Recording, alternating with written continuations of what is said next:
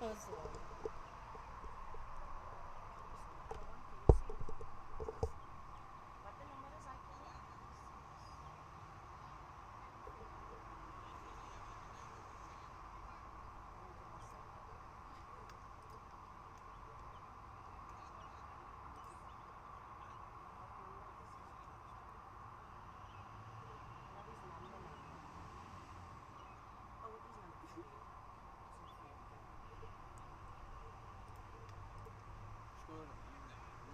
يبي لاعبنا؟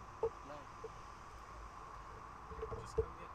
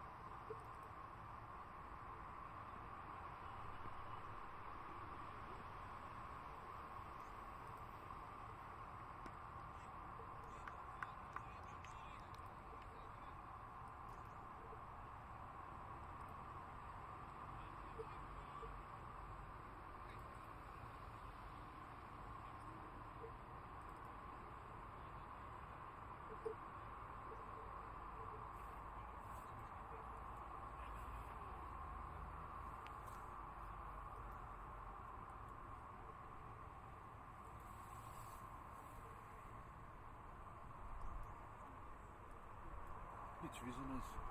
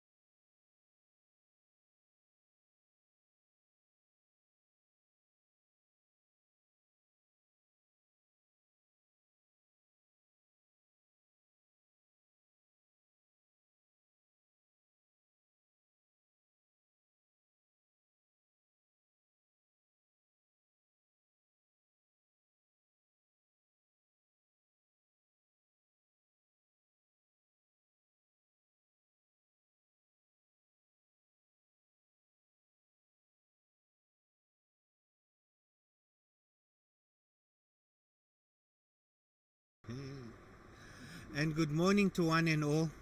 We do hope we have some viewers out there. My name is Faisal Saleh. I'm not going to say anymore. I'm from the TLO from the UAE. I've been doing this a little bit at quite a few venues. And we'll come to the production team. We're into the third over. And as Imran Sayed goes in down leg once again, and this time the batter gets some bat onto it, and it's 4 runs down to the vacant fine leg area. Currently the UAE are fielding, and both the fine leg and third man fielders are in the circle with the mid on or mid off. It's a left-hander facing, and your cover region fielder are outside the 30-yard circle. Rufi, the captain of the UAE, just making a few fielding changes,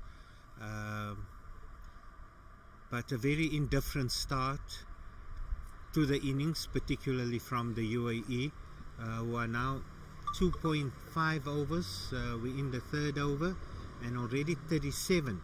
And if we go and have a look at the score, extras are by far the higher run scorer. The bowlers, both Shafiq, who bowled 1 over, as well as Imran Sayed. And just for the folk that may be watching these two teams for the first time, and we were just chatting off air about the preparation of the UAE team coming into the tournament. Although I'm trying to think, this is the 7th game. It's now cross pool, sort of plate, bowl and cup positions. And of course the talking point is South Africa in the semi-finals, playing against New Zealand up the road here at the Western Province main oval at the Western Province Cricket Club. Okay, just getting a message from our producers and production staff. South Africa, a 2 to 3 hour delay, 3 to 4 hour delay start. Going into a playoff and that sort of game, that's the last thing that you want. Batting short, I think that could easily be a 10 over reduction per innings. And there's a change of bowler already. I'm just trying to see who the bowler bat. With a cap, it could be Naweed. Oh, Assad. Okay, Assad bowling. I should know them by now. I spent a lot of time. It was 1 after 1 over. Coincidental. Shafiq that opened the bowling a few minutes ago, or the first over or second over of the innings, as Assad comes in, nice full, and the batter onto the front foot.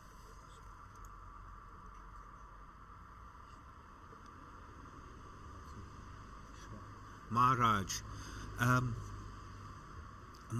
onto the front foot. Assad again in. It wasn't short, but I think getting some pad onto that one, and a leg by signal by the umpires, or the umpire rather.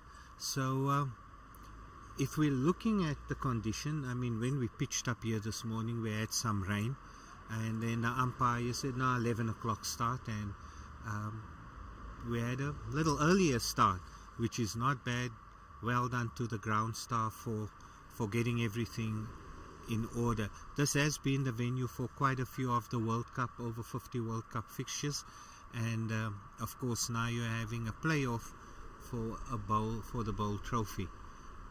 Assad, who hasn't been bowling quite badly this tournament, and once again nice and full, but this one from the front foot is it wideish. Is it? Okay, now maybe because of the wetness or dampness of the field, that ball did not cross the boundary, and they managed to take 2 runs.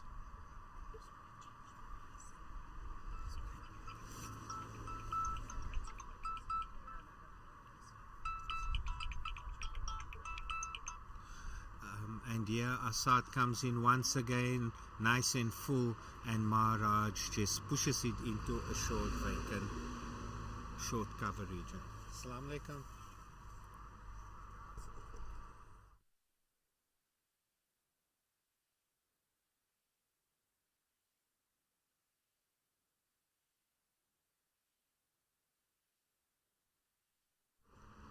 Just stand it up. And that one is pushed into the point region, and well stopped there, no single, and that particular over brought us, we're now after the fourth over, 41, which is just over 10 runs per over. Assad may be pulling back. Besides that aggressive shot being played in the mid-wicket region, tidy over, nice comeback if you consider the previous overs went for, previous 3 overs went for 37 runs. Just having a look, is Shafiq changing ends? Okay, maybe the captain saw something else, that could have been the problem. Although we had a bit of a delayed start with some wet outfield, I don't think the outfield is that wet to actually impact on the condition of the ball. But Shafiq coming now, we're just having a look, and Shafiq comes in, and this one is played in the mid-wicket region. The fielder from the mid-wicket boundary comes in, but the mid-on fielder within the circle picks it up. So those are the 3 fielders outside the circle. Oh, no ball. Okay, no ball called. No ball called. We have Rehan on the mid-wicket boundary. Both batters are left-handers. You have Naveed on the long off boundary, and on the cover boundary sweeping. We're just going to try and see who that fielder is over there. So with the over 50, if you're still not familiar, you just started power play, I don't think there's a change in the number of overs, and this one nice and straight, and Anthony maybe want to be a little bit innovative there, but Shafiq getting away with the dot ball. So the score now 43 without loss, and we're 4.1 overs into the game as Shafiq goes in, and this one upish and out. That actually comes from nowhere.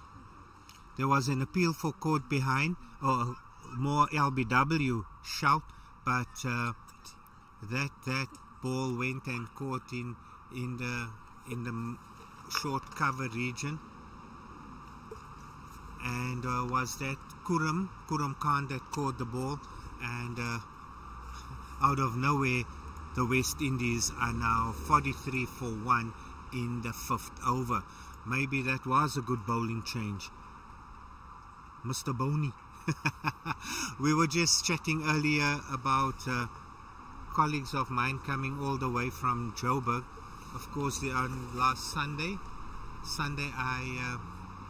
I did commentary with Wayne, and Wayne was more worried about the scores on cricket clubs, about happening the Premier League, and happy Jappies making a good run for their money against Wanderers.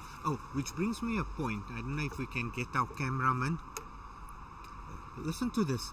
Our cameraman Cameron. Did anyone think about that? Not yet.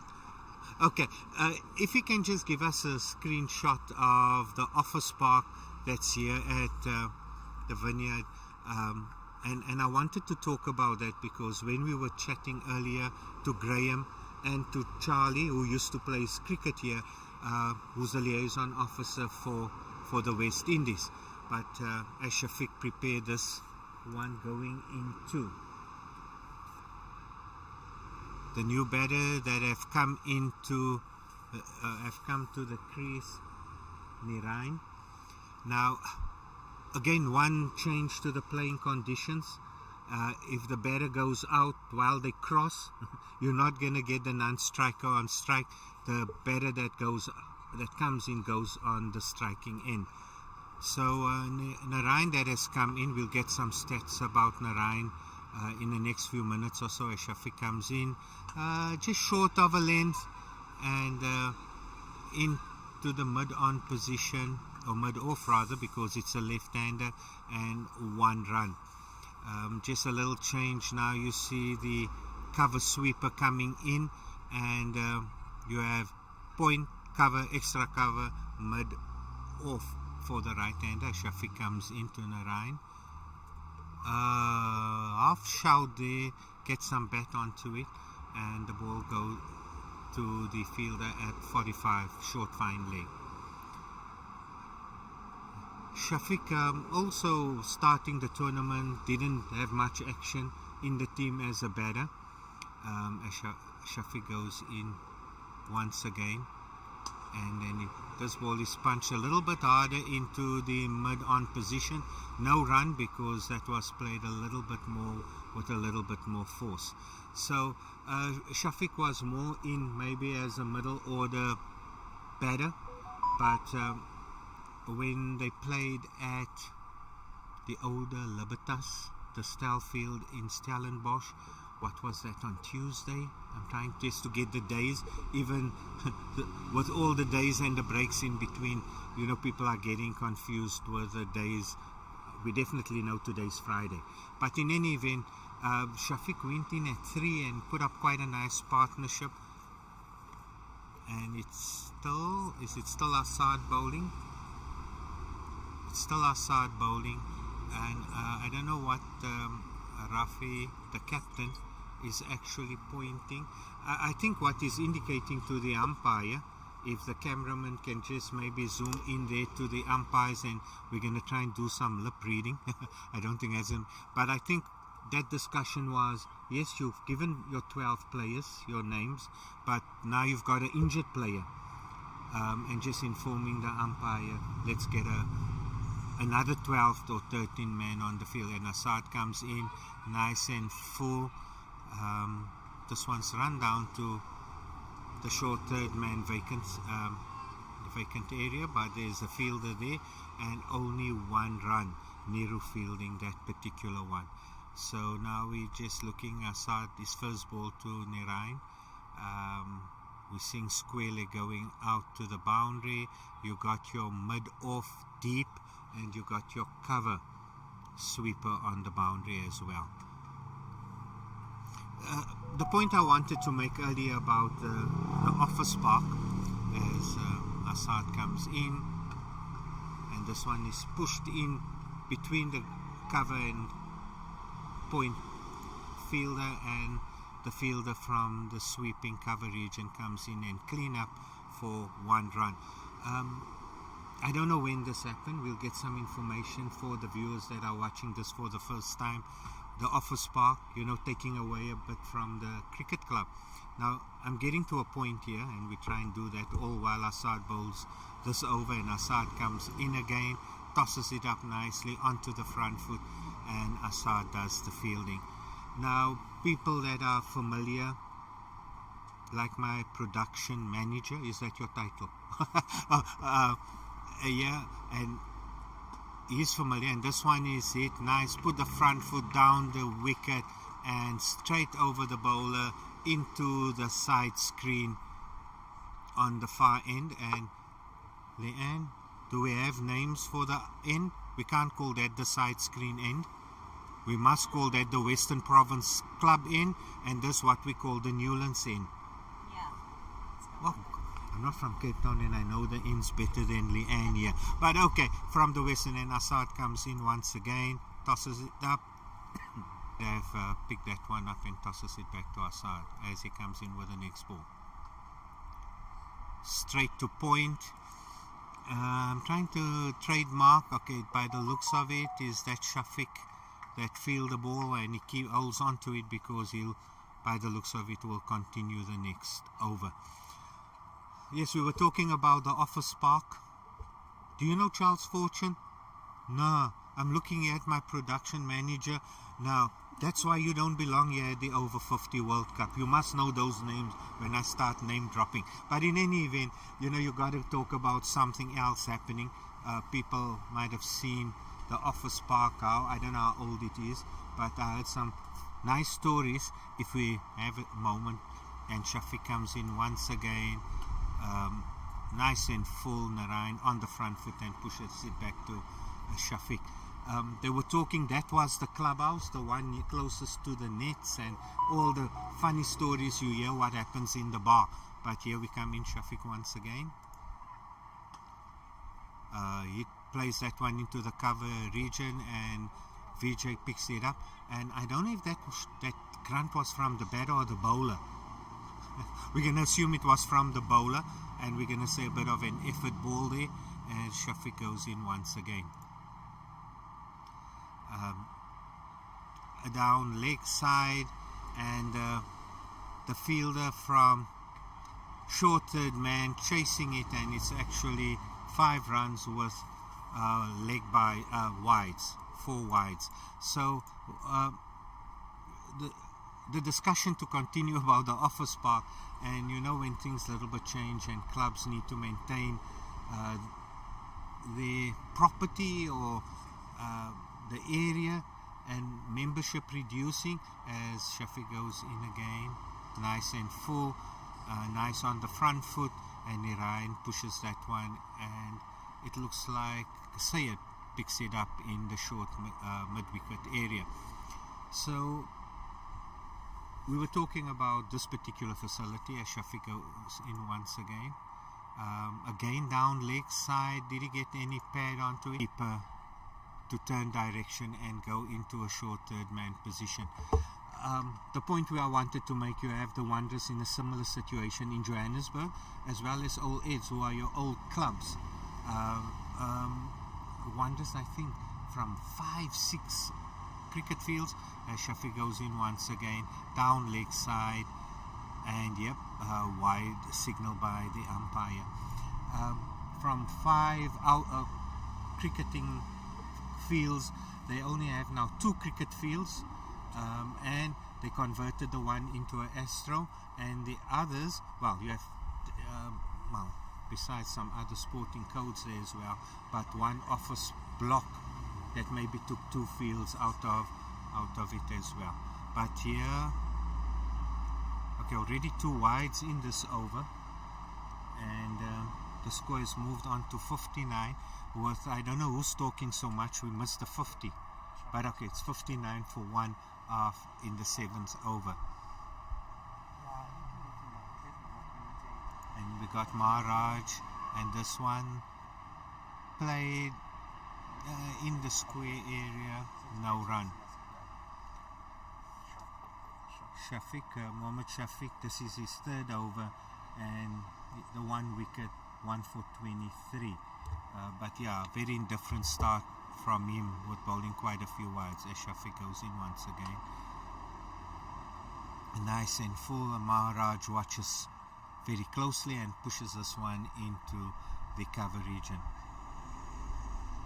So the same thing happened at Eds, Old Eds in Johannesburg, as once again pushes this one to Naweed, and 1 run.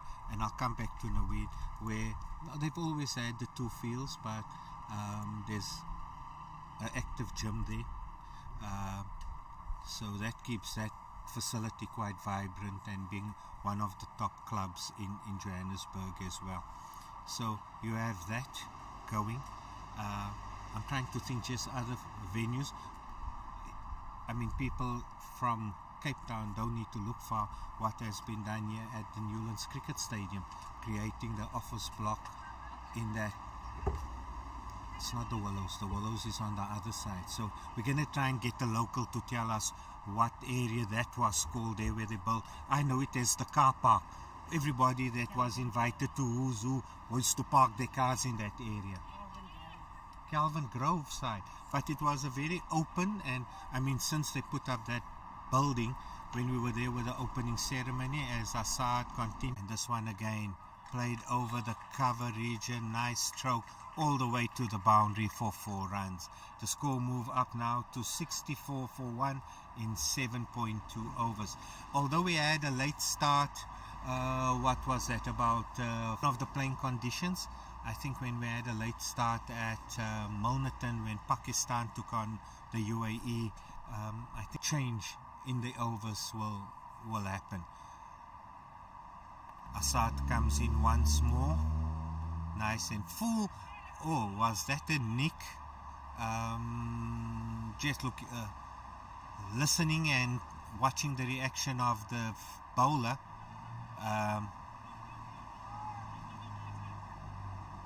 But no run in that case. We're now going in for the 4th ball of Assad's over.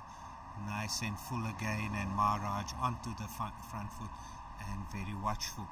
Now, if folk are watching us maybe for the first time today with the UAE, you had Imran Saeed and as well as Shafiq as Assad goes in, playing across the line, but Assad not getting excited to shout there, although we had some other fielders out there just making some noise, which is a good thing. When at that sort of run rate, you need to keep the bowlers and the fielders motivated. As Assad goes in once again, little bit short. This one is pulled down to a backward square leg position for 4 runs. A different wicket to the one they played at Claremont Cricket Club. Nice bounce. We can talk all day about the South African bowling attack. You had James Albani running in. You had Alan Dawson running in. Then when you say, oh, I've seen the fast bowlers. I've seen the fast bowlers off. Then you have Grant coming in. Oh, and just to top it all, just for the fun of it, we'll give you Clive Eckstein to deal with as well. So the ball was carrying nicely. With the UAE, and I haven't seen much of USA, Canada. India I saw a bit. India, coincidentally, when they played against the UAE, the fast bowler came in, bowled 1 over, the captain took him off, and between the captain, Iqbal Khan, and the other spinner, they wrapped up the UAE. So they turned to spin, and this is going to be maybe Rayan Khan. And there's a change of bowling. Rayan Khan, who was also, now all the bowlers I've mentioned from the UAE, Imran Sayed, Rayan Khan at the moment who bowled, as well as Shafiq Mohammed and Sayed, I mentioned him. They all bowled nice areas. Yes, maybe the wicket was nice and true, but they kept the ball on the off. And exactly the discussion. I don't know if the cameraman was zoomed in on the umpires and the captain, vice captain. What happened there? We saw the fielder that got injured a little bit earlier come back onto the field, while Kuram Khan left the field, and he's got a bit of a step. Is that the Cape Townian step or injury step? I'm looking here to my left here, our scorers Lee and Kulsum that's scoring here for us, who picked up an injury, but of course he will have to do batting duties when it comes to it. The fielder that have come on, who was not on the team list because you got to give in 12, is Faisal Maqsood, and he's not in the starting 12 for today. Now, coincidentally, Rayhan, and when commentating other games, mentioned that the UAE was in South Africa June last year. They had, like, in the space of 5 days, 4 games, also in preparation, playing 45 overs, because everybody just played T20 in the Veterans Leagues. But as Rayhan goes in, bowling his leg break, tosses it up nicely, and very watchful there from Mehran. and plays it back to Ryan. It's to go down for 4 runs in the mid-wicket area.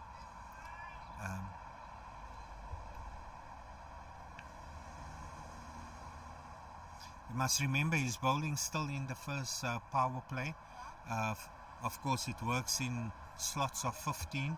The first 15, you only allow the maximum of 3 fielders outside the circle. As Ryan goes in once again, down leg side. Batter got some pad onto that, so no wide signal. 72 for 1 after 8.3 overs as Ryan goes in once again, tosses this one up, and Ryan uses his feet nicely, but well stopped by Rehan from his own bowling.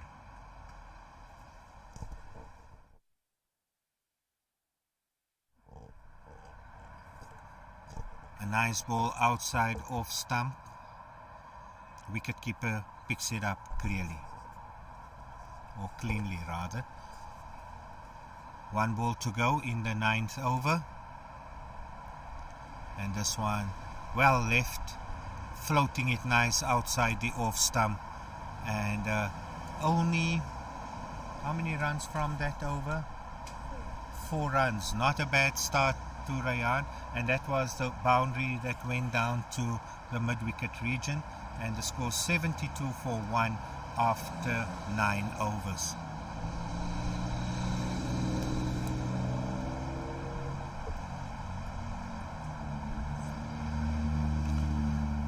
You know, the one thing we normally do, we as spectators, I can't say commentators, but opposition cricketers, to pitch up at the field, but at such an event that we're having here, the World Cup,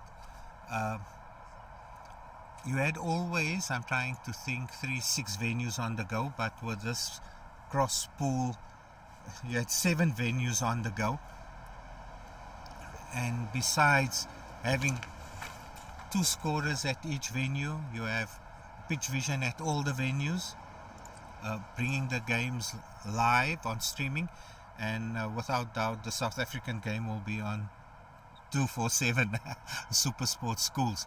Another change of bowling is that Neeru, Neeru's gonna bowl now. Another of the spin bowlers, and this one's a little bit on the shorty side, but that ball is stopped. I'm trying just to see who fielded that ball. Oh, that is Abi in the mid-wicket region. So the captain making sure, and management making sure everybody gets some game time, and here Neeru comes in once again, tosses up. This one is played a bit uppishly in the cover region, and 4 more runs for Maharaj, and he is quietly moved on to 29 runs from 32 balls with 5 fours. So some nice start there from Maharaj as well. We're going to just look at some stats. We always say we're going to look at some stats and who are the danger man of each game. We're going to do that as well in the next few overs, but there was such a lot to talk about, and you sometimes wonder how does commentators do it when it's a rain affected game. As Neeru comes in once again on the shortish side, but Maharaj managed to get pad onto it, and no run from that particular ball. With 3 balls into the 10th over, and Neeru comes in once again around the wicket to the left-hander, tosses it up, and this ball. Now, interesting, is there a bit of turn in the wicket because he's flighting, and by the looks of it, the off-break bowler, so the ball is going away from the left-hander, but that ball ended up in the mid-wicket. So is there a bit of turn in this wicket? That's why the captain has turned to his spin bowlers, and this one again played past square leg, and another 4 runs moving the score on to 80 after 9.5. So 8 runs in the run rate being 8 per over. Not bad with the West Indies, but maybe not some discipline, or must we say ill-disciplined bowling from the UAE team. And Nehru comes in once more, and this one is pushed down to the mid-off, long-off region, and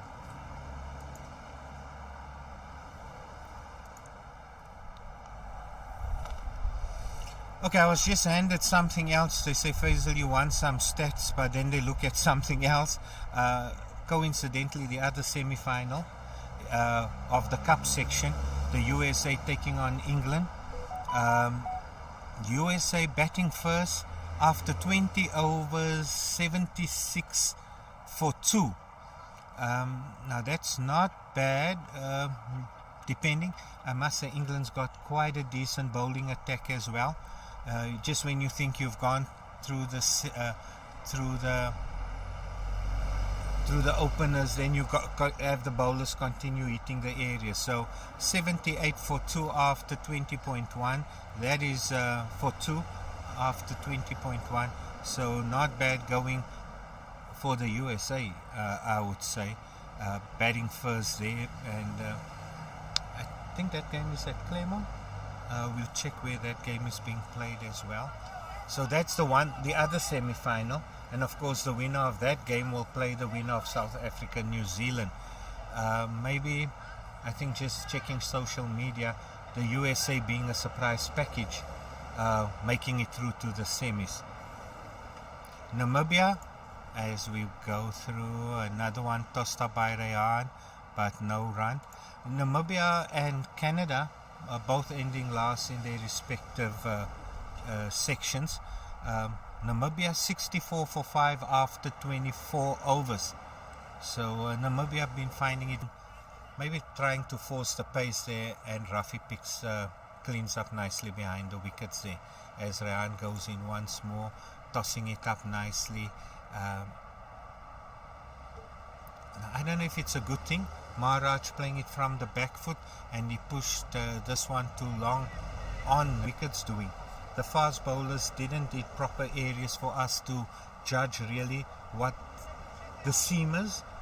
We're not going to say that the UAE really have some seam bowlers, but their medium paces hitting areas, but were a bit spraying it down leg as Rayan goes in once again, a bit foolish, and this one's worked to the 45 fine leg position, and it looks like Nehru that cleaned up there in that position. So Rayan once again going in, tosses this one up. Oh, nice flight and away movement from there. Yeah, so just looking at, we have Sunil that's stopping as Rayan goes in once again, and that one he pushes through a little bit quicker. Sunil still to come in. Now you have Maharaj, who's the second highest run scorer for the West Indies. He's currently there, and Anthony that went out a little earlier on the West Indies batting stats was number 4 with a total of 110 with an average of 21 runs, and he had 6 innings. Also West Indies maybe had a bad start and were in the runnings for maybe top 2 dog, and it was important for South Africa and England or New Zealand and the USA to win. But coming back, we're just having a look there. Now, is that number 13, Quran Khan? Now, this is a gentleman that we've been talking a lot about for the UAE. He is one of the match winners, and maybe as Quram comes in, left arm over to the left-hander, and this one is played back, and Quram holding figures against the Welsh as Quram comes in once again to Maharaj from the back foot, pushes it there, and the batsman goes through for a single. Quram had something like 9 overs, 2 for 1 or 2 for 9 runs, You know, it was really fantastic bowling by Kurum. Kurum also scored some runs. Did not come off against South Africa, but he was amongst the runs and would be. But at this point in time, the captain's going to look at him to complete his 9 overs and make sure the other bowlers see it out. That one again, I think just a bit of bite outside the off stump. Oh, a no ball? Okay, now there's a bit of, let's see why. I think one fielder outside the circle, and it was picked up a little bit too late.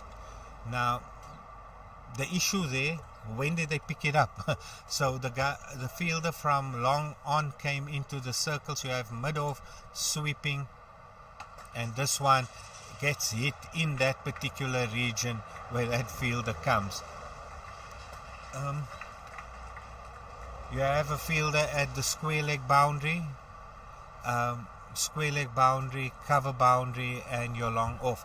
We're going to look now at just some bowling stats, and interesting what was shown here. Kurum, being the type of bowler he is, he shouldn't be fielding with the square leg on the fence. He bowls it nice and full. He's a senior campaigner. As another ball comes in, as Niran goes onto the front foot defensively. So I would rather play with the mid-on, mid-off back, because he's bowling you nice and straight, and you're going to really take some chances to play across the line or sweeping. And there you can see he's pushing it through a little bit, and this one is punched from the back foot back to the bowler. So just looking here, we got Ambe with 8 wickets and Kurum with 7 wickets and Rayan with 6 wickets, being the top wicket takers for the UAE. As we at the end of the 12th over, 88 for 1. I think if you look at the start they had originally, and the last 2 overs just going for 4 or so runs, much better.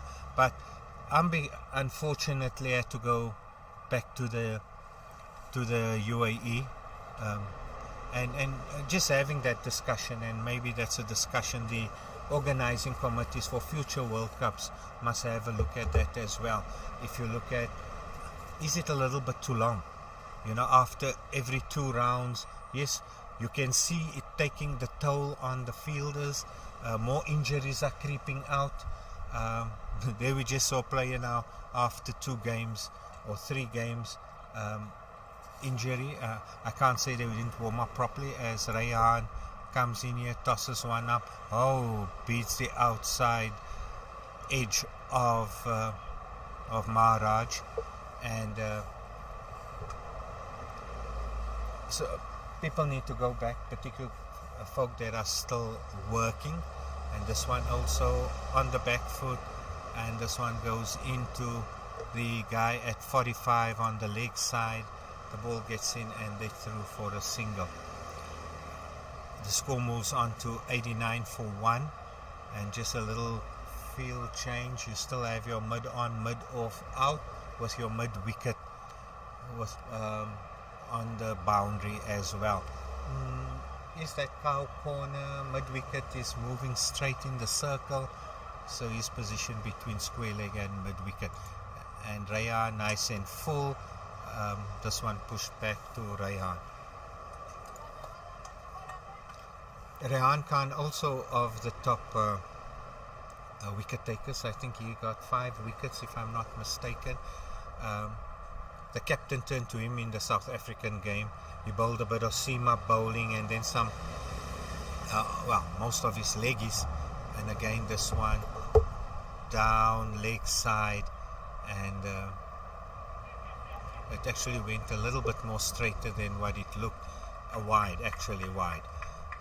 I thought the batter got some bat onto that, so that will be 1 wide and a single, so that moves the score on to 91 for 1. Yeah, we were talking about just getting 7 venues, not only the scorers allocated, and another ball outside off stump. Maharaj plays and misses, and the pitch vision staff getting them sorted out at all the venues. And the other group, and we'll look at this one, played into mid-on, and they decided against a direct hit, but the batter was safe in his ground. The guys that have been working behind the scene, Sazonke, making sure the flags are up, the flagpoles are up as Rayhan goes in for the last ball of his over from the back foot, misses again and tied it up. Another decent over from Rayhan. The score moves on to 91-41, and after 3 overs, 8 runs. So he's actually tightened up, made it a little bit more difficult for the runs to be scored because there are no freebies anymore. And we were just chatting about Sazonke, and we're going to ask our cameraman just to maybe zoom in on one or two of their banners, making sure everything, the waters, the refreshments, little logistics that we are taking for granted happens on time. And a shout out to Natasha and her team. Well done, thank you. It's work. Oh, another good ball pitched up by making that mistake. They're playing the spin bowlers from bowling. Now I don't know, here's another one. I think maybe just picking up. We'll come now back to the accessories that players wear. Kurum again once in, nice and flat, and Narayan goes onto the back foot, playing it back. I think that was more just indicating to his the support staff to come and fetch some glasses from. And this one is played with a bit more aggression down to the long off region, and 1 run with Kurum busy with his second over, and he's conceded 7 runs thus far. So a little nice comeback. I think you're going to have 1.5 more overs to go, then we'll have our first drinks break, and Kurum comes in. This one again, was there some pad onto that one? Let's say, okay, the umpire signaling pad, so that may be deviated for the wicket keeper not catching that particular one. Their wicket keeper tidy behind the wicket as Kurum comes in, and nicely outside the off stump, and once again Maharaj going onto the back foot. It looked a bit foolish to me. That, what do they call that, 60% plus area, bowling area. Kurum wants one again full, maybe hitting the bat over. 95 for 1, and Kurum, after his 2 overs, 7 runs, and Rayhan after his 3 overs, 8 runs. Now if we can just maybe get a full score sheet just of the bowling of all the bowlers, then you can just get an indication on how they actually went about the run rate, as Rayhan will continue his 4th over. What did we call the send again? The Newland send. Okay. Anyways, consensus, this one's played with a little bit more aggression into the look at just the bowling stats. You had Imran 2 for 26 and 14 wides. That's a crime at times. And then you had Mohammad Shafiq with 3 overs for 24 as Rayhan goes in, tosses this one, and you can actually see the loop there and some nice perches on the ball depending what era of coaching you come from. You talk about turn, spin and perches. Abu Tatif is looking down on us. You know Abu Tatif Barnes, Yeah, we can talk about him. Okay, we were talking about Mohammad Shafiq. 1 for 24 with 12 wides and a no ball. I think the no ball was for overstepping. It wasn't for outfielders outside. And this one hit in the mid-off position. Maharaj, the left hand on strike. Assad 3 over 17 runs. He went for 5.7. And then you got Rayhan bowling currently. Rayhan in, nice. And once again a play and a miss. Got to go forward or back. and being a leggy to the left-hander, it is coming into him as such for 4 runs. Why? Oh, and you got the other one mid on, mid off. 101, and 100 comes up on the board in the 15th over. Uh, I'm just saying, considering the situation that the West Indies are in, or the UAE was in, as Rehan bowls this one, pushes it through a little bit faster. Um,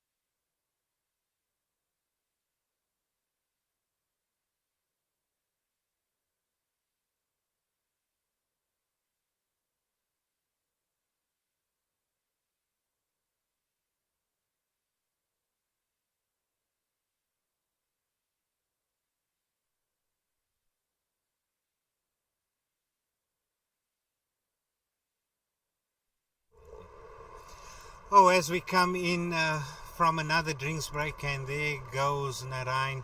Uh, sometimes you say, is a drinks break a good thing? Um, immediately after the drinks break, we had a fall of a wicket. And LBW shout, no batter is excited when he's given out LBW. I know of one person that walked once on an LBW decision. I'm going to talk about that gentleman. He's late, a good administrator. Do you know what I'm going to talk about? Okay, I get a notch here from Leah. That's your Cape Town name now, Leah, huh? That's my Joburg name. Oh, is it? Okay, I know Leah Boni. Leah Bona. Ne? That's the name I know. But another LBW shout. I remember this gentleman. And it wasn't a game I played because I would have been a youngster playing against him. And someone said, we only know this one man. There was a big LBW shout. And the umpire said, not out. He looked where he's standing, he looked at the wickets, and he took his bat and he walks. And that's none other than the late Ronald Virgie, custodian of cricket. Not just club cricket, school cricket, but a sports administrator. And they could have, coincidentally, while we had that break and us trying to catch up with some messages here, both sides, Kuram going about his business. We're still going to talk a lot about this particular player, Kuram Khan, playing it nice and full. But I would like to see that replay again of a LBW show, and once again, nice and full. And maybe that's the way to play Kuram, on the front foot. I think I made the comment earlier before the break. The batters are playing, not just him, but Rayhan as well, from the back foot. Oh, what a catch! If that is that okay, umpire doesn't seem to be moved. The fielders are all excited. The two umpires are consulting, and because the fielders got very excited after that particular shot. Unfortunately, a nice catch, but you see, we're watching it from a different angle. So anything can happen. It could have hit the batsman on the helmet. No, that was way too low to hit him on the helmet. Okay, not out. The soft signal was not out. Oh, okay. He went into his position to give him out. So interesting one there. There's only one person that knows if he really caught the ball.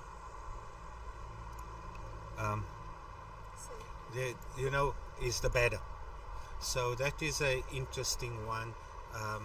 And the umpire, after not giving out, consulted his colleague at this case standing in the point region, because you have a left-hander and a right-hander batting, and he went into his position thinking, well, I just thought he's going to say, guys, carry on with the game. And yeah, after being 100 for 1, they all of a sudden 100 for 3.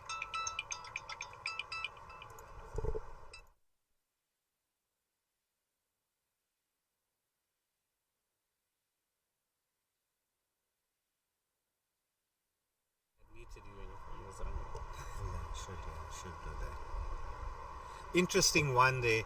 And now what are we doing here? The new batter in Sunil, one of the top run scorer, and this is going to be a very interesting ploy after the UAE really with their backs against the wall, coming back after the drinks break. So I'm not sure what was in their water, okay, because something happened there and all. But again, you've got the guy of Kuram Khan bowling, who's a good senior campaigner in cricket.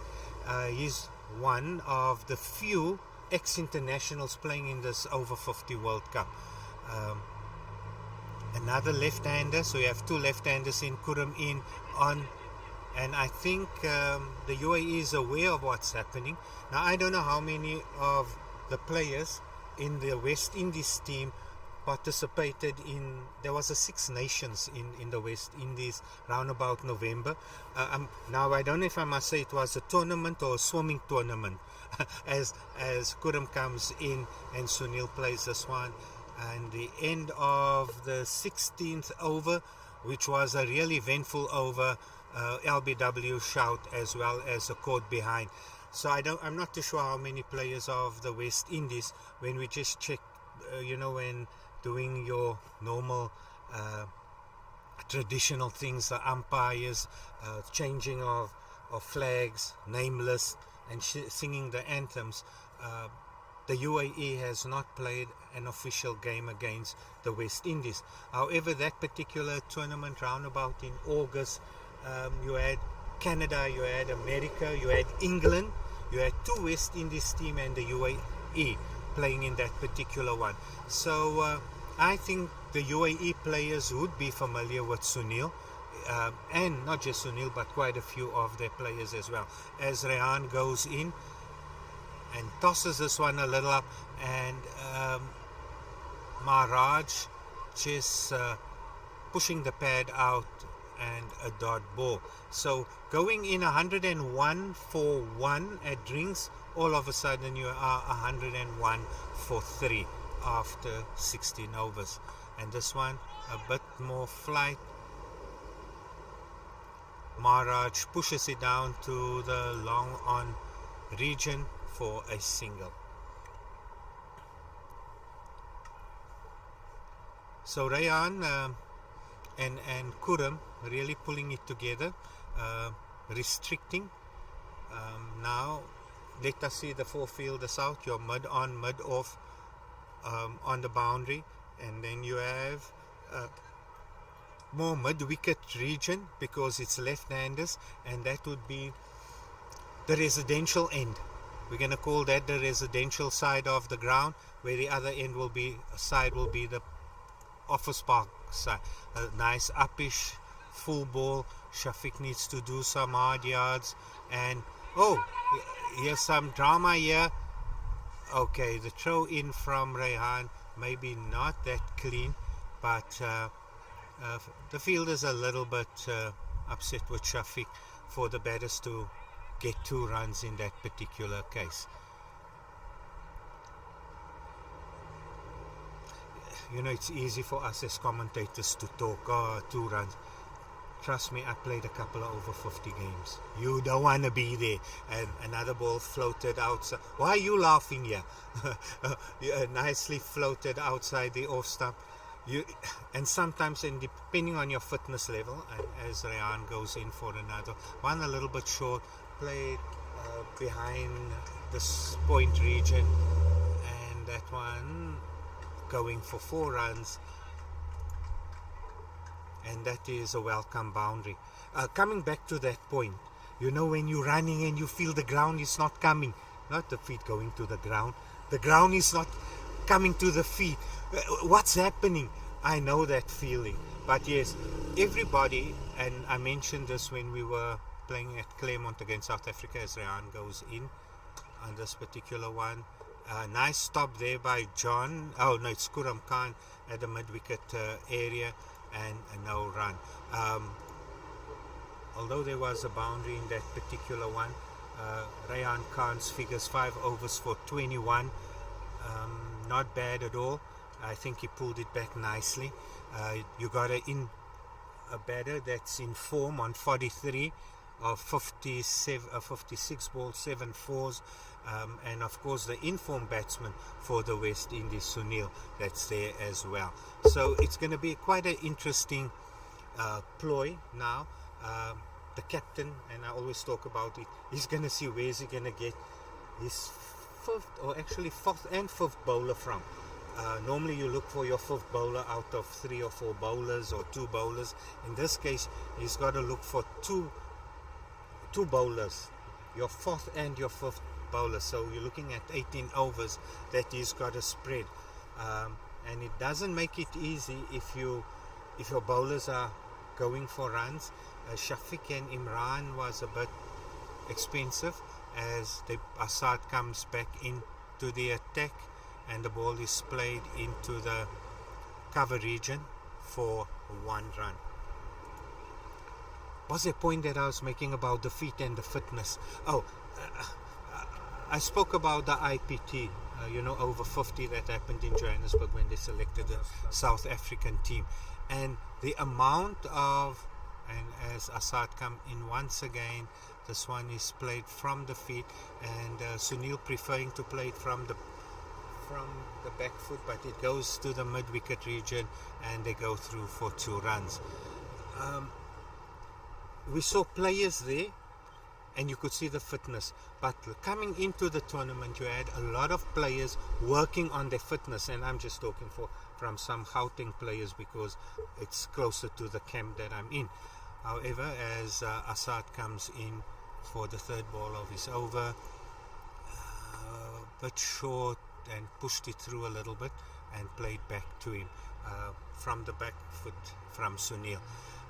We saw players, and I mentioned them because Stephen Jack, Dean Lang, as Assad goes in once more from the and a misfield here at 45, and the batters go through for a single. So that was the one thing you could see the players lifting their game. And I was worried. I think they played how many games? You were there with pitch vision as well. If we look at, and Assad comes in once again, tosses this one up into the mid-wicket. And another misfield this time. I'm just trying to see who's the fielder there, and they threw for 2 runs. It is runs that the UAE can ill afford giving away. But let's see the last ball of this over. Down leg side, a wicketkeeper not taking it clearly wide, and another run, so 2 wides, and the score moves on to 216 with still a final ball to bowl. Yes, it's easy, we blame the wicketkeeper, but it's so criminal to bowl wides down leg in particular. And that one, although took some pace off the ball, maybe dying on the batter in that particular one. We've got it as over up, and yes. Okay, there's a change, end of the 18th over, 116 for 3, and I must say people are watching the game, so don't for 1 minute think you guys are sitting. Your Cameron, your Cameron, your cameraman Cameron, and Aliyah with making sure I get enough stats here to feed through to the viewers out there, and we got Kulsum here just making sure that the scoreboard is kept up to date, as well as Leanne making sure people watching the app and watching the scores. We're going to see if we can just get some scores from the other games. I think no rush to see what's happening at the South African game, because that one's not going to start very soon. It will be interesting. I mean, it's quite a top facility. Was the wicket not covered? That can be the it was covered. Yeah. It's the outfield. Okay, getting an indication more the outfield. Pakistan, they also just started a short while ago. They're playing against Sri Lanka, and okay, change of bowling again, and we got Shafiq back in the attack. So if we're going to look at the bowling stats now again, looking at Shafiq, that one needs the batter on the pad, no single. We could say it's now slow down a little bit.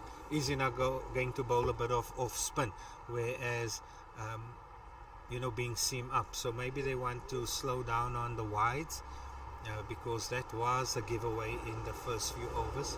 And here we go again, Shafiq in on the front foot for Maharaj. It's the game, Pakistan against Sri Lanka. That was after 8 overs, 20 without loss. And we just go back here, Shafiq going in, coming back for his 3rd spell actually. That ball hit in the square leg position, and the batters go through for 1. Previously 3 overs for 23 runs, 1 for 23. He's now bowled his 3rd ball, and this is his 4th over. So if we look at it as he comes in, played a bit off on the back foot into the point region, no run. So Shafiq bowled 1 over. That was the end of his first spell. Then the captain brought him from the Newlands end for 2 overs as he goes in again. This one played and nicely stopped. I should know the guys with their brim hats. Oh, that's Kuram Khan. Kuram Khan fielding it in a short cover region, and Shafiq goes in 1 again from the back foot.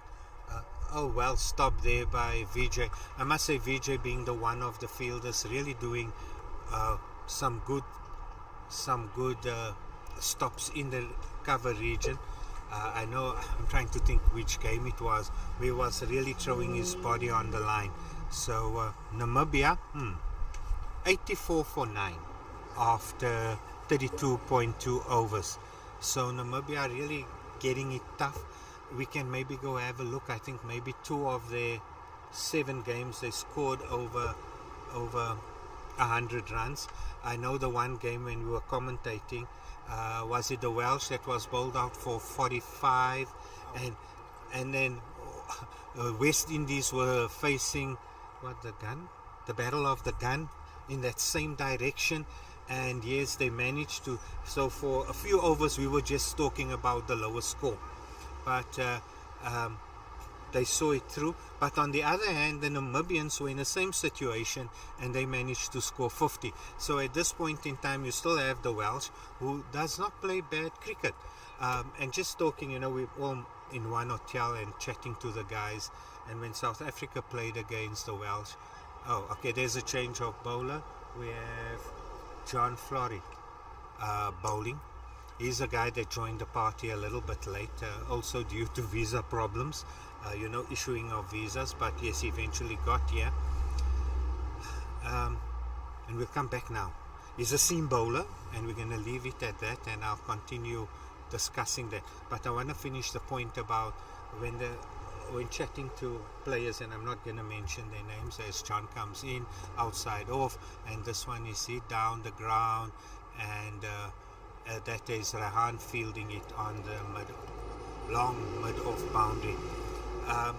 So they say the Welsh is not a 45 over team, and we saw that. When I say we saw it, because I'm the TLO of the UAE team, and the way they went about their business, as John goes in once again, driven, and that looks like Vijay in the cover region once again, and only restricting them to 1 run. Now coming back to John, yes, and we didn't finish. We didn't, and this one goes in and just played back. Earlier when we spoke about bowlers, we had Ambe topping 8 for the UAE, and I'm sure I mentioned, if I did, just because we continue talking about a whole lot of stats here. And this one, a wild swing there from Maharaj, who's on 49 after 66 balls. So he's got 1 more run and another milestone for him. Outside straight, and this one's pushed there past the bowler down to the long on region for 1 run, and his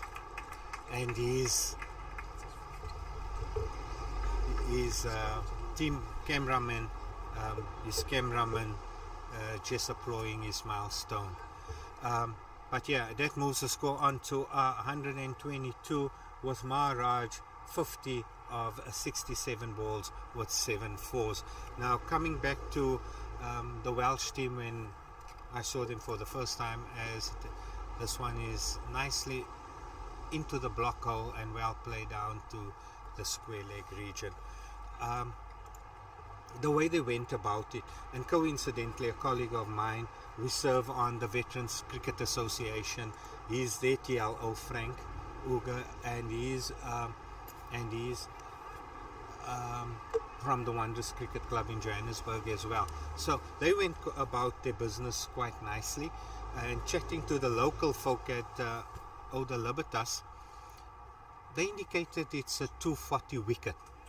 However, the UAE managed only about 270, which was one of their better batting performance in terms of how they went about it. Only maybe 6-7 batters out and reaching. Here's another bowling change. Abhilash coming into the attack.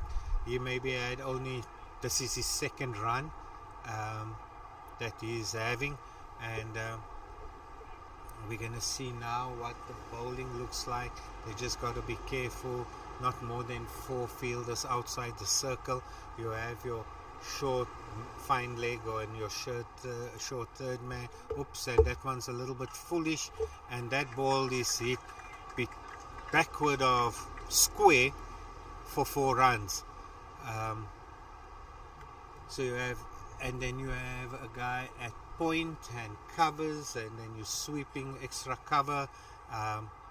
Got a guy at mid wicket, and then you're long on, long off, and your square leg on the boundary. So Abhilash got to make sure that he keeps it outside the off nice and full. The last thing you want to do is bowl leggish, and you're giving, first of all, the informed batsman of Maharaj that's currently there with more than 50 runs on the board, or 50 exactly, and then the informed batter for the West Indies also. Now I'm trying to see what they're doing. They've moved the mid off into the circle. Oh, and they moved a fine leg out of a circle. A much better ball outside off stump.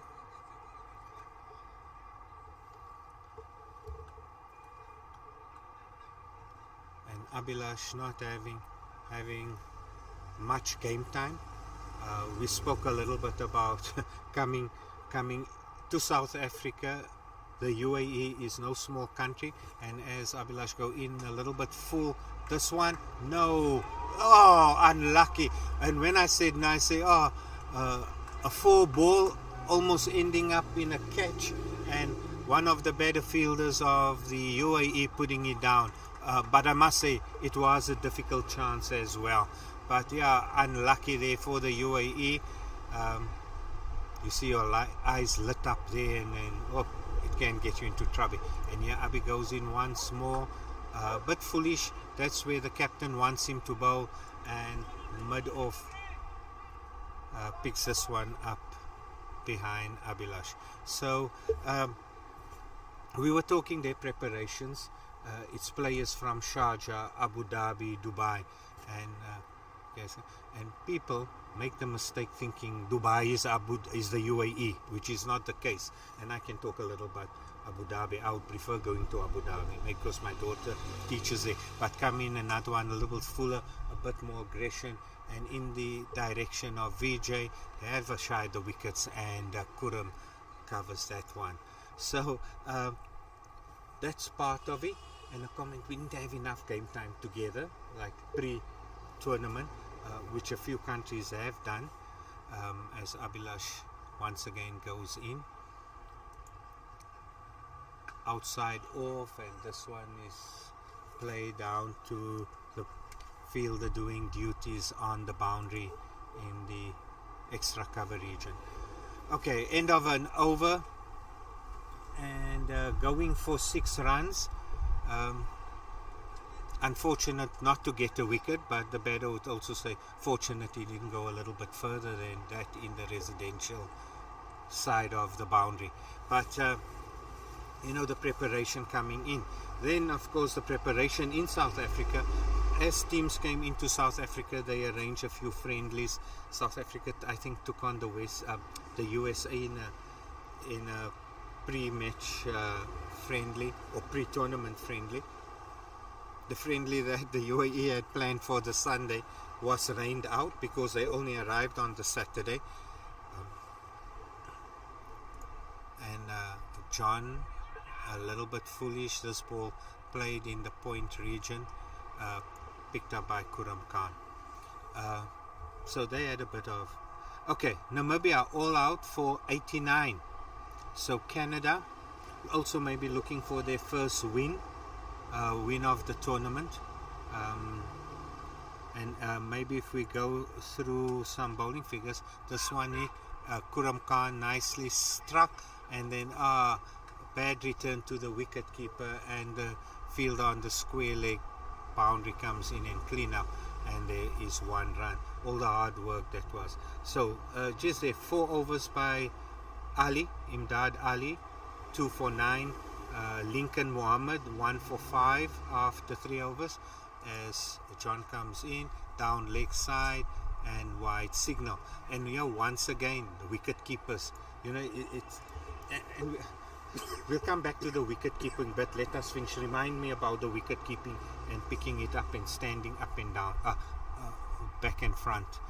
Another one, nice, Foolish, playing it from the back foot, prefer to play from back. Then you had Rudy Gibson, 7.2, 3 for 26, pick of the bowlers. However, 11 wides, and he's the captain of the team.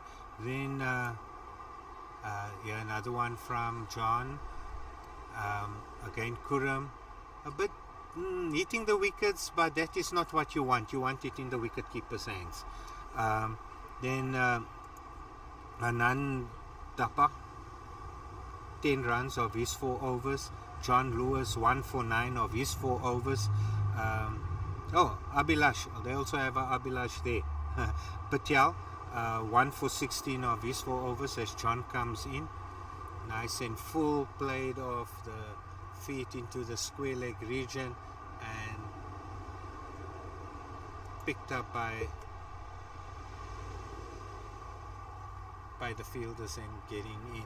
I am trying to see Zat Naveed there on the square leg boundary, but so everyone doing their bit as John goes in again. This one played, and Nehru getting that ball in. Okay, we were talking about wicket keeping, and now when we were commentating, the wicket keeper should stand back. He's letting the ball. The golden rule is you either up or you back. You can't stand in no man's land. And we've seen that trade from majority of the wicket keepers, besides the South African wicket keeper, because you have bowlers coming at you all the time. Mario Solomons have been doing duties there. You're not going to stand up for Alan Dawson. And just looking at some of the wickets I've seen, the Claremont wicket being a real nice wicket. The ball comes through nicely. I think maybe 1 or 2 balls misbehaved, kept a little bit low, but a real, you're not going to stand up for the likes of Alan Dawson or Grant and James Albani. Kaiser injured himself with a fielding, and you're not going to stand up for Kaiser either. So you're going to have bowlers coming to it all the time. And Abhilash getting a second over. This one is it a little. I think maybe the fielder could have made a little better effort there, and 4 runs. But I think I wouldn't be disheartened by Abhilash. But now I'm worried what's happening here, and just seeing what Abhi has been doing, and all of a sudden now it is go back to your long off, because that's where the ball maybe is now got his line, where he wants to bowl outside or Foolish, and he's not going to give him a 4 ball down leg side. That's why they moved the bowl fielder in that region. This one nice and full, and yes, nicely picked up by Naveed. I didn't now see how he threw that one in. Coincidental, the South African game, after 2 balls, Naveed opened the bowling and he hurt his shoulder, so he couldn't complete that over. And he was throwing the ball in underarm most of the time, so I didn't actually notice how he got that ball into the bowler. But Abhilash now on his 3rd ball of his 2nd over, the batsman trying to pull it back. So I see pictures we're getting from Western Province Cricket Club at the Wally Wilson Oval. Is there a wet spot there? I'm trying to think now. We played there. There were no it was nice weather, so the covers were off. We didn't have problems like that. I think when we were at Milnerton, there were 3 pieces of covers covering as Abby goes into that particular one. And this one is played into the extra cover region from the back foot for 4 runs. The score has moved on to 142 for 3, and that is in the 23rd over. And it's so, sometimes when you're watching cricket on television and then you say, maybe you're in and out of the room, then you say, when are you going to say the score? Because you're not watching it all the time. But yeah, I think the last I gave an update was 101 for 3, and the score has moved on now nicely to 142 for 3, and another wide outside off stump. But Abby should feel encouraged. It's wide outside off, but it's wide. We don't want that as well. But we spoke about the wicket keeping, and we were looking at the pitch that's coming in. That is now not a good sign for, when I say for South, a game's going to happen. I can guarantee you a game's going to happen as Abhilash comes in, and this one played from the back foot, pulled into the mid-wicket area, and as Kuram indicates to him, get him onto the front foot. That's what you want. You want the batters on the front foot. As soon as you throw it short, I can pick a spot where I want to hit the ball. So if we go, Abhi goes in once again, last ball of the over. This one is hit into the extra cover sweeping direction, looking for second. I'm just trying to see who's the field. Oh, Imran Sayed also, he's been opening the batting and he opened the bowling. And Ambi, that was a spin bowler that they use as the opening bowler, together with Bijou, who also went down due to working commitments. And those are the sort of things that we're looking at. So we're into the 24th over now. The captain's still letting John continue. John after 2 overs for 8 runs.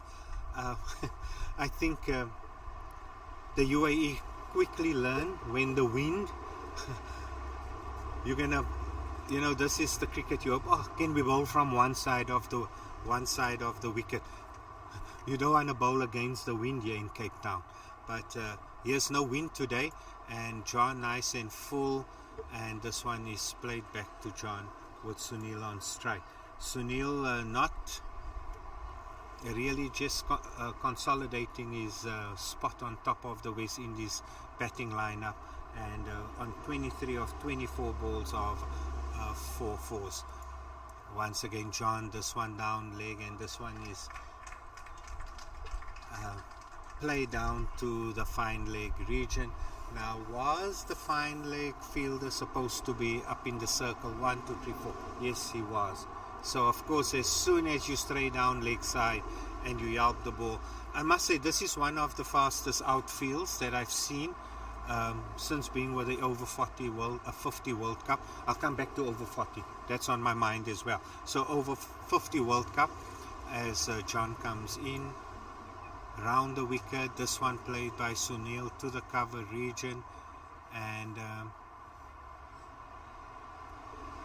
the ball gets in, and by the looks of it, is that Kuram Khan? No, or is it Shafiq Mohammed that fields that particular one? So if we look at, we were talking just a bit about the outfields, 20 to 1 as the time continues. This one's it Apish.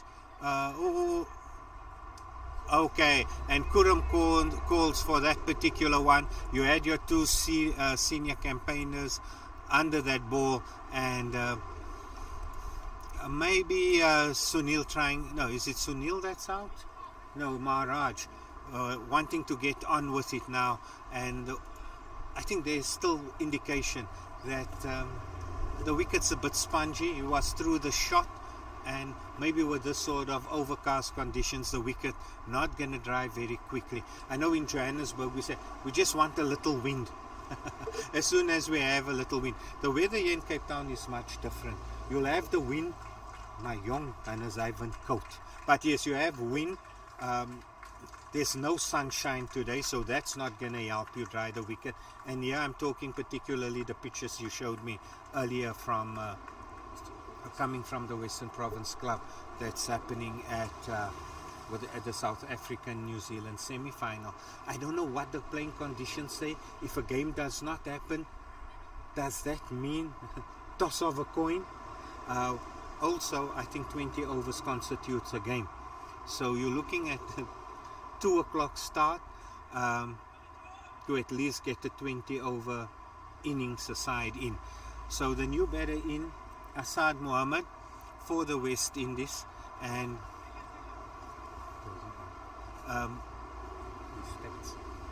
so Asad in and John picking up. I got a feeling this is John's first wicket on tour. When he just arrived, I think the Saturday he played the Sunday, it didn't go well for him. Can we say it was jet lag? I must think he was taken with the ambiance of Cape Town as John comes in here and this one's now why is Leanne having such a nice laugh over there? But you know, being the TLO, I had to make sure I go fetch him at the airport, and I showed him that is Cape Town, Table Mountain. So of course, you know, all the excitement, and as John comes in, this one is played, and Abby Fields here at third man. So he's had 4 innings at this tournament with 48 runs and with the highest of 25 and averaging 24.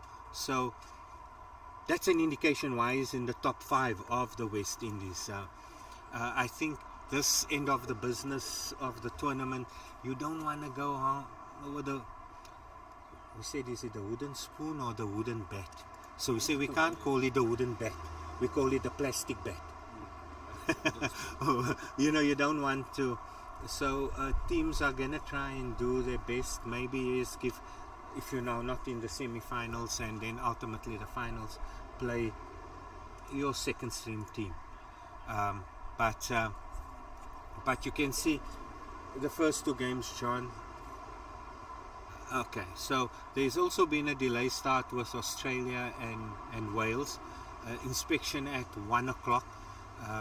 So I'm assuming all the people are watching us at the moment. Is there no way they can put our game on Super Sports Schools? Is there no way? Can't you make a phone call or 2? Okay, yeah. All right, there's a change of bowling now.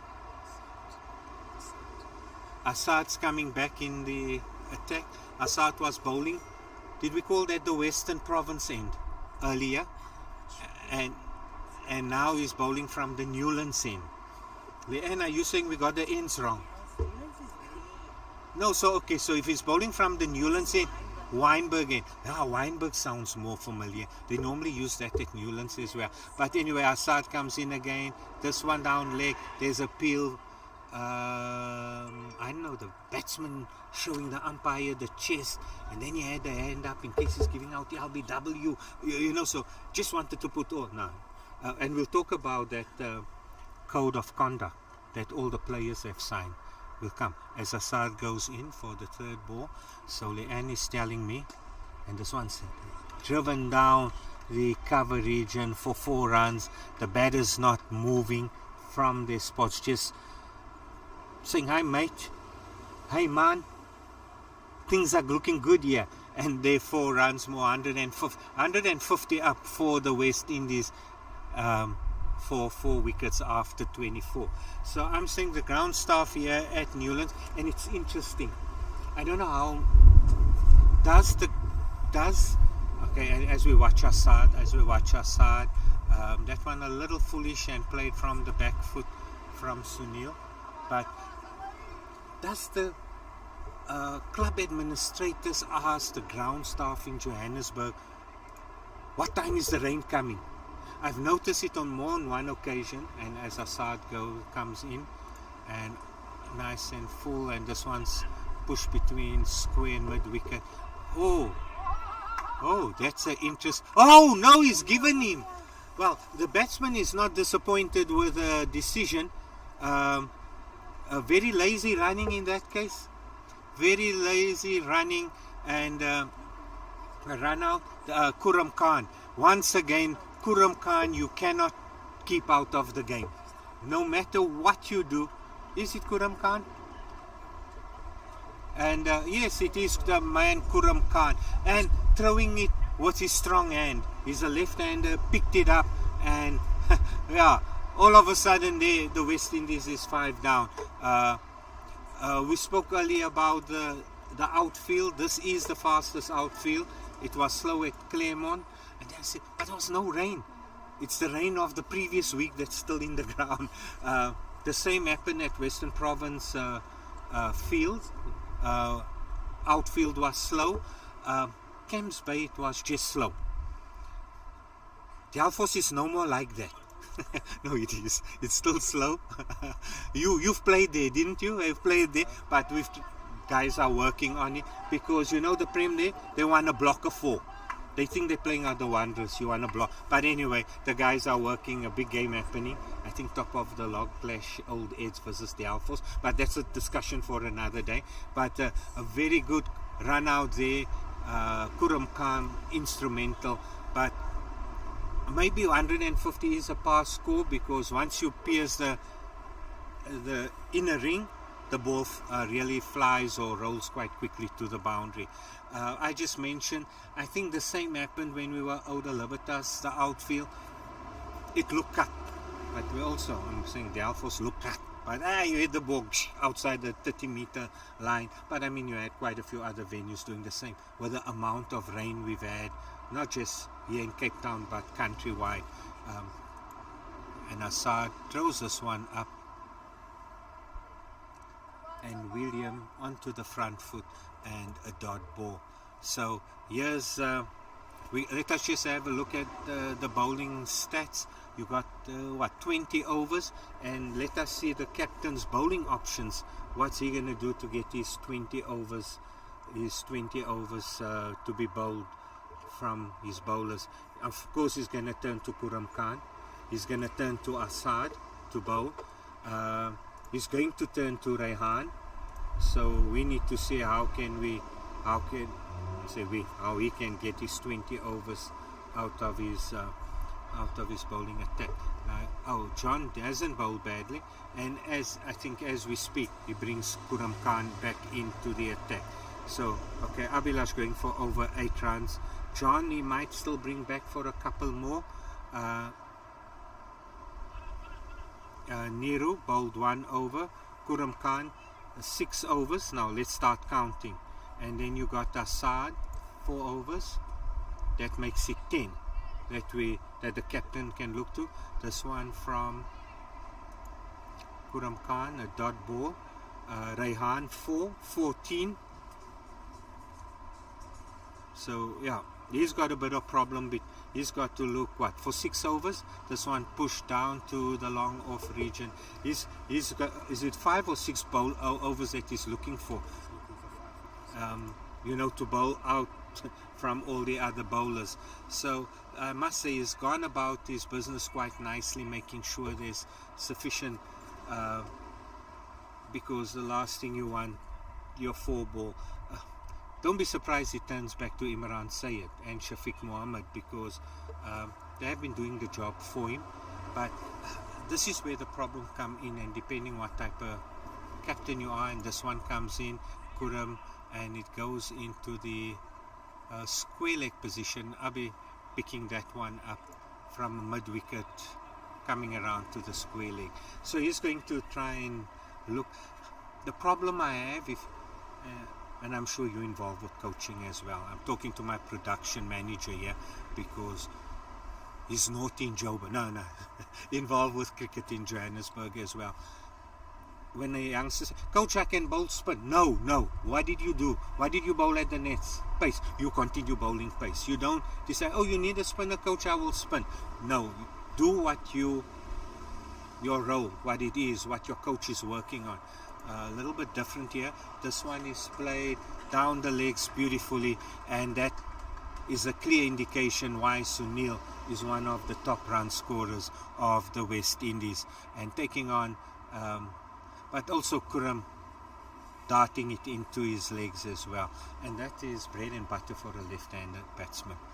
So the score has moved on now to 159, and we're getting to the end of the 26th over.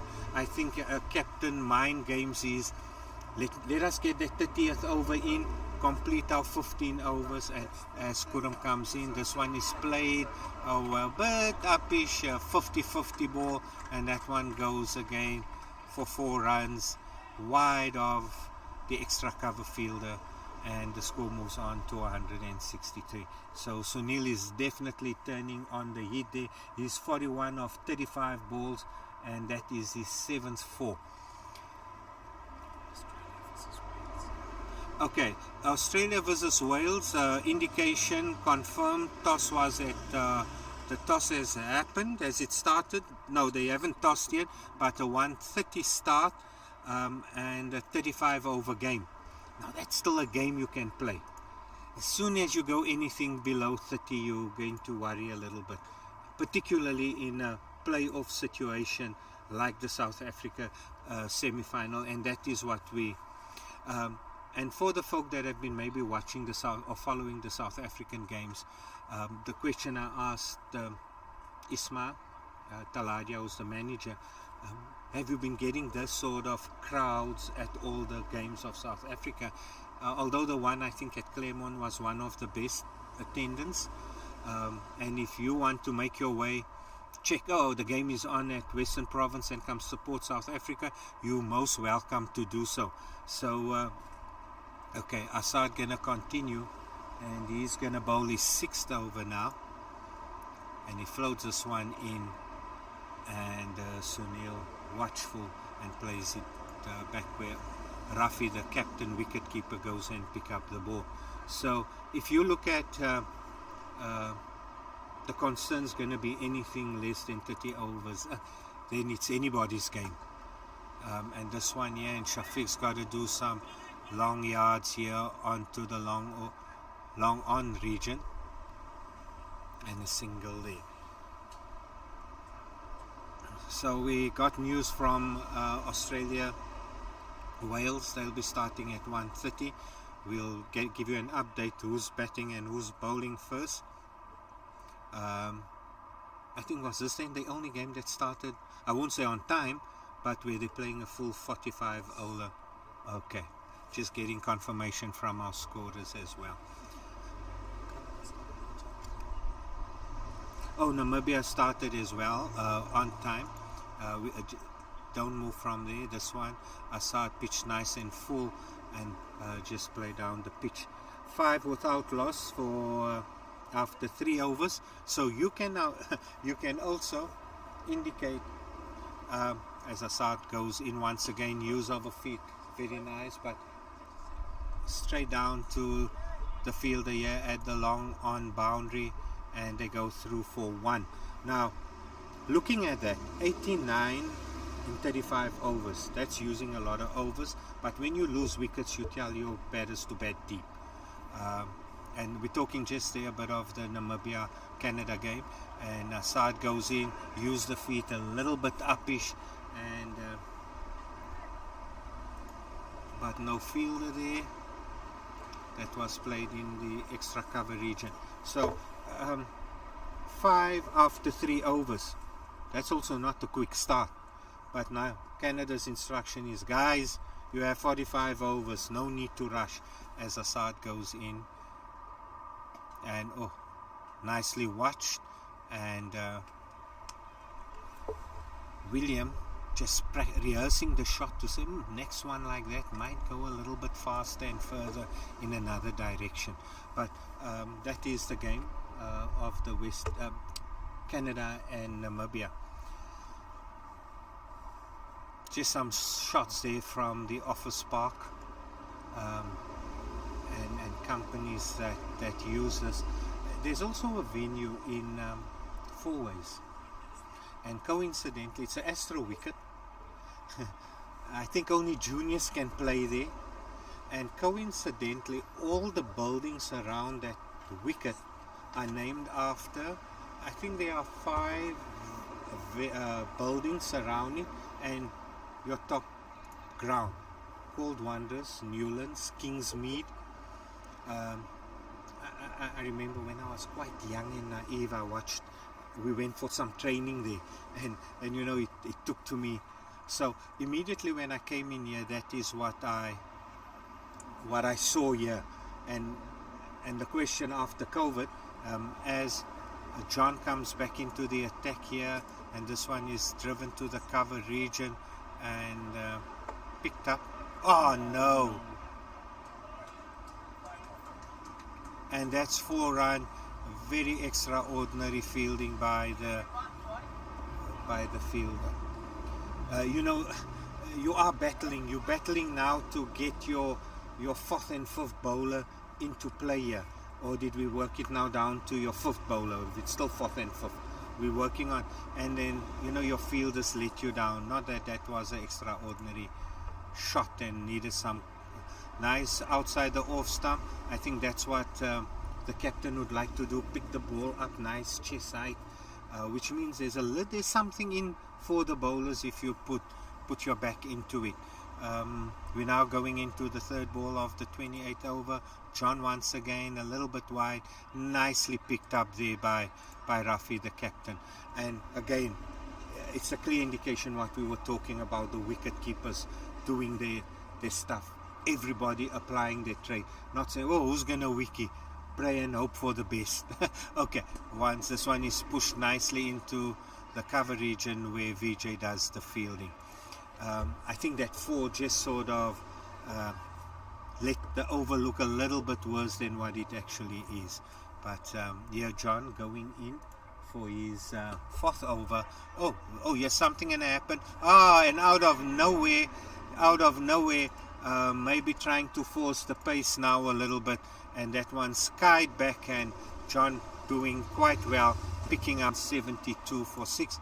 I must say it is a competitive score, and if you look at the projected score on this one, you're looking most likely in excess of 230.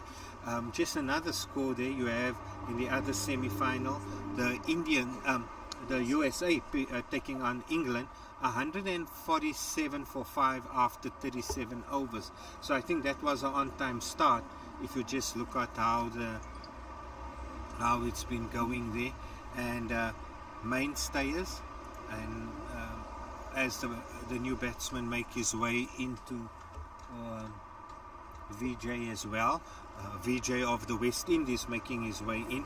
We'll get stats now, but Faisal Alam, 59 of 70. He has been the mainstay on quite a few occasions for the USA.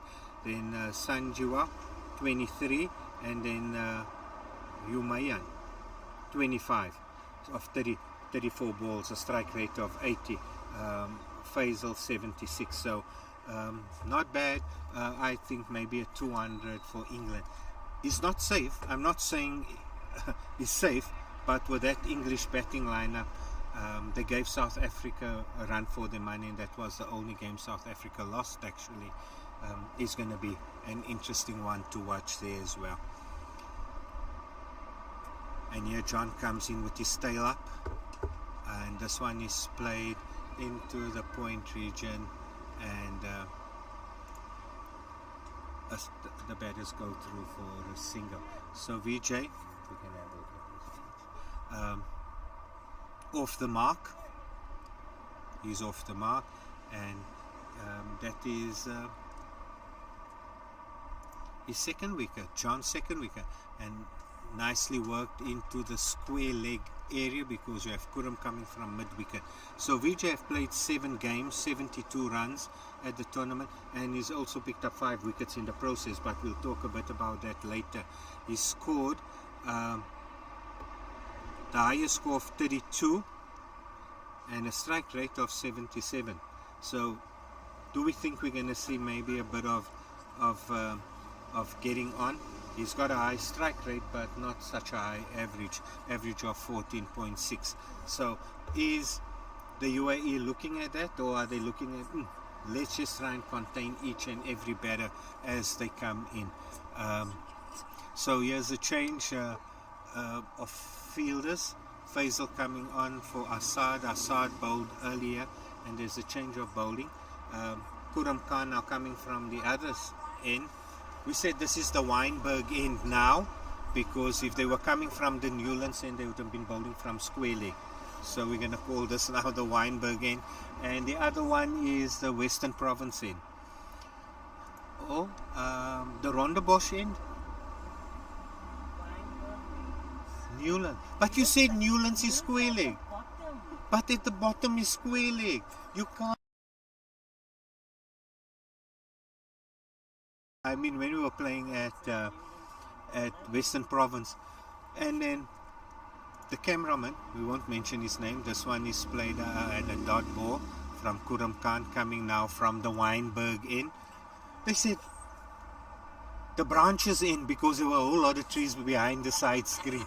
I said, no man, Cape Town has got so, and as Kuram, and the batter pull out.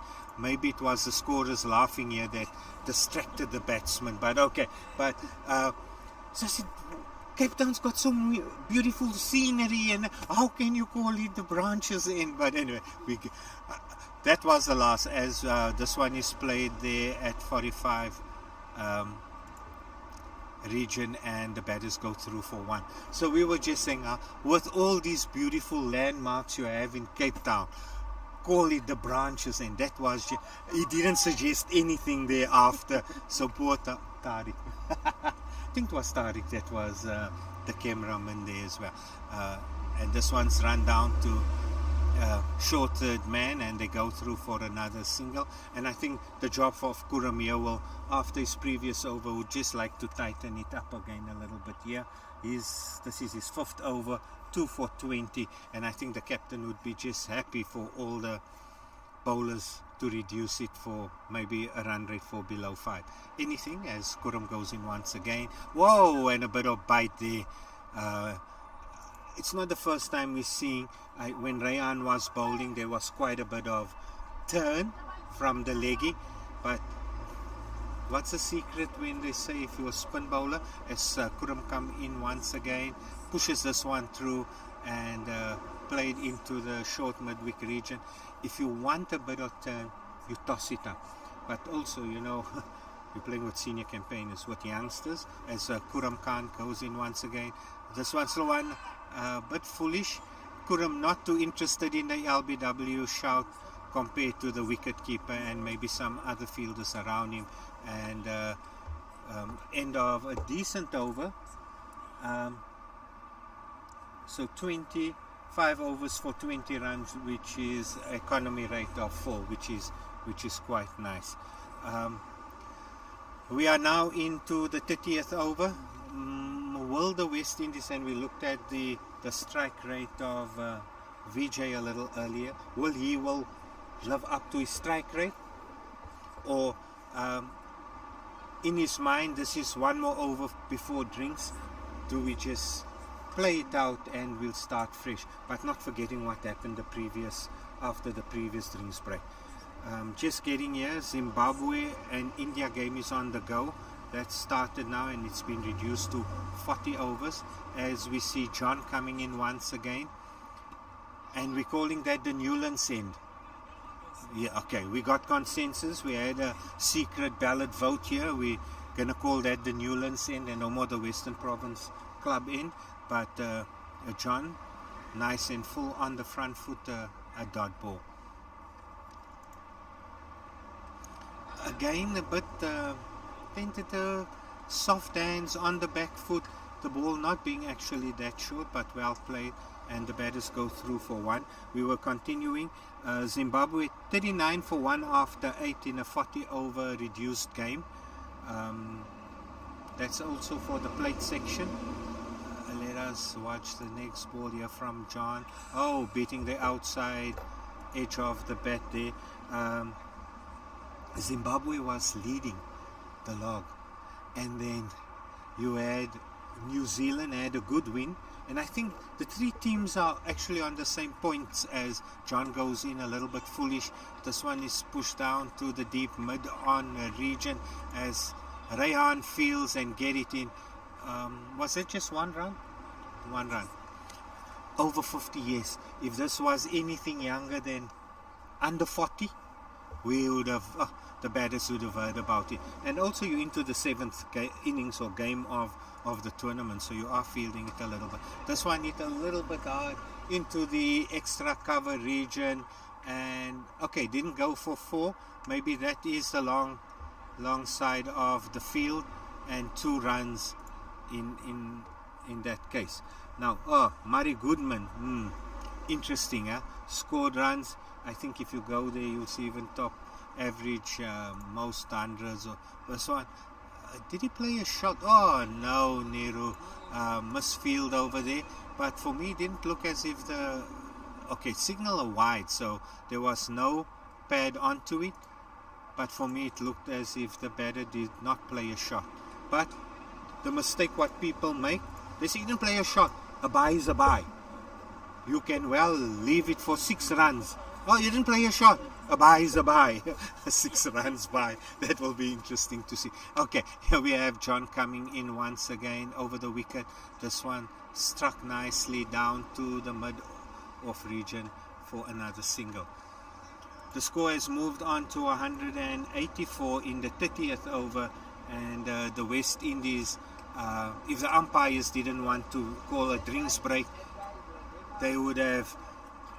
The West Indies were there already. The West Indies support staff going on. We've got VJ currently 6 of 6 balls, and we got William 5 of 13. The bowlers currently, you have Kuram Khan 2 for 20, and you have John 5 overs 2 for 28. We're going to have a quick short break, and when you come back, we're going to see the end of the first innings, which is the batting innings of the West Indies.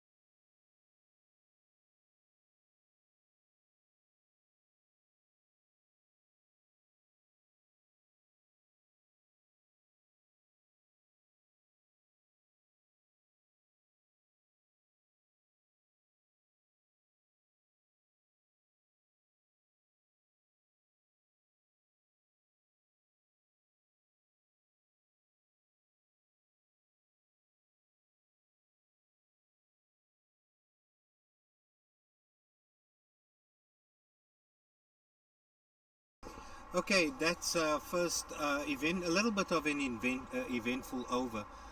Kurum Khan coming in for the 31st over. Uh, and I think the first and second ball we had some shouts from the UAE team, and we said, "Oh, don't tell us it's a repeat of the first drinks break." However, there was opportunity, maybe one or two shouts, and a third one hitting inside edge, missing the wicket there.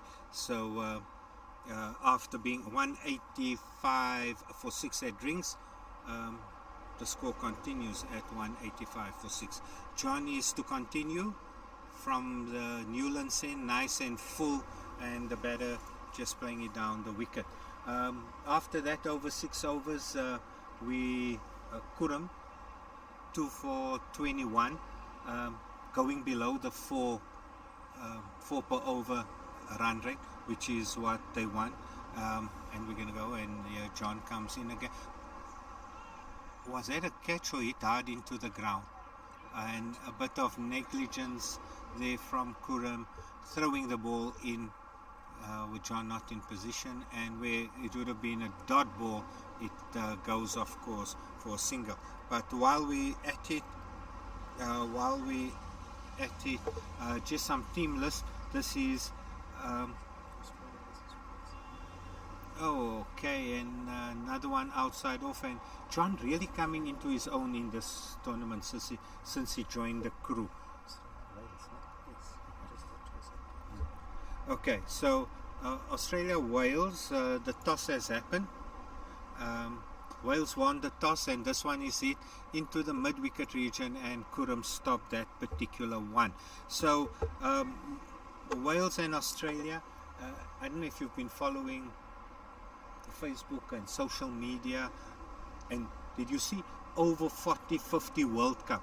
So there is a bit of highlight where they want to bring in the over 40 World Cup that will be happening in Pakistan in October, if I'm not mistaken. I'll just get those dates again. That one was pushed into the cover region, and 1 run.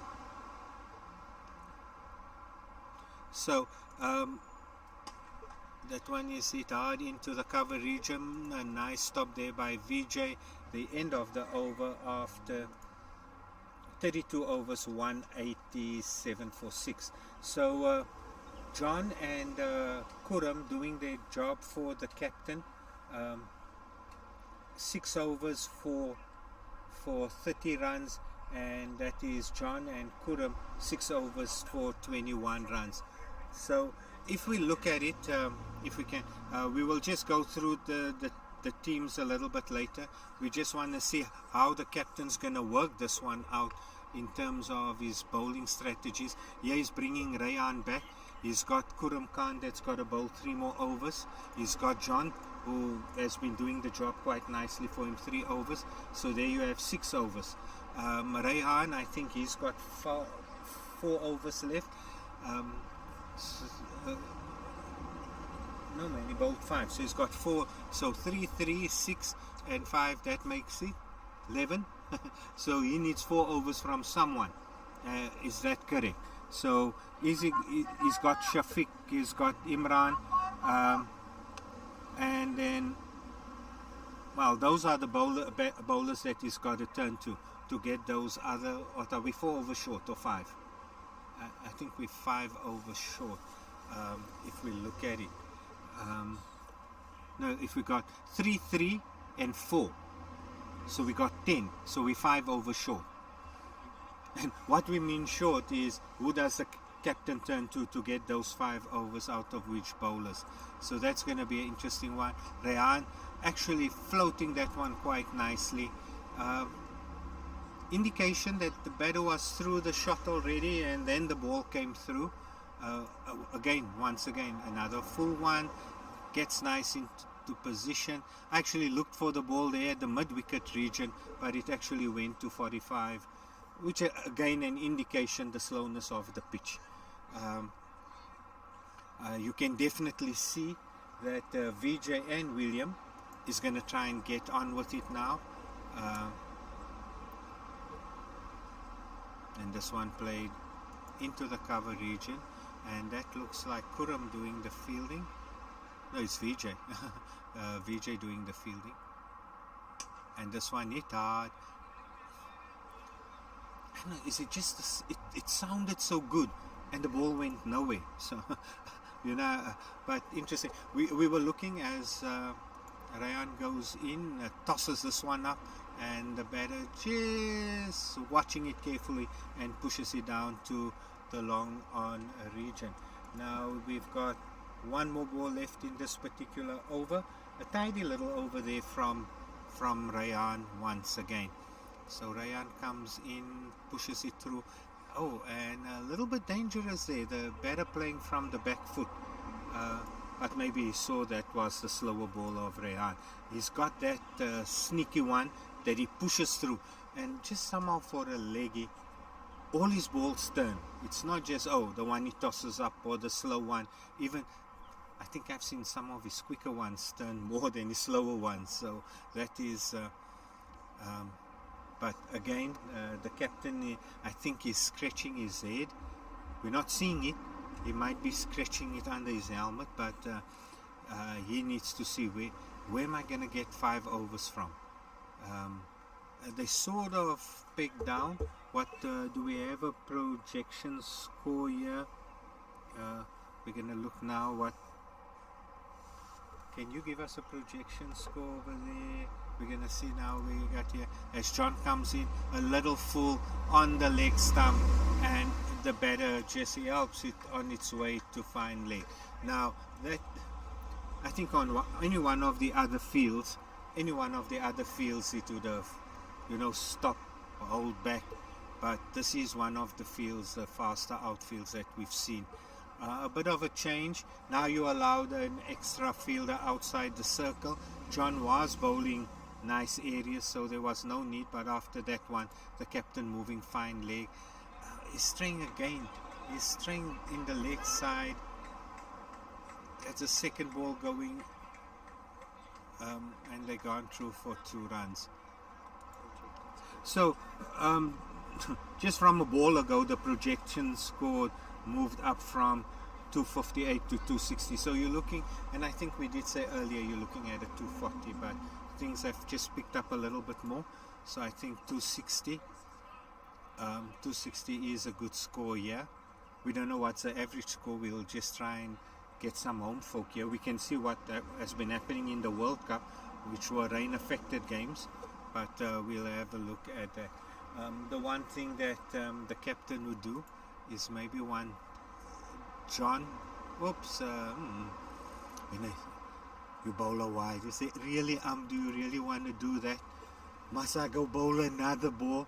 And that's going to be, okay, as John comes in again, a little bit on his legs, and they pushed it through for another single. Again, you're playing over 50 World Cup cricket, and that is where it creates a bit of a problem. Can you push him? It's when you bowl your spell, you bowl it up front, and you know you're done. But to bring it down, and this one again in the mid-wicket area, but Kuram, and he's got Shafiq there fielding the square leg boundary, or that's more square leg position coming in. So the problem, you as a bowler, once you got your rhythm, your muscles are moving. This one played in the mid-wicket area. I must say John looks to be a nice fit player, so he could bowl that 2 more overs, as he bowled 7 now.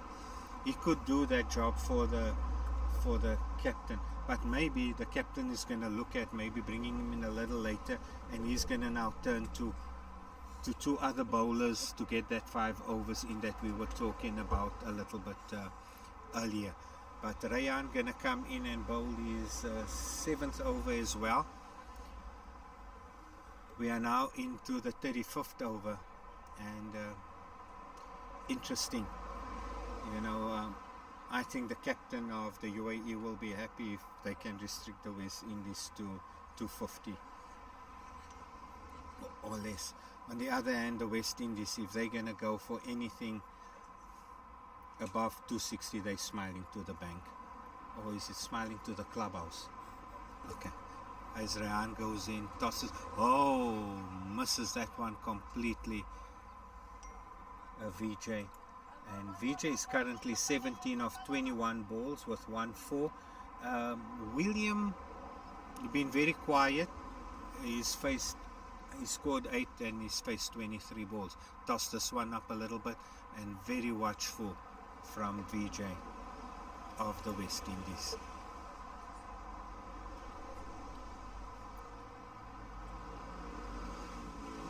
This one tossed up, hit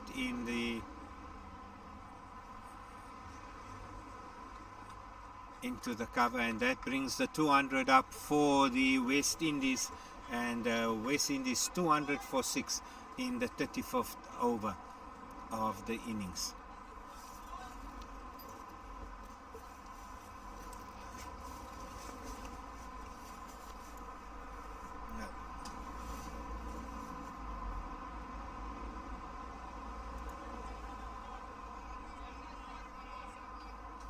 Okay, not maybe watching there by the batters.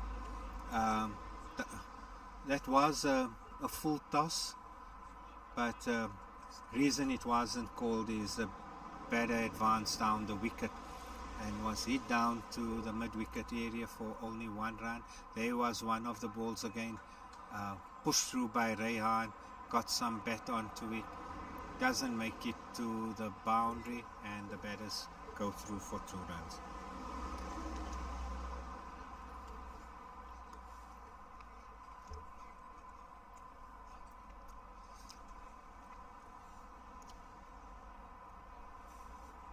While we're doing all this, let's just any further update from the South African game.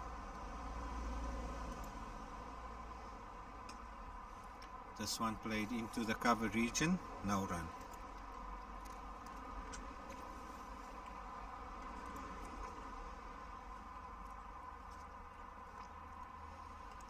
Oh, well, there only be inspection. That's the end of the 35th over. 203 for 6.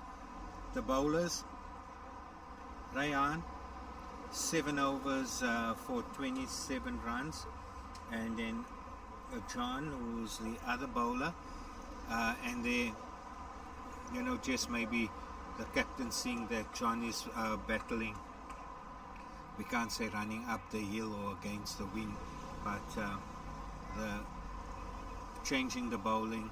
And Kuram Khan, he comes into the attack, and he currently, his bowling stats are, I think, 6 overs, so that's, we could see him pushing through with his 3 overs to complete his spell of 9. He currently 2 for 21, and he's got a maiden over in that spell as well.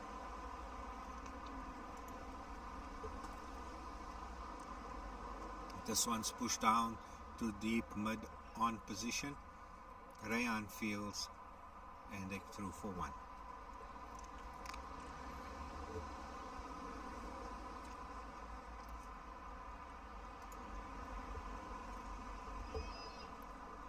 Into the mid-wicket area. A field by Faisal. As we mentioned earlier, Faisal is the 13th player on the field. As Kuram goes in, short pull to the mid-wicket area for a couple of bounces into the boundary for 4 runs. Starting lineup was Shazad. However, during the first 10 overs, Shazad hurt himself, and I think that's when we saw the captain chatting to the umpires.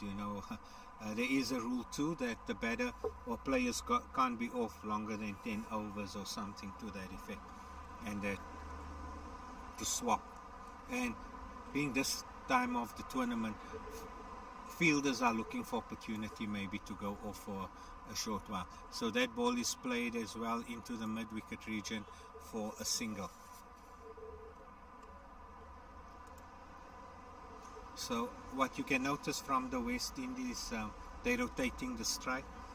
The strike rate is for VJ 89. This one beating the outside edge of William, but the strike rate for William just under 40 at the moment, 10 of 26 balls. He hasn't hit a boundary yet, but Kuram comes in. Oh, again missing the outside edge of the batter there.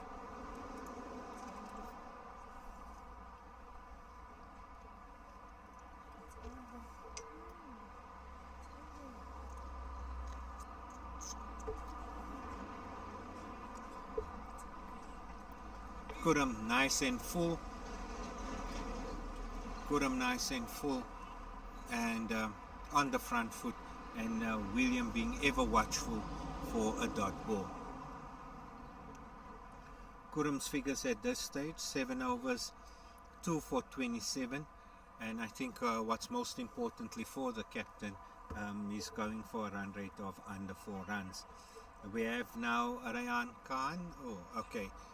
I think this is where it comes in, where he's now looking at one of the bowlers to help out with that 5 over spell that they're looking at.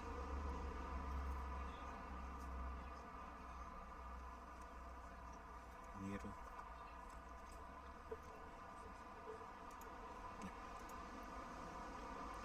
Nero only bowled 1 overs previously for 9 runs.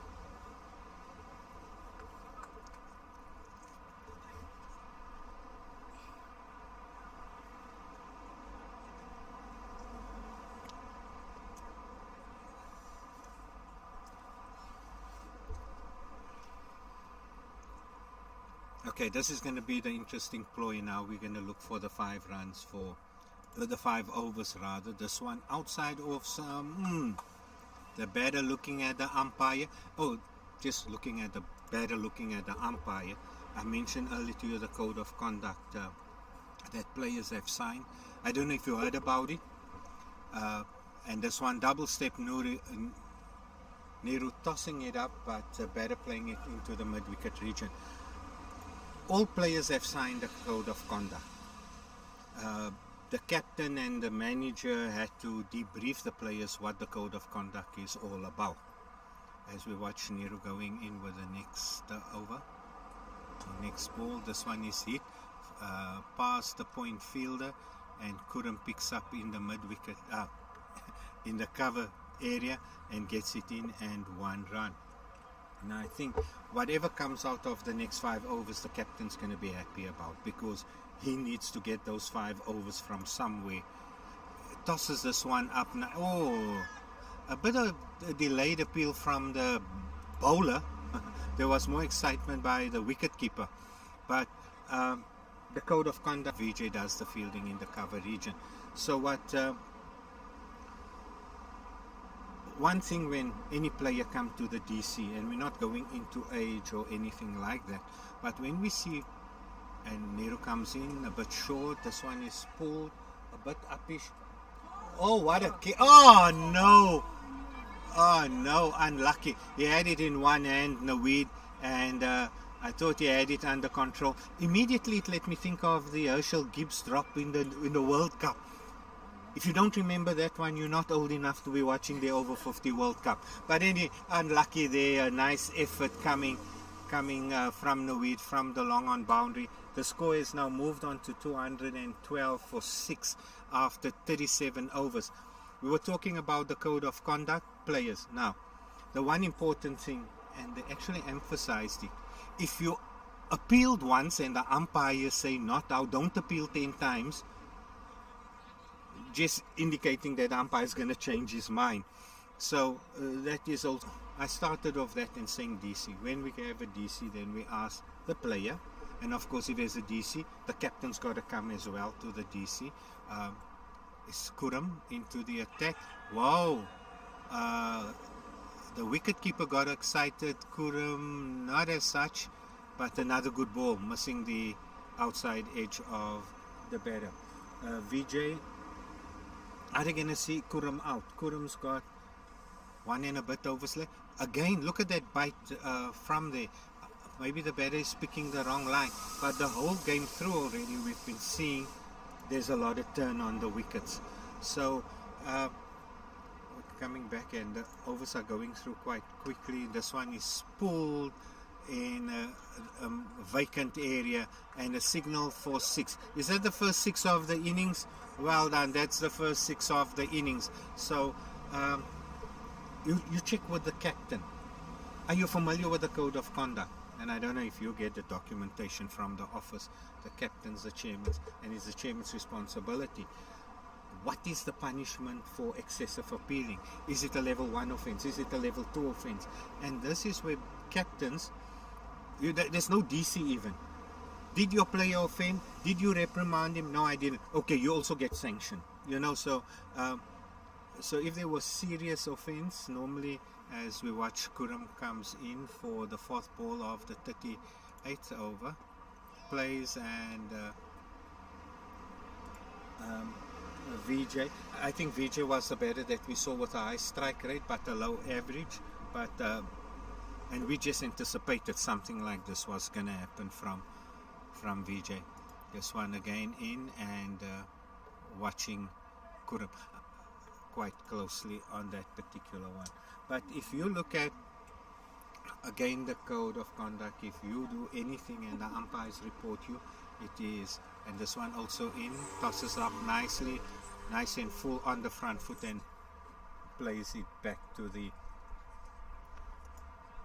well, into the cover region. So 218 for 6, Kuram 8 overs, 2 for 33. I think that 6 just spoiling his figure a little bit. Now that's not good.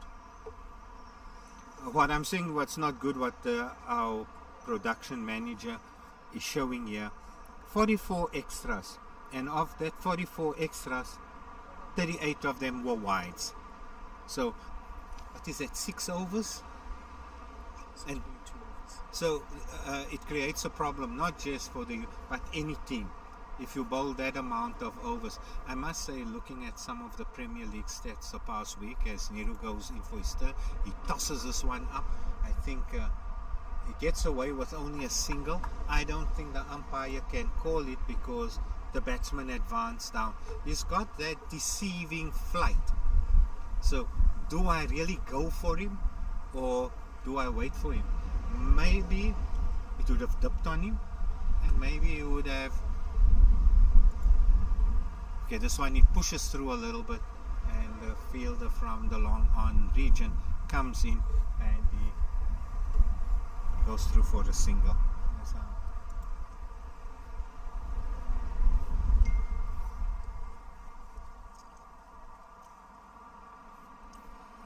Okay, Nura goes in once more, but leg side. This one is swept. The field at 45 stops that one. I think maybe there William feels, I missed out on that particular one. Okay, Niru has now bowled 2 of the 5 overs that and this one again foolish. And let's see here. And that time a wicket taken, and that is the deceiving length, pace, height, and the batter using his feet, hitting the ball down the ground and into the hands of Naveed, who actually missed a very fancy, he had an opportunity for a catch. That would have been a brilliant catch, but this is one where I think a welcome wicket here for the UAE, and they now, the West Indies now 7 wickets down. The batter going in now,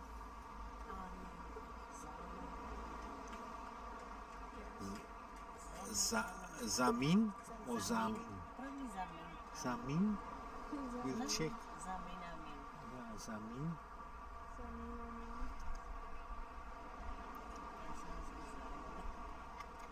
They're 220 for 7.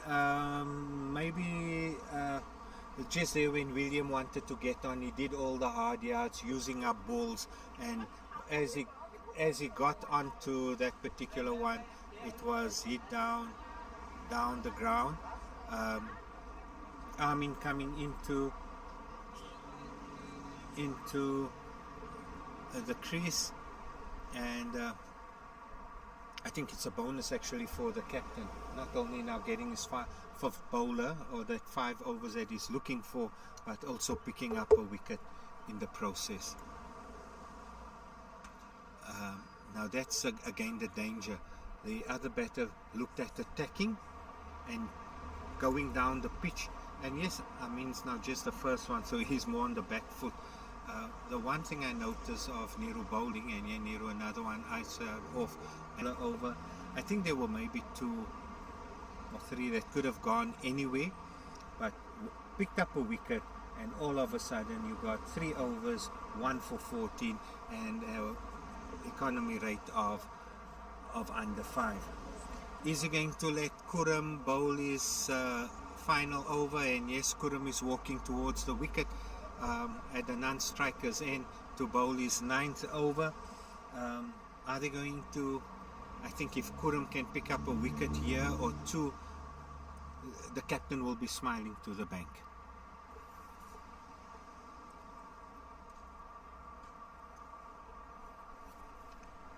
Just some little minor field settings. If we look at Kuram's field placing, I think they have seen Vijay bat, and he comes in, Vijay on the front foot, pushing it through into the cover region. He's got a fielder, is that square leg or forward of square leg over there, and then you have mid wicket, and you have mid on, long off, and there's no one in the cover region. Now what I'm saying when I say cover region, sweeping, so you got 1, 2, 3, 4 guys out, and here he comes in. Oops, why did he leave the ball? It's a dead ball. I'm not too sure why the batter pulled out of it. We'll just see if we can pick up anything there. If you look at, they got 3, 4, 5. At this end of the game, you can play with 5 fielders outside the circle. So, and what I find strange, Kuram has been always playing with his cover sweeper because they dropped the ball. Kuram got all excited. Now if I'm the batter and I nick the ball, I won't go touch that ball, huh? No, I'm not so superstitious. But yeah, are we going to see a replay of that particular one? Was there an edge there? Okay, the umpire don't need to go and confer with the other one because the wicketkeeper didn't catch it at the end of the day. But Kuram got quite excited. Oi! Yeah, and that one again in that, and that was the 1 or 2 wickets that we were talking about.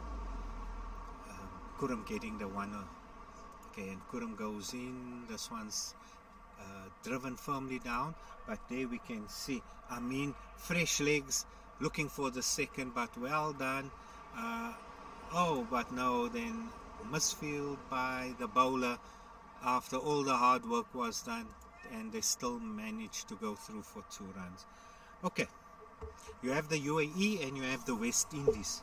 Are they superstitious? Double Nelson. Okay, Kuram again played in front of his pad, dot ball. And that's the end of the over, and the spell of Kuram ending on 2 for 35 in his 9 overs. So well done to Kuram. So now we're going to sit now with a problem. John 2 overs. Rayan 2 overs. Okay, and then there's Assad with 3 overs, so that's 5.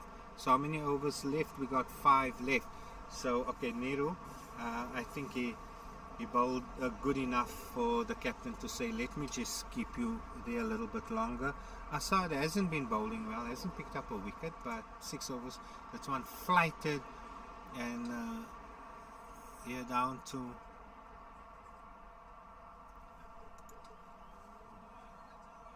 we were talking, and it's going to be interesting with John in particular, being a medium pacer, running in.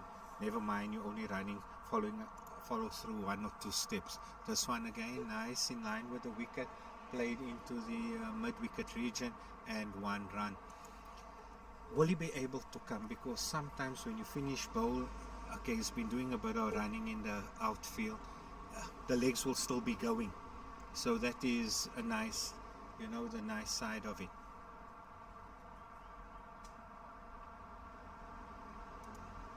Oh, that's a little bit full. but that's the flight that tempts you from Niru, and again here down to the mid-on region, long mid-on, and one more run. The score is moved up to 225 for 7 after 40.3, and Niru comes around the wicket, and another dot ball, and there are 2 balls left in this particular over, and then we're gonna see you're gonna, of course the captain's gonna turn to Rayan to bowl these 2 more overs, or 2 more overs from him at least. This one here down in the region of Rayan. Okay, with Niru coming in and not leaking a lot of runs, it just makes it a little bit easier now for the captain. He can turn to Asad, who hasn't been bowling badly. Rayan is definitely going to look at now, and Niru tosses this one up from the back. Oh, and he's bowled him. But there again, the difference. Do I play you from my front foot, which William was doing? He went down the wicket and he picked up the guy at long on, and here you're playing, and it's more the pace that deceives you a little bit. So the West Indies are now 225 for 8, with batsman number 10 coming in, and I think the UAE is happy with the current situation, with Niru coming in, bowling his 4th over. Is that his 4th over? And picking up, is it 2 wickets or 3 wickets for Niru? 2 wickets.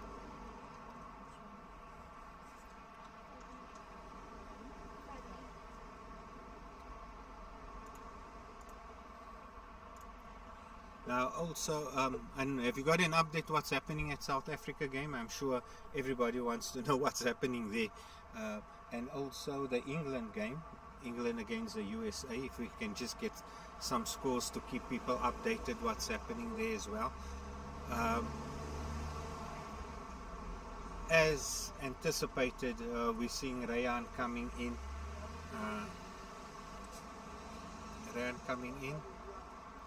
Just checking, see the guy going. John didn't realize it's over up, and he's coming into a point region. You got a short-third man, you got a square leg, mid-wicket, and long on the boundary on the leg side, with someone here at 45 within the circle. Then you have the 3 fielders on the offside in the circle, which is short third man. This one double step, and nicely played by VJ, and that is Imran Kazi that does the fielding there, and only 1 run. Now the new batter, Farid Hussain, on strike, another left-hander in the West Indies team. Just a little bit of field chase, field change. Mid-wicket boundary comes into the circle. Because it's a leggy, they're asking VJ to stay in the mid-wicket region. Interesting. They're staying with 5 in the circle. Maybe a little bit of attacking there. Getting some pad onto that one and going to 45 for a dot ball. So all of a sudden that 260 that we were talking about a little bit earlier is a little bit further. The balls at the wicket beats the outside edge of the batsman. And this one is pushed down to the deep mid for a second one. So there we go. We're 228 and we're busy with the 42nd over. So if this is 42, 44, interesting going to see what the next 2 overs who's taken. This one is hit firmly down and it beats the mid-on fielder on the boundary, and the score moves up to 236. See, 232. Okay, getting ahead of myself there. Okay, so no news from Western Province, not yet. I think that picture that you showed me earlier wasn't a pretty picture. There was quite a bit of... Now the sun is nicely out as Rayan pushes this one through one of his quicker balls, and they go through for a single. The end of the 42nd over, and the score is now 233 for 8. 3 overs, what's the current run rate?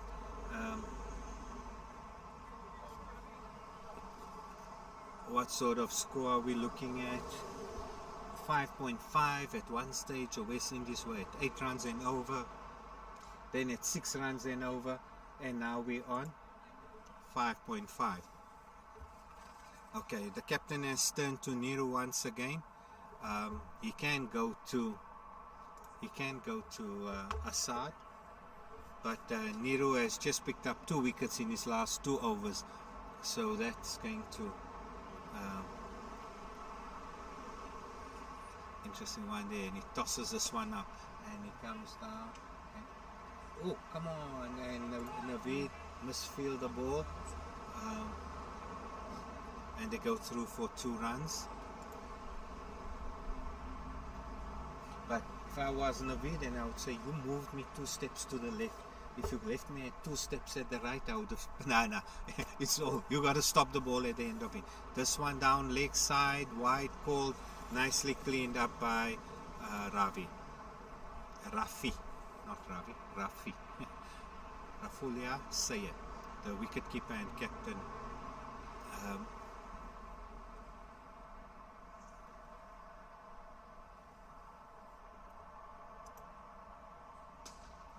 This one has been struck nicely. Another 6 there from VJ, and he moves on to his 50. He's 50 for this innings. 52 of 54 balls, and he's 3 4s and 2 6s. So the 2 6s of the West Indies have come from VJ. Another wide,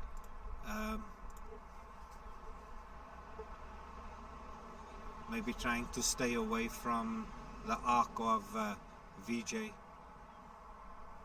but let's have a look here. Niru going in, tossing it up, and this one's played down to Naveed, and 1 run.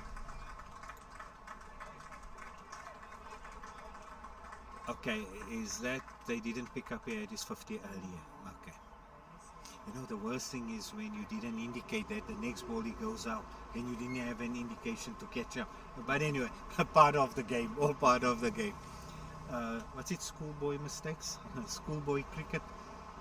And that is if you're not watching the game. But I'm just talking in general. I'm not talking of any team in particular. But yeah, it's when you want to play catch up in applauding. Wait. Guys, go. Then the worst thing is the batsman's been counting his own runs.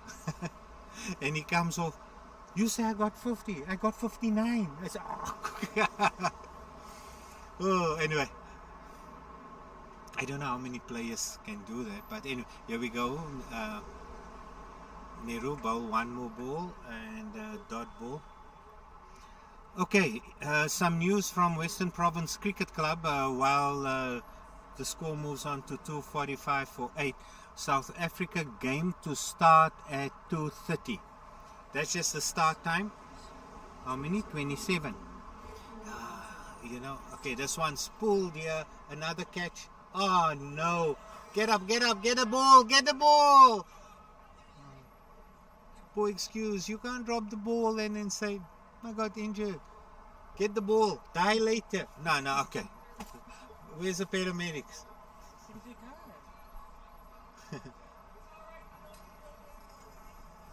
Okay, there are already 1 player injured. But yeah, pity there. Would have been a vital wicket. Did you go some shopping, or is that a Gauteng cap? Oh, it's a SA20 cap. Okay. A lot of people's got it.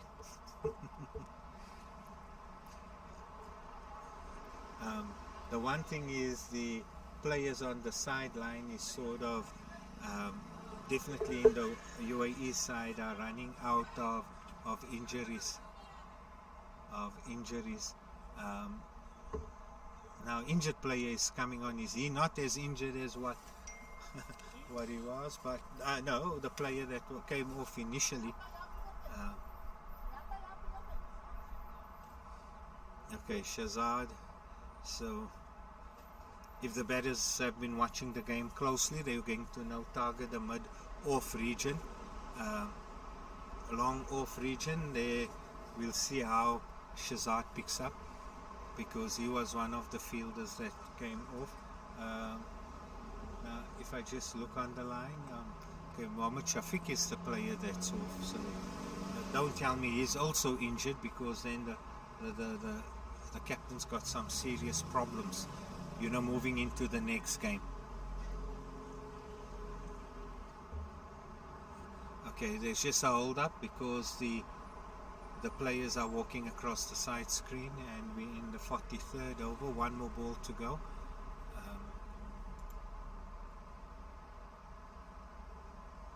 Okay, going down leg side.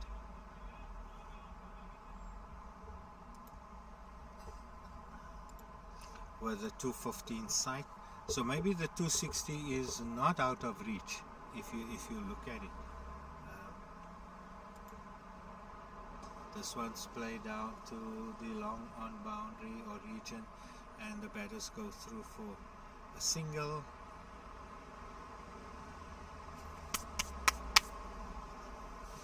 So there we go, and it is 248 for 8, and 249 for 8. We got 2 more overs to go, and if we're looking at the bowling, Rayan's got 1, and the captain will have to make a decision. Is he going to bring John back in for that final over, or is he going to try Nero for that last over before we go into our innings break? It is important for the West Indies to keep Vijay on strike, but you got a shrewd campaigner bowling now as well in Rayan.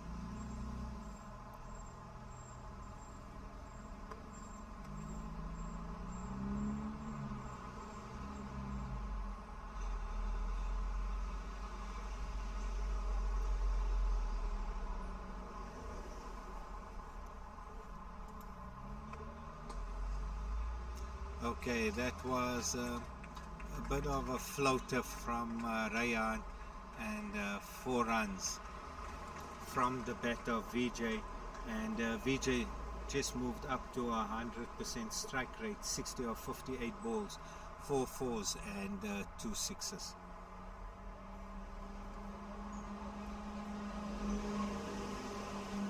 Maybe we can just have a look at what was the West Indies' highest score of the tournament. Just here as Rayan goes in, throws in a little bit faster. Okay, beating the fielder at point, and they go through for 2 runs for the cover boundary fielder, cleaning up there in the cover region.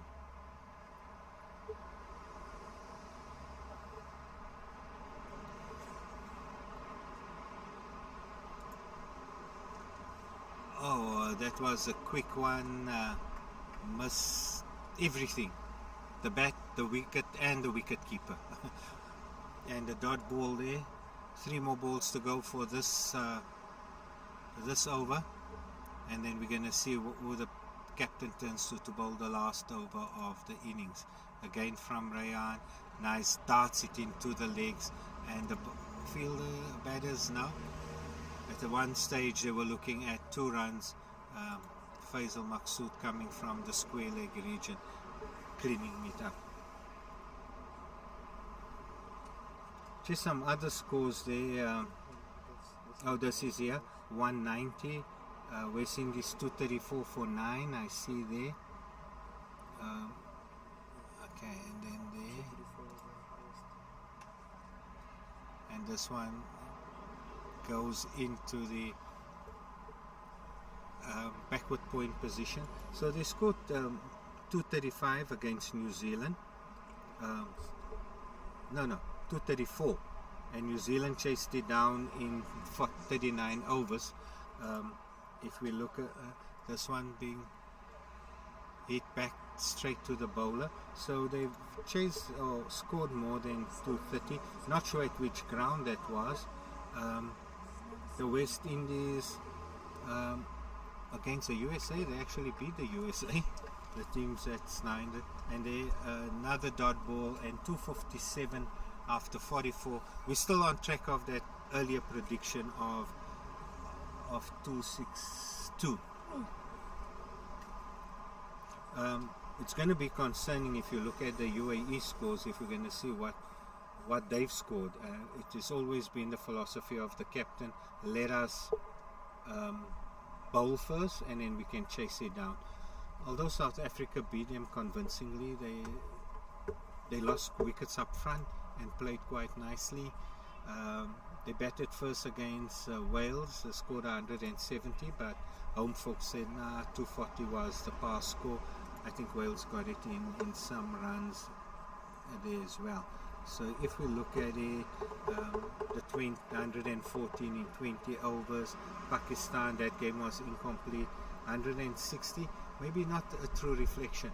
And the captain is turning to John for his last over, and the batter just making sure, because John is a seam-up bowler, asking for a helmet. So if we look at the scores, the England game, again the UAE batted quite well the first game, but then Khurram was at the wicket and they started losing regular wickets, so maybe deceiving. But at the end of the day, any coach or statistician's gonna look at the scores. And yeah, another one. Oh, that one's wide from John. And signal so.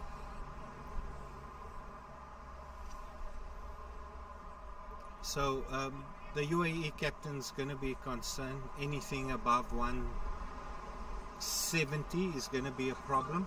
However, you're playing on an outfield now where you can score a bit of runs, and they can rotate the strike, and the ball could be, if it beats the inner circle, could be going for a boundary. That is the difference, you know, with all the other games. This one is pulled across the line into the mid-wicket area, and the batters decided on 1 run only. So VJ on 64 of 63 balls, and scored 260 after 44.1 overs.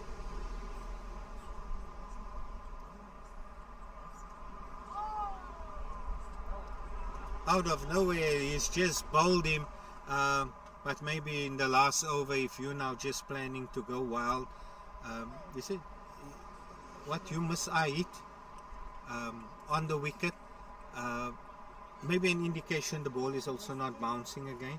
That's why we got a bit excited when we saw Khurram getting a bit, and the 1-2 balls that John bowled from the other side, and the wicket keeper taking it nice, you know, below the chest. That's a clear indication. But maybe on the one side, the wicket's keeping low, other side. If I'm the captain, I might just ask the ground staff, can you roll the wicket during lunch, you know, for that 7 minutes, just to bring up a bit of moisture again, and for a bit of nice bounce, if that's going to create that bounce for them to hit through the line. And so 260 for 9. We're just going to get the stats, and the new batter in is Kenny. We're in the last over of the innings. I think if the UAE can pick up a wicket here, they've done well for themselves, bowling out the West Indies. Just looking at the UAE, the captain's going to look at his bench and say, oh, we got problems with the amount of injuries, but you can expect that to happen. This ball is pushed here. The ball is pushed here too long on, and 1 run. Most importantly, most importantly, getting VJ on strike.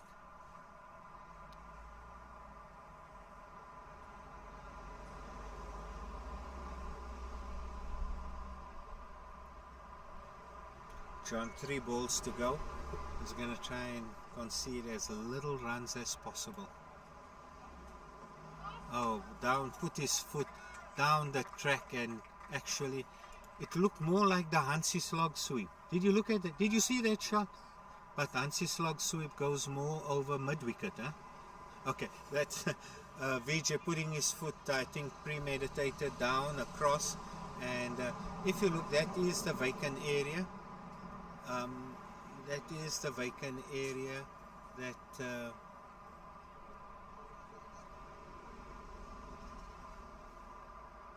now you got 1, 2, 3, 4.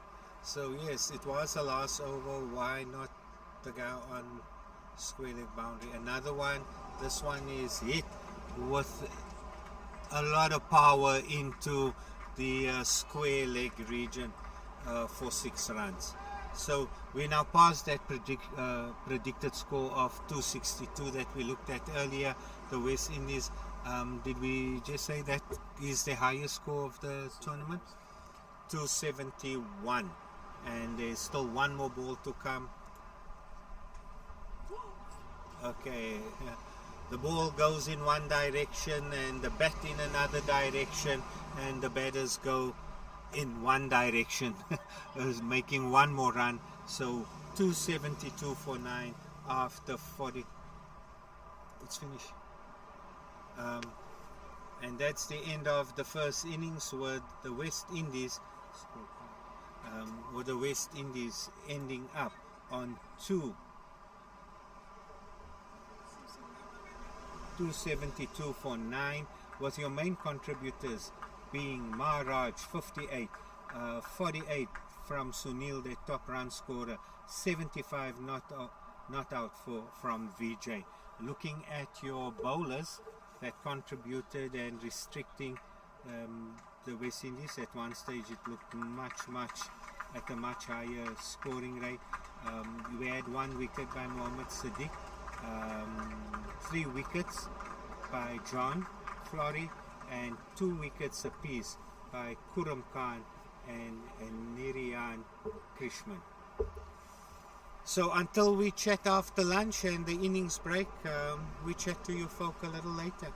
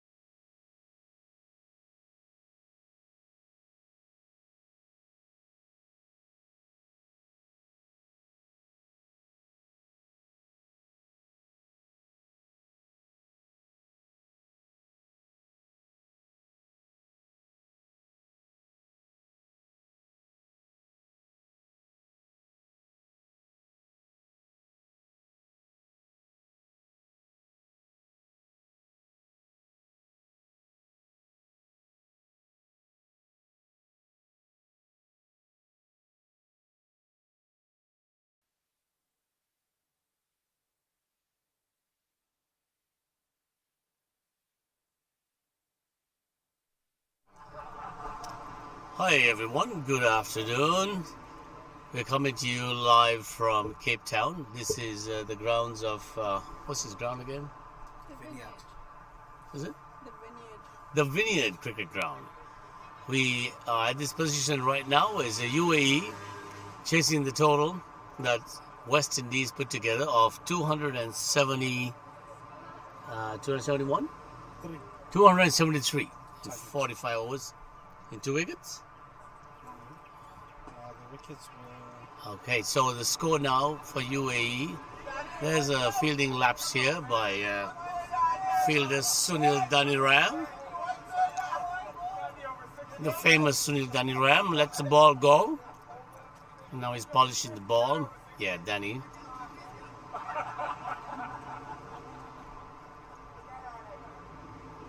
So the top scorer for West Indies was Vijay, I'm told. Let's see, bowling right arm around the wicket. No run. So West Indies are defending their score that they made, 273, and they've allotted 45 overs. For how many wickets was it? Okay, you're checking, yeah. Okay, the required run rate is about 6.5. 8 wickets. And that was for 8 wickets. So 273 for 8 wickets was West Indies. There's a big hit here by the young guy, the left-hand batsman for UAE. Wicket-keeper is going after the ball. There must be Anthony, I'm sure. And it has, it has crossed the line. It's a boundary. Karam Khan. Karam Kai is a, Khan. who scored? Oh, the two batsmen. Oh, so Karam Khan and Mohammad Shafiq. Mohammad Shafiq. Do you know which one is which? The one with the white hat? No? Khan is the left hand. Oh, okay. Karam Khan is the left-hander right now. We have Karam Khan on strike. He just scored 4 runs.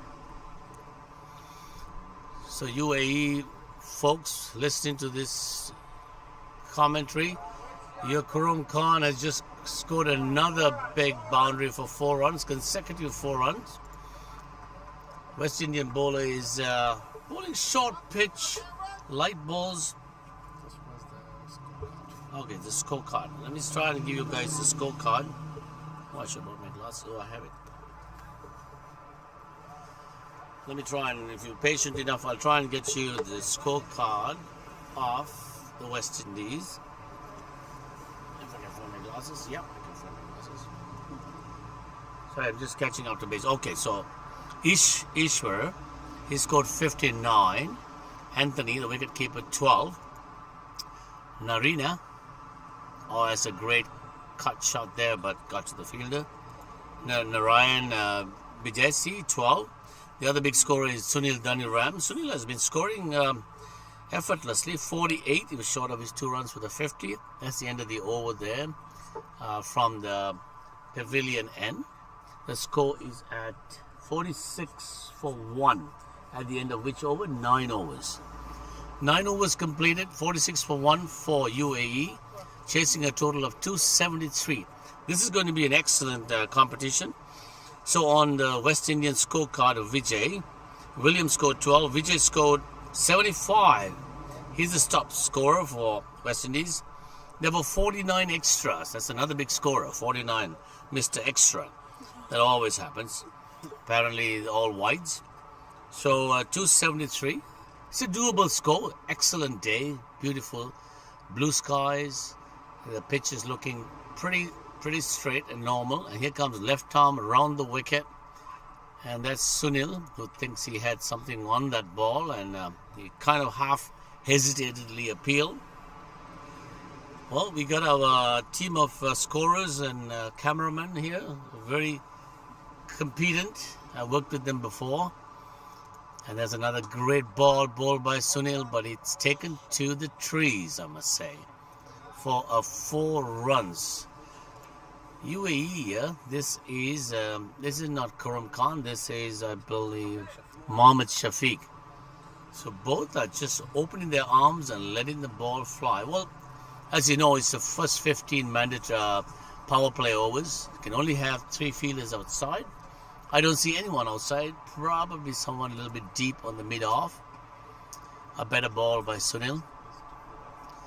And wicketkeeper Anthony, as active as he is, one of the top wicket keepers in this whole tournament, runs out.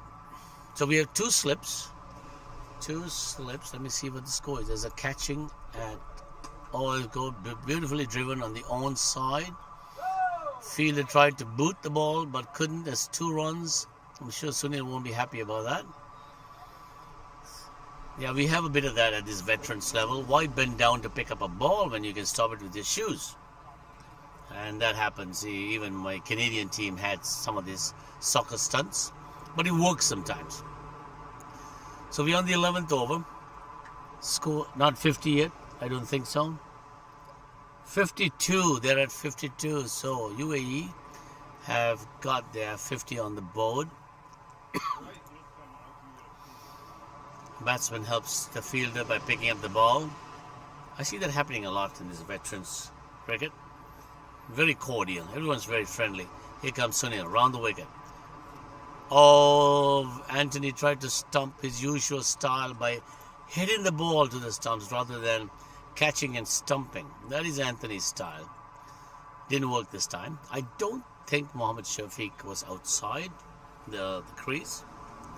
That was a wide. Here comes Sunil again. Pitch right on the middle. Yeah, Sunil is also known as Danny for some folks in Canada and the West Indies. The West Indian team does have about 4 players who are all first-class players, played for Canada, played for West Indies, I think. I may be mistaken. So it's a star-studded team. 52. 53 for 1.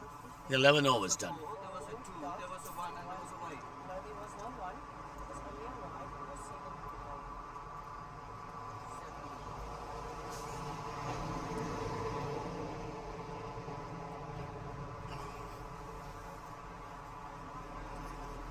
Umpires are doing some calculation. They don't like something. Scorers.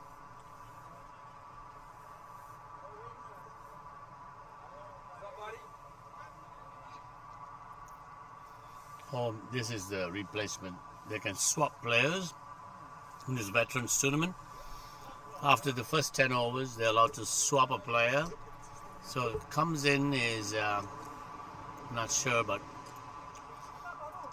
did we have Ian Drake's bowling yet? No, not yet. Maybe he's not playing today. Ian Drake's. No, he's not on the list.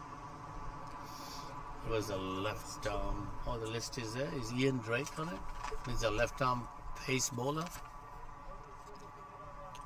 Drakes. Ian, here we go. Oh no, he's not on. X. So what level? Is this 11-12 playing? Yeah, so we're at the stage in the tournament where the first round is completed.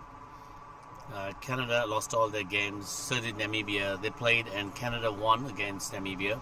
Now this is the next level. That's played for 11th and 12th position.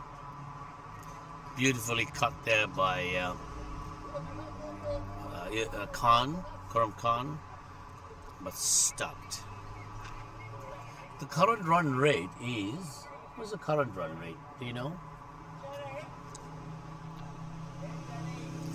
That was wide, and Anthony was... First slip ran down and picked it up, avoiding a run. Which is pretty good. So, Karam Khan. Is it Karam Khan? Yes. Or am I saying his name wrong? Karam Khan. Yes. He's on strike. Left-hander. Short pitch. Punished. And the fielder's running after it. I don't think he'll get to it. And what was the name of the bowler again? The right-arm round spinner? Sorry? Vijay, the top scoring batsman for West Indies, he's bowling with a cap on around the wicket. Offies, light off breaks, but short pitch won't help. Especially now with the first power play, with only allowed 3 fielders outside, and they have that, but they're in the different areas. I'm not sure. Okay, maybe he does have a better ball. That was a great comeback. So the required run rate was, we said, 6.5, and they're probably quite close to that, I think. But we'll get that to you once we confirm. Oh, that was a very good ball there. Pitched up length. Batsman comes out and just plays it to extra cover.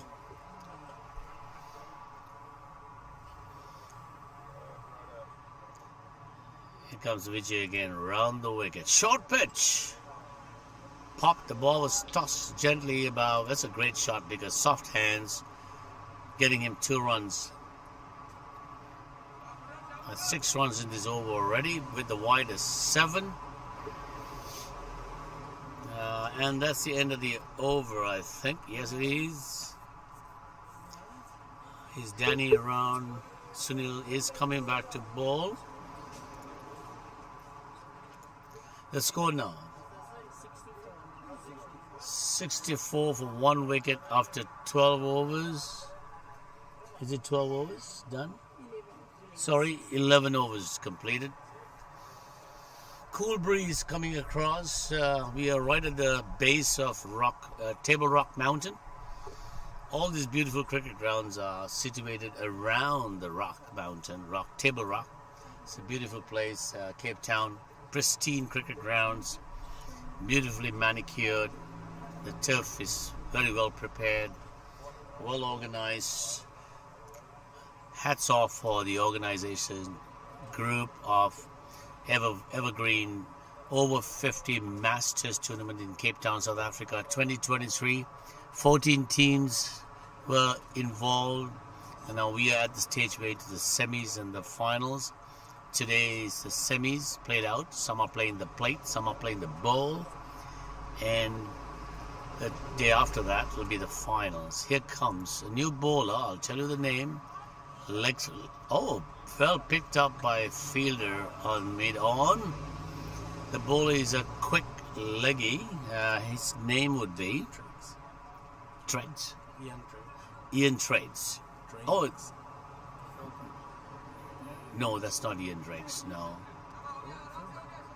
we'll find out who it is. Yeah, it's 2 runs played softly to. Sorry, I can't see. It's far. Fareed Hussain. Fareed Hussain is the bowler. Right arm, leg spin, tall lad. Was hit for 2 runs. Here comes again, tossed up, straight on the leg side, beautifully swept by Mohammad Sheikh to the boundary on the deep fine legs area. I must say the West Indies bowlers are straying a bit. They must think that they have a lot of runs to play with. But it's not good that they're playing a lot of runs, as they call, leaking runs, they call. Oh, beautifully played by Mohammad Sheikh. On the back foot, short pitch. 1 run, played to mid-off. Yeah, it's only 1 point, so use the free throw function. Yeah, so just say free throw on one side, free throw on one side. So here comes Fareed again. This is to the left-hander. You need to update the overlay names now. Mohammad Sheikh, Khurram Khan, left-hander facing Fareed with a leg side field. It is. Softly played. Anthony is running out to pick that ball. So he's got a 1, 2, 3, 4, 5, 5-4 field setup. The offside is pretty well packed as well. Short pitch, turned very well, came high ball. The pitch is playing very well, I must say. That's the end of the over. That brings the total to 67 for 1 after 12 overs. 67 for 1 after 12 overs.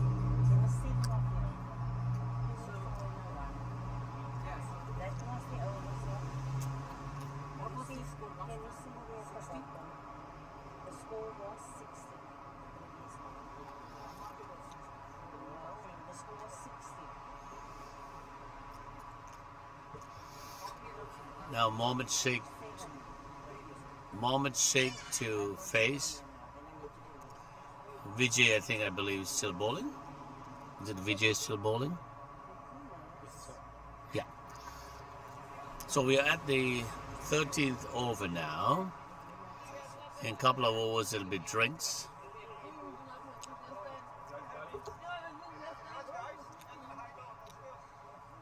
One slip. No run. Punch to extra cover. Being pushed out to the 30-yard.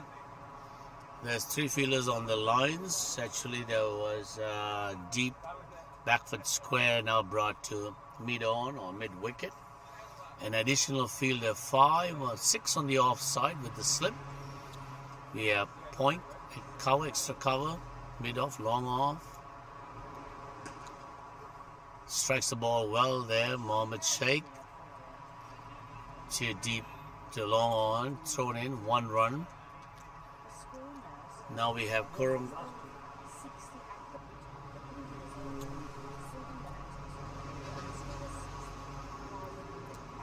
Bolo has a discussion here about field setting on the boundary on the on side for left-hander. He's brought him in to the 30-yard. We still have 2 fielders at long off and sweeper. That was a bad ball, straying on the leg side.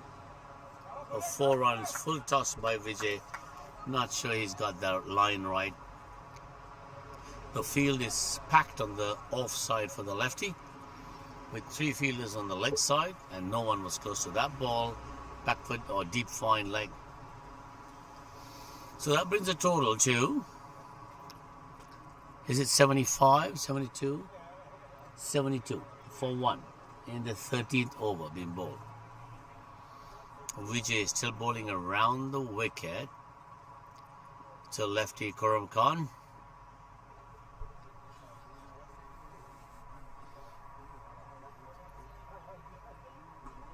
Forward defensive, great ball, good comeback. Was pitched on the off line. Yeah, West Indies have to contain this UAE batters. Another good ball. Kurum wants a run. Mohammed not interested. 2 good balls by Vijay.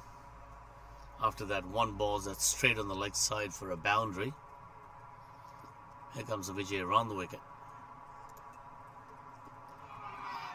Big appeal for wrapping on the pad, but I'm sure that was outside the strike zone or in line with any of the stumps. That's the end of the over. 72 for 1 after 13 overs. UAE chasing a total put up by West Indies of 273. Vijay with 75. Danny Ram on 48. However, there was another scorer, extras, 49. I'm told it was all wides. So UAE must have been a little bit straying line as well. And here comes Freddie with a big hit. Right over mid-on for 6. That was a great hit on the front foot. Mohammed Sheikh, big guys, must be very strong to pick that ball. For a wrong line there. I was pitched more on the leg stump or slightly outside. Here comes Farid. He moves the fielder back to long on now. Coming over the wicket. Tossed up. Oh, wow. Mohammed Sheikh had to play that ball between his legs pretty much. He misread that flight. I noticed that in this Veterans Tournament, there's a lot of flighting of the balls high enough to be referred to by the commentating team as moon balls. And this could be close to a moon ball. No, that is a flat ball. Mohammed Sheikh gives it the treatment to push it to the mid-off, long mid-off. Brings Kurum Khan to strike the lefty. Who's, what are they at? Kurum is at, what is Kurum, left-hander? Kurum Khan is at, what is his called? Do you have that there? Sorry, I can't see it. Can you read it? 34? 44. Nice. And Mohammed Sheikh? Mohammed Sheikh is at 22 and 44 for Kurum. And he soft hands, slips that ball down to back foot square. Fielder couldn't get to it quickly, so he gets 1 run. That takes him to 45. Khurram Khan at 45. Mohammad Sheikh on strike.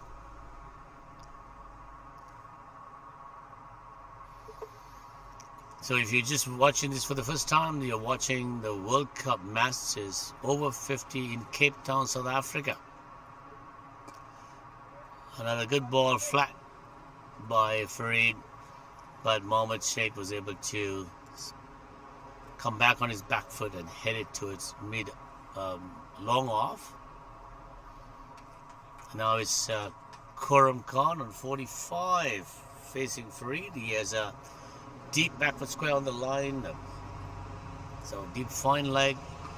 He takes it, he places it beautifully between the two fielders for a 6, brings up his 50, 51. 50 up. Yeah.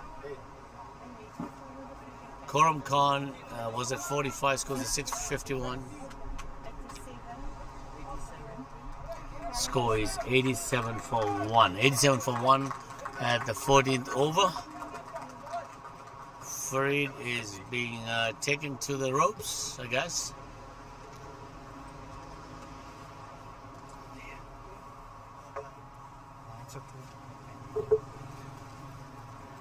Farid is enjoying this batting, I can see. Typical left-hander. Anything drops short, turning, especially as a leg spinner, will be taken away. To the ropes.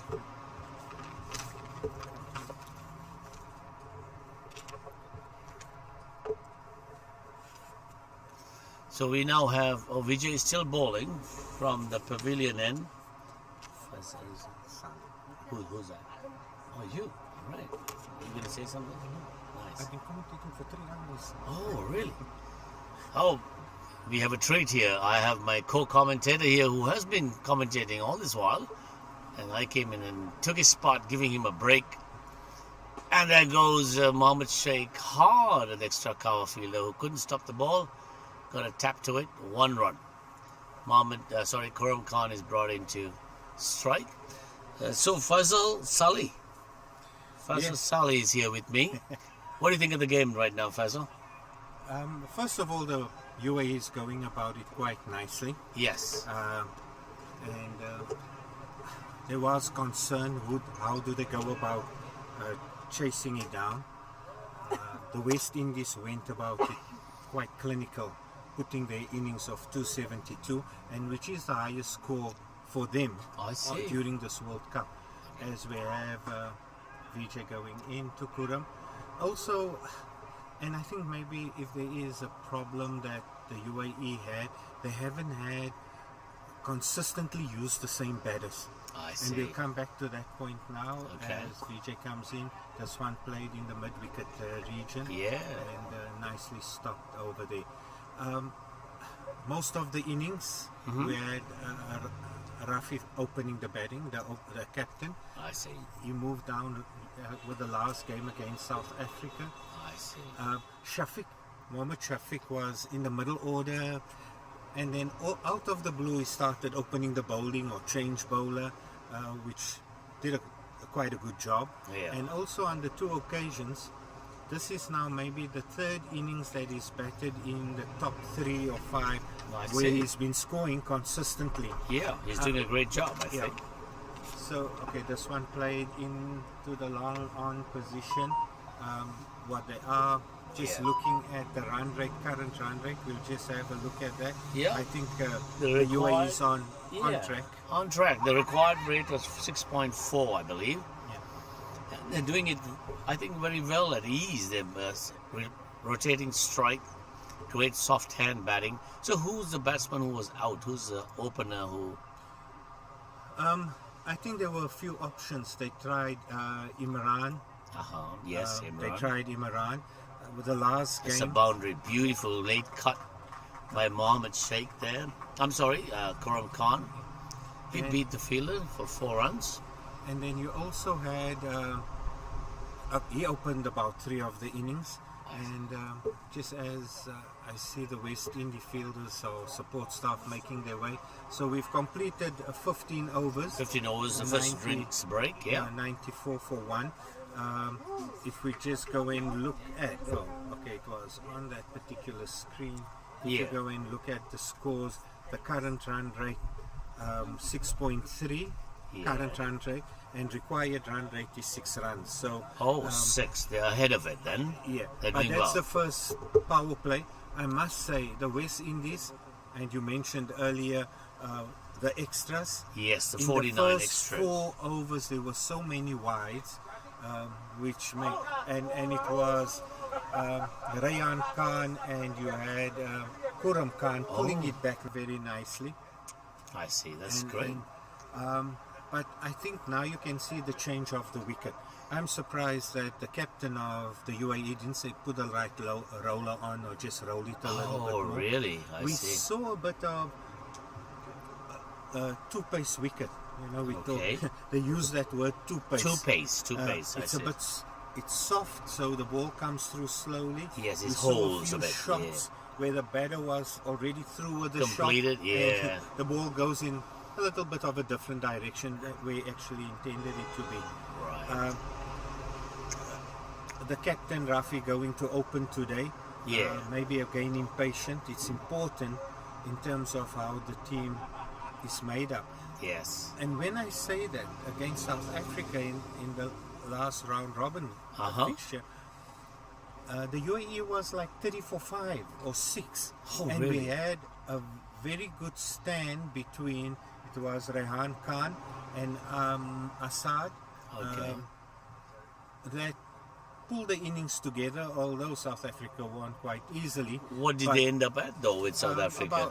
South Africa scored about 250. Okay. And the UAE. UAE scored about 170. Not bad, not But bad. also Comeback here. opportunity for the South African team just to Yes. make sure they get their bowlers in. Yes. Making everyone just have some game time Oh, I bowling as well. I but see. it's no excuse. Yeah, We there's no don't excuse. want to take away Assad's innings and Yes. Rehan's innings. Correct. That actually pulled the innings nicely So together. made it decent for UAE. Uh, Yeah, so I think the way things are going, if UAE can be patient with the wickets in hand, and I'm told that the strategy most of these teams are adopting is that they hold the wickets in hand and open up at the end, the last 20 overs pretty much, rather than.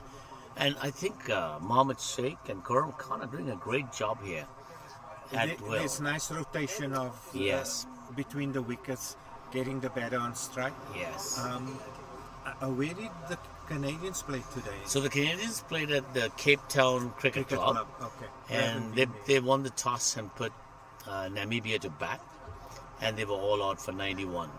The wicket was not the easiest to play on. There were some balls that even rolled along, popped up, moved off the pitch almost like a leg spin bowler or an off spin bowler, and then the Canadians were able to do that with 1 wicket in down in about I think 14 overs. So which is 14 overs. There were no drink break.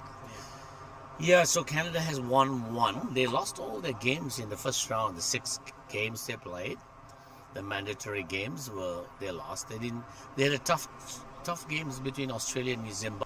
Didn't make the top 4, but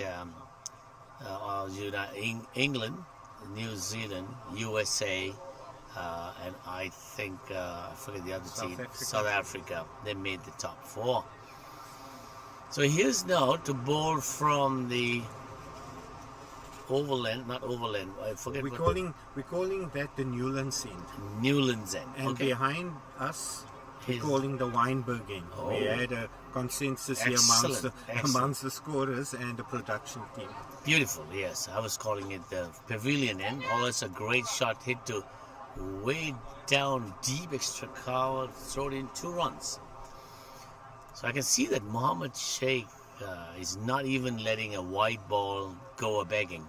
He would strike at it. I believe it's still Farid bowling, is it? Is it Farid? I'm not sure. Let's see. It looks different. And nicely dabbed away on the leg side to back foot square by Mohammed Sheikh. It's William. William. Williams. There's been a change of bowling after the drinks break for West Indies. It's William now bowling over the wicket, right arm. He seems also another leg spin bowler, but he got his line slightly off there.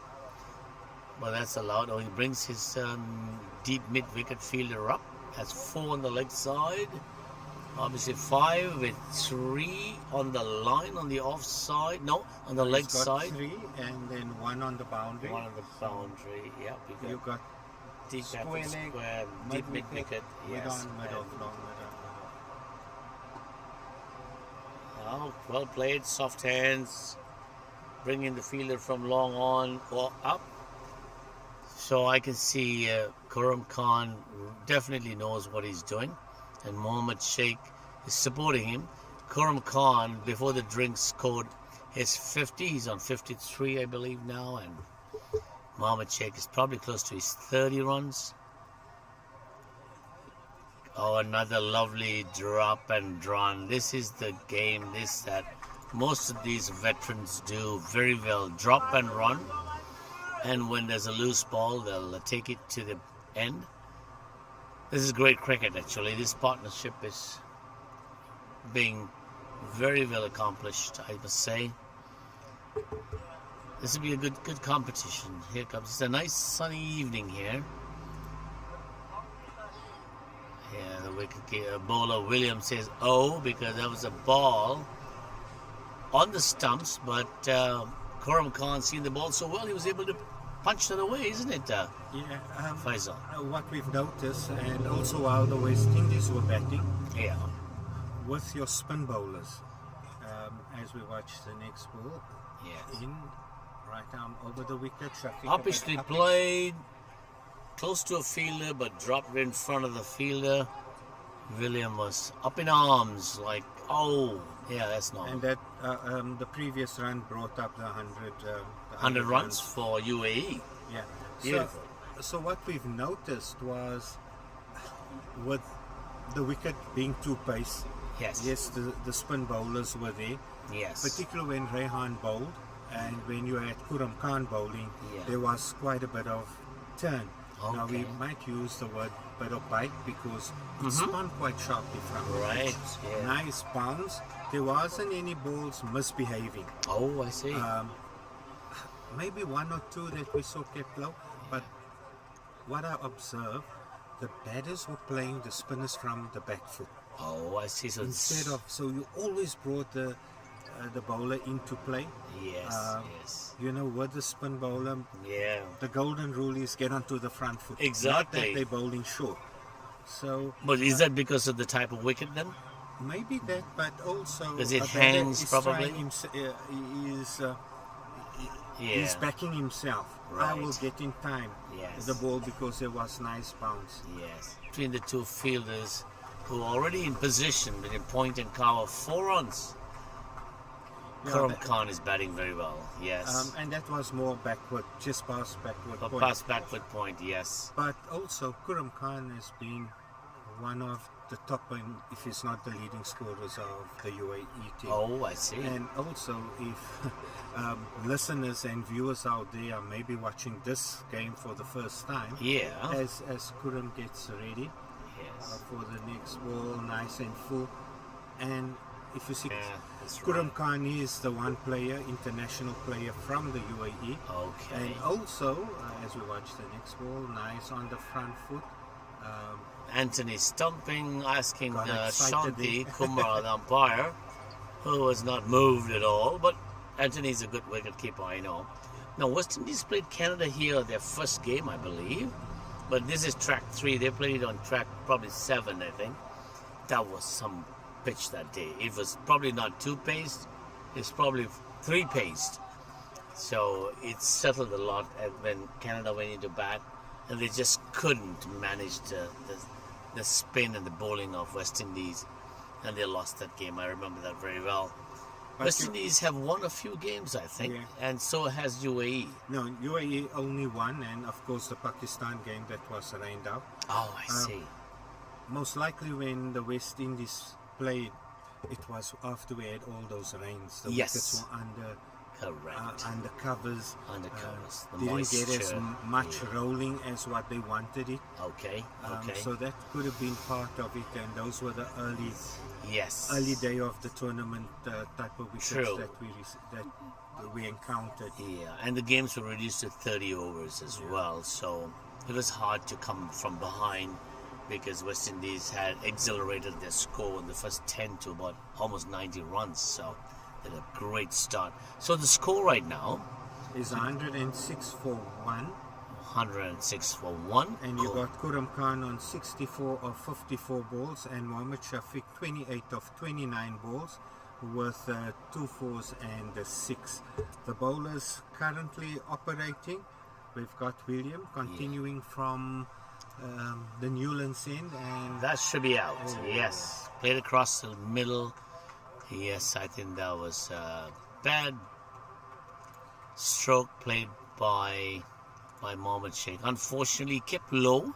He has been playing this sweep shot before, but he mistimed that and wrapped him on the pad. He was right in front, I must say.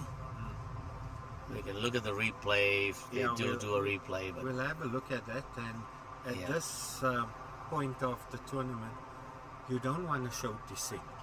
By him looking at the umpire, looking where the ball hit, and you need a tractor to get Mohammad Shafiq off the pitch. Had a very good innings. yes, But no better. Always yeah. never thinks he's out LBW or caught behind or anything like I that. think it's a natural thing. I think batsman's allowed to. I think more than questioning the umpire, he was questioning himself as to how did I read this wrong, kind of. So I think it's probably allowed. Yeah, as we see on the camera, he's talking about the possibility of alignment, but we're all good batsmen. We always don't want to be given out. Do you know the name of the other umpire? I'm trying to remember. Is it Thompson? Chris Thompson? No, it's not Chris Thompson. I'll give you now the umpires. I know Shanti Kumar at the top as a Canadian umpire. This might The new batter in is Vijay. VJ for UAE, new batter. And he's checking out the pitch, and with him is Khurram Khan, hopefully. So that was a great partnership for about 80 or 90 runs, I think. If I'm not, it's 106 for 2 in the, what over is that, 17 point something. 17.1, that was Williams' first ball on that over that got Mohammad Sheikh. Unfortunately, Mohammad Sheikh is back in the pavilion, and VJ is here to continue from the Weinberg end. No, that is the Newlands end. Newlands, and sorry. Because your Newlands rugby ground is right over there. You can see the floodlights, the cricket ground. Let's say you're playing cricket, so it's a cricket ground. Yes. They're no longer using the Newlands rugby ground for any more rugby. Oh, is that right? All the rugby has been moved now to the Greenpoint Stadium, and I think it's called Cape Town Stadium. It used to be the Greenpoint Trek. Nice. And so that was one, and this one is it over the cover fielder, having to make some yards. Wow. And William is 2 runs there. that was from Khurram Khan, a little bit of an ambitious stroke there. Miscued, I believe. I was quite impressed the way Vijay opened his innings. He played he used use of his feet. He drove a ball to mid-on. But now I say it's Khurram Khan again. William come in, and that one. Oh, that was a catch. I would say it's a half a chance. That was and not scooped up. 4 runs. Khurram Khan is not risking anything, but he's going at it aggressively. Yeah, I think he's been there for a while. Yeah. But Vijay will be that busy batter. Oh, really? He will work. He won't take any risk till he'll make sure he rotates the strike. Very compact player. I see. But I just hope he doesn't put the commentator's curse on us. Is Vijay the captain of the UAE team? No, he's the vice captain. He's a vice and captain. part of the management team of the UAE. Oh, that's very nice. I won't say be part of them, but they were here June, July Oh, last really? year. I see. And they played some games in South Africa, but in up in the Highveld in Johannesburg. I see. And they had, I'm going to say they had the honor of playing 3 games at the Wanderers Cricket Stadium. Oh, that's and fantastic. that is not for anybody just to go and play there. Not even you played there that wow, that's amazing. There's another big stroke by Karam Khan, deep mid off. Thinking of 2, but no. So tell me, Faisal, how do you get involved with the? It looks like you're part of the UAE team. Yeah, because of that relationship I just spoke about a few minutes ago. They were in Johannesburg. Okay. I was instrumental in letting them play against the provincial over-50 team, also preparation for selecting the South African team. So I'm quite involved with cricket at the Wanderers. Wanderers, so you're a name and a contact to keep for the Canadian team. No. So scratch my... No, I'm kidding. I'm kidding. But they played there, and... there's a Frank change of and bowling, Roger. I think. Sorry, Faisal. The captain of the West Indies team, Ishwar? No. Sorry? Ziman? Ziman. Ziman Amin, captain West Indies, has taken the ball into his hands and he's setting his field. He looks like a left-arm bowler coming over the wicket, I think, or round the wicket. We'll figure that out. Yeah. And then Roger, who's the tournament director. Oh, yeah, Roger, yes. And Frank, who's the treasurer of the South Africans Veterans Association, but Veterans Cricket Association of South Africa. Right. And yeah, Amin goes in over the wicket and a bit wide. Dear. And you know, shots like that, you can either pull a hamstring or muscle. Easily. His eyes got big on him there, and so here's the 4 ball that I was looking for all along. And he missed it. Yeah, that was the first ball widely, not called wide, and here comes. Oh dear, that is wide.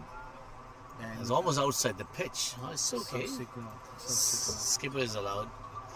So He's that's- loosener. It's a loosener, isn't it? As No, usual. at this level, there's no more looseness. You're playing international cricket. Oh, dear. No.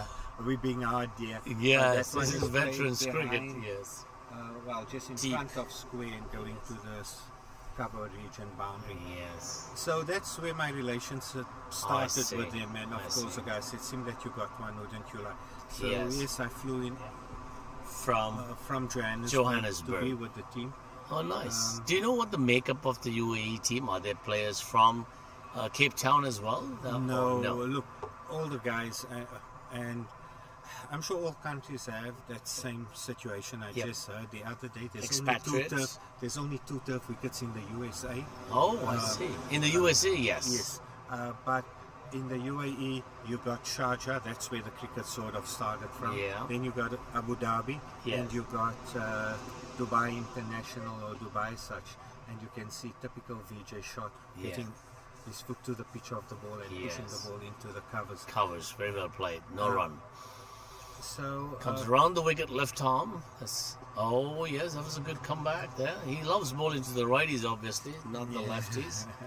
yeah, and I know the makeup of the West Indian team has about 4 Canadian West Indians, and at least 3 of them have played for Canada as well. That is Danny Ram, Sunil, Ish, and one other, I can't remember the name. It's probably Anthony, the wicketkeeper. yeah. So they're a formidable side. They're all good cricketers, and I think most of these teams have come up with their best crew. Yeah. The Canadian team is made up of all expats, if you want to call it. No one's born Canadian, obviously, because we've all been there 40 plus years, 45 years. Played cricket during our younger days, and now we're back to it again.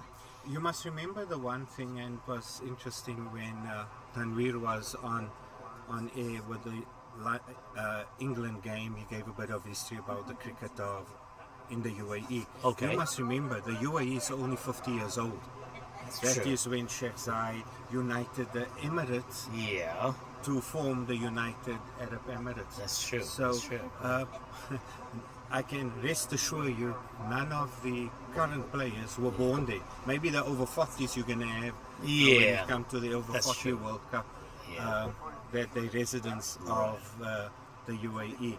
Right. But the interesting thing is, yes, they're from, I think, 2 from Sharjah, 1, Okay. 2 from Abu Dhabi, and majority of them from Right. Dubai. And they're probably all long-term expatriates. Oh dear, Anthony takes a big... He holds the ball but falls. The one thing, and I'm just looking now for the first time at Anthony wicket keeping. Yes. And the comment we've made, not only today, but at all other games, Yeah. the standard of wicket keeping that they've actually, In this tournament, of all the wicket keepers, are pretty good. Yes. Yes. Excellent. I know, for we can 50-year-old guys, it's amazing that they can go down and come up and move on the leg And side. every second day you have maybe a break, but the mere fact these guys, I mean, okay, I was much younger and I would be wicket keeper as the fill-in and You were a wicket keeper yourself? No. Oh, no. I was- but you know, the senior campaigner normally takes the gloves and Yeah, and that's that type right. of thing, or when we play with youngsters. And Correct. It takes me 3 days to recover.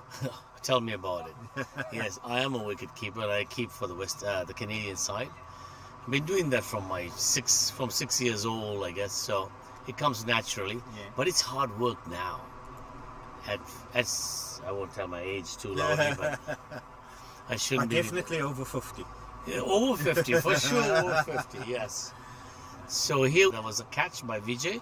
Back to, who was bowling? William, yes. William finished another over. Yeah, so this is a bit interesting, isn't it? We've had 14 countries in this tournament. Finally, the top 4, and these are not the bottom 2, but this is the 11th and 12th level. Yeah, it's. I think the West Indies 5th in their group, Okay. and the fifth. West and the UAE 6th in their group. 16. Oh, I So see. it was a bit of cross I see. Yeah, we cross section. cross section. Okay, so the winners of this would play, I guess, the winner or probably the loser of Canada versus Namibia, I think. And there's a bit of a crisscross. We're not sure yet who Canada will play. Maybe UAE, I think. You win or lose, I think. That's how it is. They're calling another player. This is where they're allowed to sub. Yeah, and there's something about, okay, in this case the West Indies are bowling second.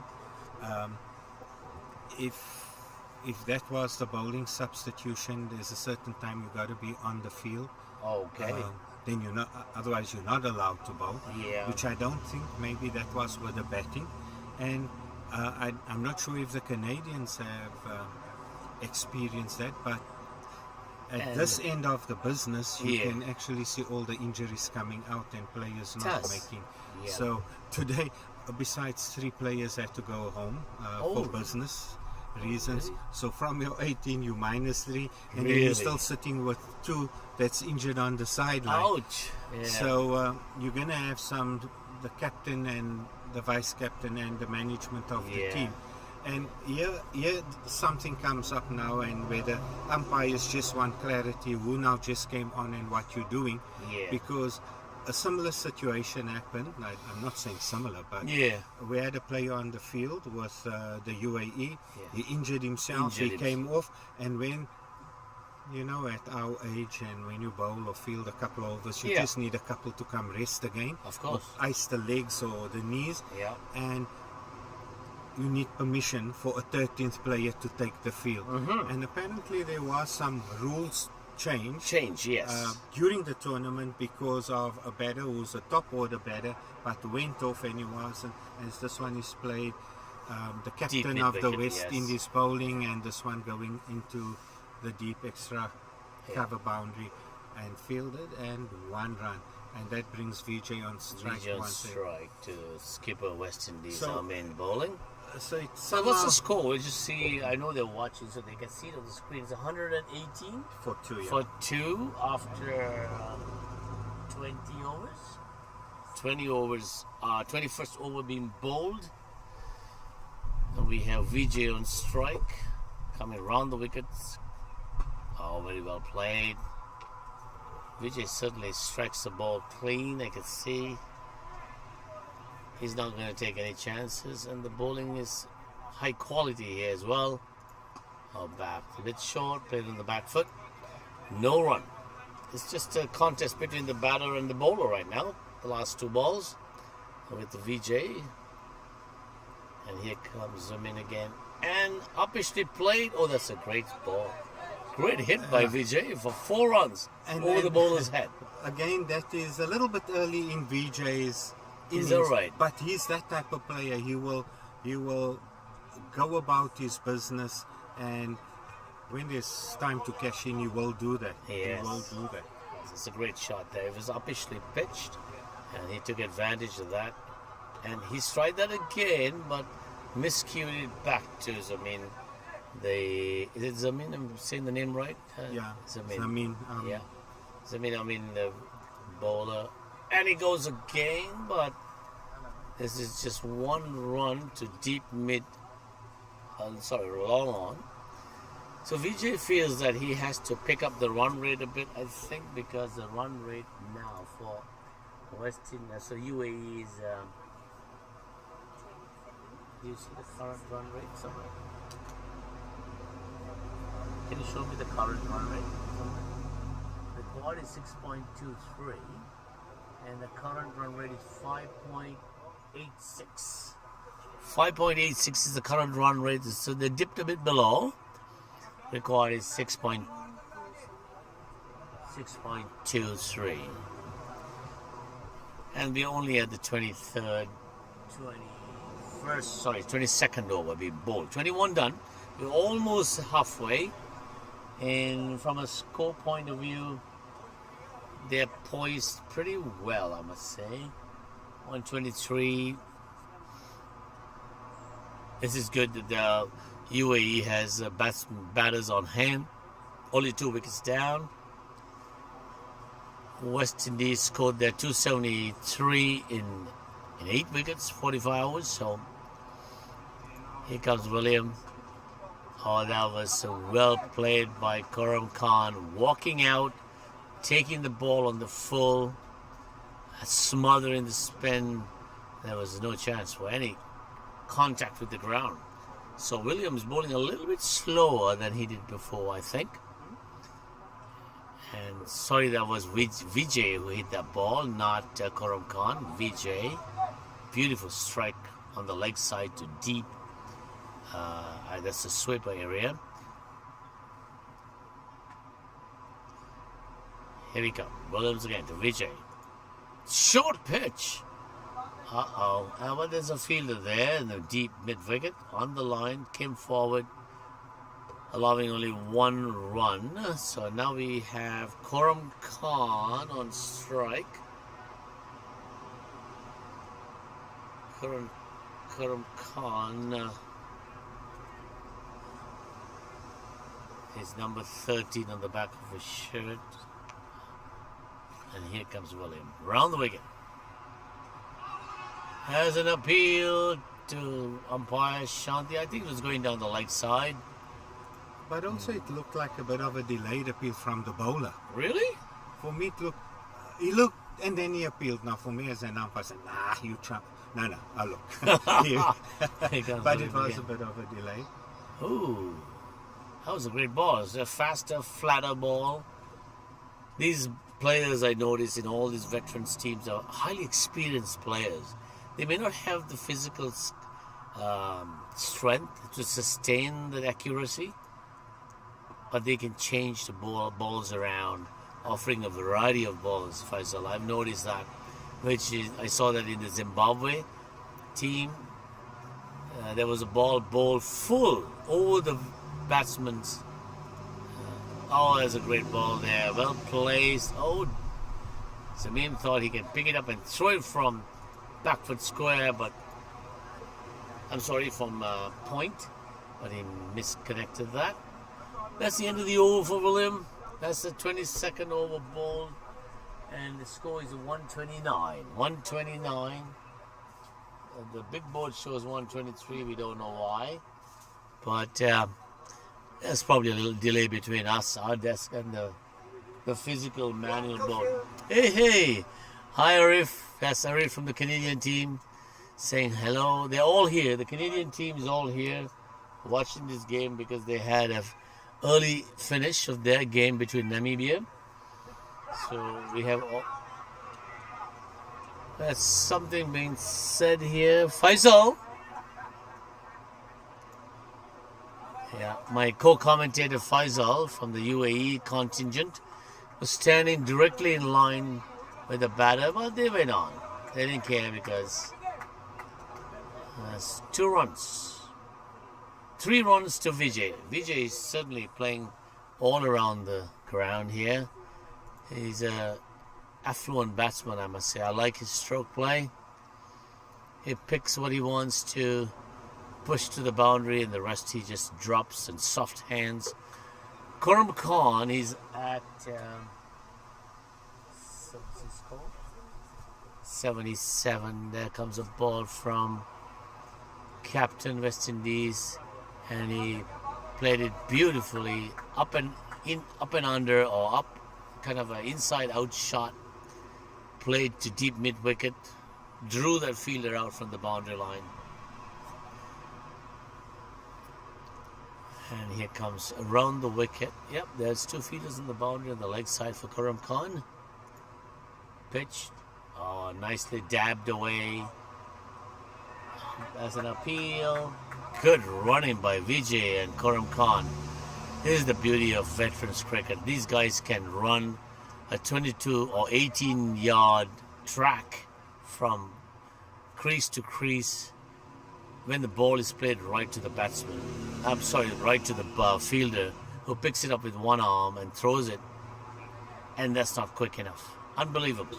This is veterans cricket quality. Sorry, they were trying to get your attention there. Behind us is a street, so you heard a big motorbike revving away. We all have enjoyed motorbike riding. I'm sure Faisal is a big motorcycle rider too. That's a great hit by Khurram Khan. Deep. Oh no, he found the fielder. Did you say motorcycle? I'm just trying. We would call it just motorbike. Motorbike. And then cycle, we will talk the pedal bike. Really? Yeah, that was a motorbike guy. And yes, and the guy just showing he's got a couple of pounds in his tank because petrol is really not cheap here in South Africa. Oh, really? At this point in time. So it is everywhere in the world, I think. Prices have gone up for diesel and petrol. We call it gas in Canada. Yeah. So, me speaking here, saying Canada, I'm from the Canadian team. I'm Phil. I'm the wicket keeper. I played a few games. Enjoyed this tournament. Here comes Amin around the wicket to Vijay. Great ball there. Good comeback. Lovely cricket here. So at the end of the 22nd over, 23rd over, 23 overs ball. This would be a halfway point, I would think. 136. I think this is going to be a pretty interesting finish, Faisal. Yeah,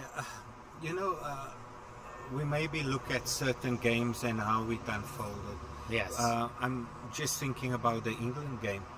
The UAE actually fancied the chances against the English team. Really? They were pacing it quite well. And then that funny terminology, scoreboard pressure. Oh, really? Scoreboard pressure came on a ball. And then wickets started falling quite quickly. Oh, dear. That's interesting because I heard there was a game, Australia versus Sri Lanka. Australia needed 20 runs in the last over, and they lost by 4 runs.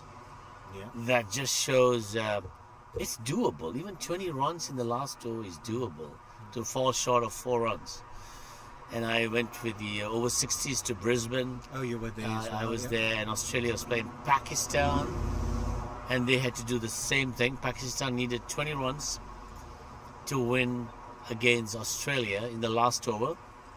Australia bowled 4 wides. Now, they lost that game too. Just for the listeners out there and the viewers. Yeah. Phil and this one's pulled down to backward square, and they go through for a single. Phil mentioned, I don't want to say your age. I said, yes, over 50. So the mere fact that I said you went to Brisbane. The Over-60 World Cup. Brisbane. There's another clue for you. Yeah, that's a clue. That's a clue. Just 60. You know, when you're 60, they grab you into the team. No, I must say, thanks to cricket, I've been keeping fit, Faisal, and this veterans cricket has pulled us all out into. Oh, it was a beautifully driven off the toes by Vijay to back foot, almost deep fine, and God, that bought him 2 runs. I love the way Vijay bats. He's playing strokes all around the field. Okay, now we are on a old chat here. Yes. And my name, I just see my name being mentioned now. Yes. I'm just saying I don't need to update you on score. You go to the app. There's a very beautiful. There are 2 apps you can go to and look at the score. But in any event, let us update the score for the folk. But while we're at it, 139. Yes, that's what we're at. for the people watching, yes, that's a UAE 139. Yes. As we have William coming in, VJ, a little push to backward point. The one I wanted to New Zealand versus South Africa. Of course, we South Africans will be watching it very closely. Oh, yes. And normally if you have a reduced over game and William comes in again and VJ plays it nicely back to him. Back to him. You, it becomes a iffy game. Anybody's game if it's below 30 overs. The South African game has been reduced to 27 as Oh, VJ really? puts this punches this one into the short cover region, Yeah. and William does the fielding. That's the end of the 24th over. And the score didn't move very much. Just how many runs in that over? Just 3? 3 runs. I think West Indies are pulling it back a bit here. UAE may want to, but then again, scoreboard pressure. We don't want to talk about that. 139 after 24 overs. Required run rate was 6.3. Current run rate is 5.79, which is not too far off. Yeah. Here's Koram Khan facing Zameen, West Indies. Oh! Head past the fielder on the mid wicket. They are taking 2 runs. Big throw. Yes. Big guy here, West Indies. Deep long on. He managed to run around it, cut it off. And he's still there. So Koram Khan on strike again. There's 2 runs in this over. He swings on it, goes back foot square. Big throw here to the bowler's end. 1 run. Brings the Vijay on strike. There's 3 runs, which is a good start. Now also, which is very important, and I got to know about this as the tournament progressed, Kuram Khan, ex-international player, Yes. the oldest player to score a century in a 50 over game Oh, really? Wow. at the young age of 43. Excellent. Wow. So he scored 100 and I think it was 148, and it was against Afghanistan. Afghanistan. They're going to qualify for the T20. qualifying stages of the World Cup as well. So There's a big hit by Vijay, who missed the previous one, which he was aiming to go to the side screens like he did before. This time he kind of miscued it, but got 2 runs. if So you it's 5 runs in this over so far. And you mentioned earlier about the West Indies pulling it back nicely. Yes. The exact same thing happened. Oh, really? The way the West Indies went about scoring their runs, their top batters, Yes. making sure you had Sunil, you had Maharaj, Yes. living up to their reputation of scoring runs for the West Indies. Yes. And it was the spin bowlers, Oh, the really? slow bowlers that brought it back. But at this, Yeah, at that's this age, exactly- everybody's slow bowlers. Okay, Right. but Actually, taking the pace off the ball is, I think, a strategy that's adapted by a lot of teams. The USA team came out, I spoke to them. They said that they're only bowling spinners. They're taking the pace off the ball. And I think it has worked for them. They're in the semi-finals, obviously. Yeah, there's a lot of strategies being adapted. Yeah, there's also type of the pitches that we're playing on. It's beautifully played by Vijay on the leg side. And Koram Khan's keen on 2, but no, has 1 run. So it was 6 or 7 runs in that over, I think. maybe 6. No, 6. That was great. Great pickup. Because the previous over only had 3. So there was a bit of a deficit. Faisal, I was thinking of grabbing a tea. What do you think? Is it a good time for a tea? I'm too young for tea. No, Oh it's okay. my God, mate. I'm giving away all of the clues here. So do you know where I am from? Although I'm from Canada? Yeah. We drink a lot of tea there. Yeah. I think there's tea in the clubhouse. Okay, I'm going to just take a quick break, guys. This is Phil, Canadian team, stepping away for a few minutes. You'll have the privilege of listening to Faisal here. I don't know about the privilege, Highly but accomplished commentator with a lot of stats. He's got on his right hand a machine that's giving everything. Is that what we call it, a machine nowadays? Huh? Yeah, all at the fingertips. Fingertips, we got knowledge at our fingertips. You know, I want to share this with you before Yes. you were talking about a Yes. machine. And yes, I'm involved with club cricket, and we had a junior game as William continued bowling, and Yes. VJ pushes this one into the long off region, and they go through for a single. Yes. And the opposition came and they were scoring, and I said, come on. And it was under 9 games, so you have young parents. Under 9? But I was saying, Wow. come on, you're all young. The day of paperwork is a thing of the past. Yeah. And I forgot about that. School books. Yeah. So we went back, we played them maybe another game at a later time, and the parents saw me as William comes in again, Tukuram praying in front, and VJ's really putting on the motor there to make sure he makes that one run. But just to complete that story before the car pops out of the out of the engine there. Another motorbike. And then the parent came to me, the last time you told us why we old school, and she brought the phone, she said, please help me, and she was keeping score, making sure but now you have stats, and put the score next to the wrong batter. Oh dear. The parent runs onto the field and makes sure you That's get a great shot here. that one is That's the pulled cut there corner. between mid Beautiful. wicket and long on. Long 4 runs from VJ. DJ. It's a great shot. That's 4 runs, 1 bounce. That brings the score to 152. They got their 150 on the scoreboard for 2 wickets at the 25th over. There's still a couple of balls to go. Okay, we can do, and this is where my production manager normally comes in. The Wales is 28 for 1, Australia 179 for 7 after 35 overs. So that is after 5 overs. So we can maybe go see what's the current run rate, but it's still early in the innings. Yes. So Australia scored 178, did you say? 179. 179. The current, let's see where on this. That's a bit of a low score for Australia, I would say. Well, 30 overs, 27 overs. Depending what the mere fact games were starting late. The one comment that I've made, and maybe playing at a few venues, this is one of the venues where the outfield has been a little faster. I see. Once you've passed the 30-yard circle, the ball actually went to the boundary. I haven't been at, you said Cape Town, you guys were at Cape Town? Yeah, Cape Town. We were at Cape Town Cricket Club. And Camps Bay, we can talk about Camps Bay, we can talk about Claremont Cricket Club. Camps Bay? There's a cricket ground at Camps Bay? At the school. Oh, it's a beautiful place. Now, for the rain and whatever the delay that we had, the view made up for everything. Yes, Camps Bay view is something out of the ordinary. Beautiful sunsets, beautiful mountains. Oh, that's a waterfront that's picturesque. Oh, Vijay punched that ball. It was a good comeback. Okay, yeah, another score for you. That's the over. We'll give them the score is 153 after 26 overs.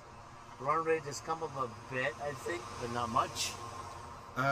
Zimbabwe, UAE, yes. 196 for 6 in there, a lot of 40 overs, a reduced innings. Oh, 40 overs, okay. India, 66 for 4 after 14 overs. Now, you were also talking a little bit earlier about taking the pace off the ball. Yes. India, scored 144 against the UAE. The UAE fancied their chances. Yeah. At one stage, we were hoping that we were not gonna. The UAE was not gonna be bowled out for less than 45. What? the, Really? The Welsh was keeping that particular record for us. Oh, wow. They were bowled out for 45 in one particular I game. heard about that one, yes. The UAE managed to go beyond 80 odd runs. The point I want to make there, they had a seam bowler bowling 1 over. Iqbal Khan took him off after the first over, and the spinners finished up the UAE team. Again, but yeah, you have some quality. Spin bowlers, yeah. So India is also stocked with some spin bowlers. Yeah, good spinners are, I think, a commodity that's high. Oh, what happened? And Anthony was able to stop the ball going down the leg side wide. It was a fast arm ball by Ziman, but totally off target, I think. It's a tall lad that's trying to control Khurram Khan, who's waiting to punch him around. And then before 5 for 2 after 15 overs. That's not too bad, I guess. Sri Lanka is another strong team. They have almost about 6 first-class players in that team. Yeah. And Canada lost to them. That was a great hit. Missed the fielder that was in place. And it intercepted the 2 feeters of the boundary line for a beautiful 4 runs. UAE seems to be stepping it up. They are now at 158. And there's a few more balls to go. This is the 27th over. If I can put my glasses on, I can read better.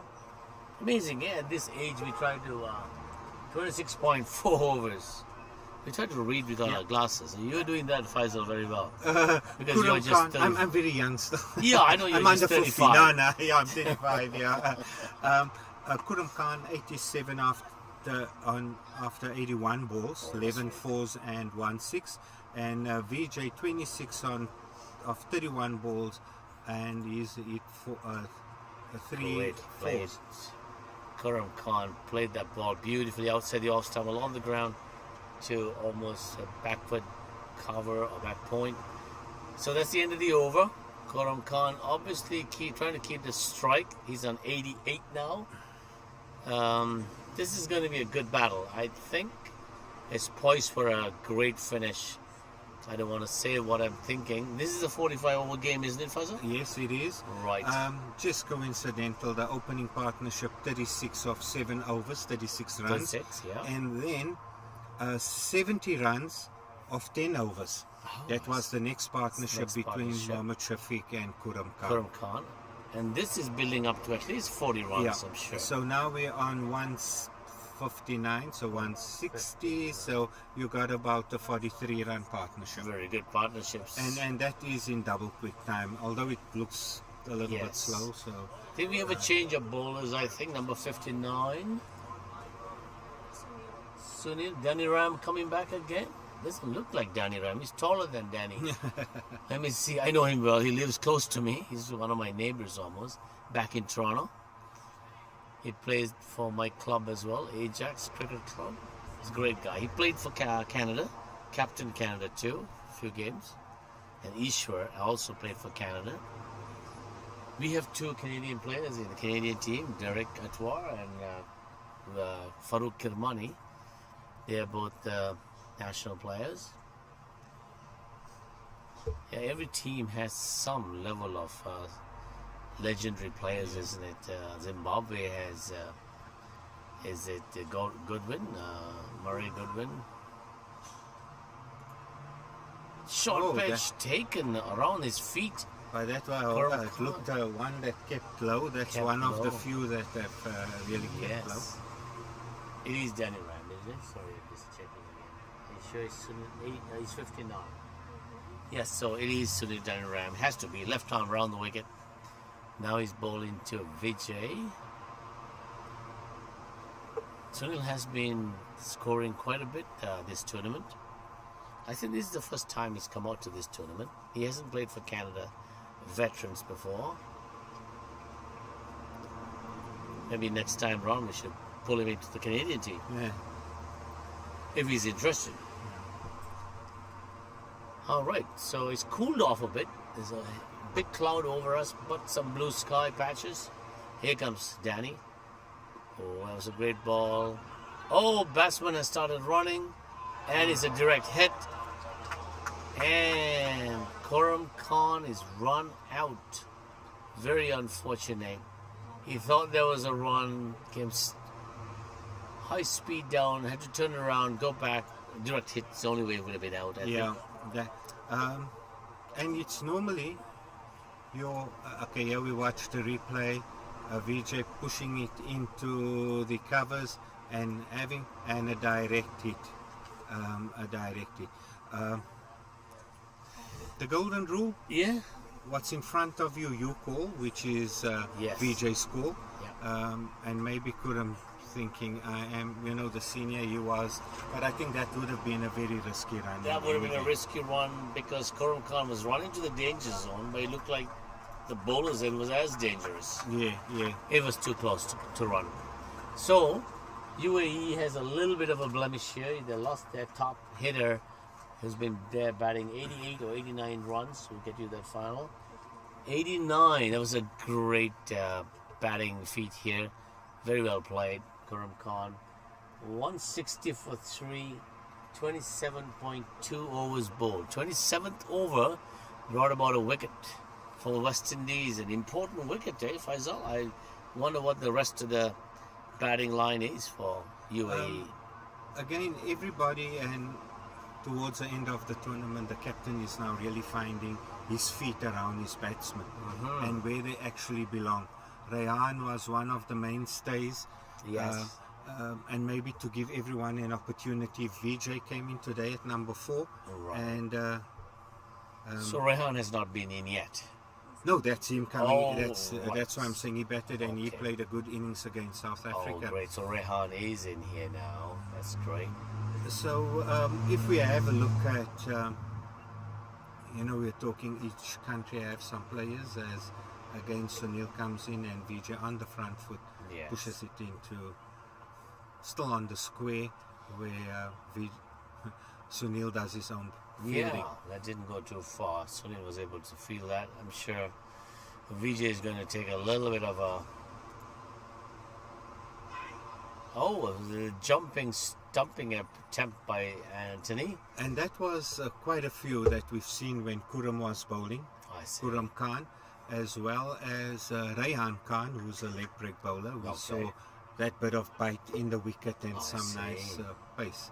Nothing, and again nice and full. Wow. And VJ feeling comfortable going onto the front foot. where the other batters went more onto the back foot, and that brought the umpire into play. Yeah, With yes. 1 or 2 LBW shots Right. we saw during the first innings.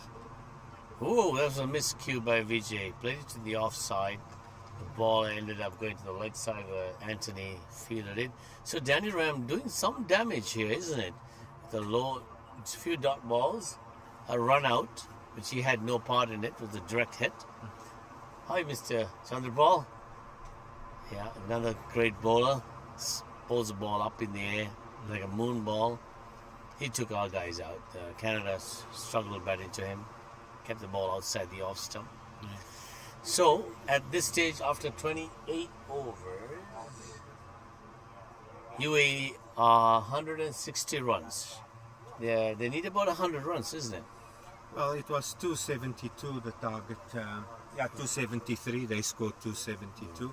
So they still need 113 runs In 12 overs? No, No, a little bit more. 22 overs. 22 overs, sorry. 22 plus 5. 27. 27 overs. 27. So no worries. There's lots of overs. Oh, there we go. Rehan gets the full ball, punches it to mid-wicket. He was not interested in because there's fielders here at the bottom, long on and long off, so he knows what not to do. That's a low ball. Meaning it didn't. Oh, beautiful. Oh, it was stopped. Fielder cuts it off. A deep point, a deep cover, right on the lines. That's a tough ball to play. Ball kept so low. But so Rehan was able to dig it out. 2 runs, eh? So Rehan opens his account with 2 runs. I love some of these players. They have these bright orange shoes. The fielder too has that, and the batsman Rehan has that as well. Great ball. Hardly any pace on that ball. Smart bowlers. They know how to vary the length, the pace, spin. Experienced players. Has a nicely tossed up ball. Rehan punches it down to long on for 1 run. I think this game could still be played on once. Drop and run. Just once. Singles here, singles there. 5 singles in an over. Quite adequate, I think. And what's been happening, and that's how the West Indies lost their wickets as well. The bowler tossing it up a little bit. Right. And your eyes get big. Yes. And trying to go down the ground, and yes, you have long on, long off here. Yes. I think a couple of catches were taken in that region. Maybe mistiming completely, where one was bowled, and because of that two pace of. That's a beautiful run there, forcing the wicketkeeper to field that ball. That, I think, is the key to this game. Drop and run. I heard one of the commentators telling me this, young Wayne, a South African kid. He said the strategy is to drop and run. And if you can, run between the wickets, because Zimbabwe, Australia, New Zealand, I see them quick on their feet. So do I see with the UAE. I'm sure West Indies must have been quick between the feet. They rotated the strike quite nicely. A big cut shot there, a late cut, which didn't connect.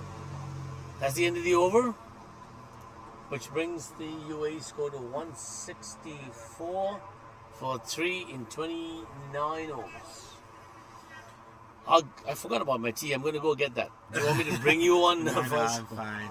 Let me go do that. I'll let you. I'll wait anxiously when you come, then I'll Yep. go for my power walk. Is that Do what we they have to call- call out about our sponsors at all? No, Evergreen. they normally run it there, but it is a good thing if we mention them now and again. I know them a little bit. Evergreen, the Vita 24, Oh yeah. with all the beautiful vitamins in there and electrolytes. Then there's the beer. We've got a great Oh, yeah, beer, the Devil's Peak beer. Oh, maybe not for me too. Not for you. And then this, was it Saison? Sisonke. Yeah. Great sponsors. Thanks for encouraging us, providing us that support, because without that it's difficult, isn't it, to do something like I this. think our challenges are going to be with the Over-50 World Cup.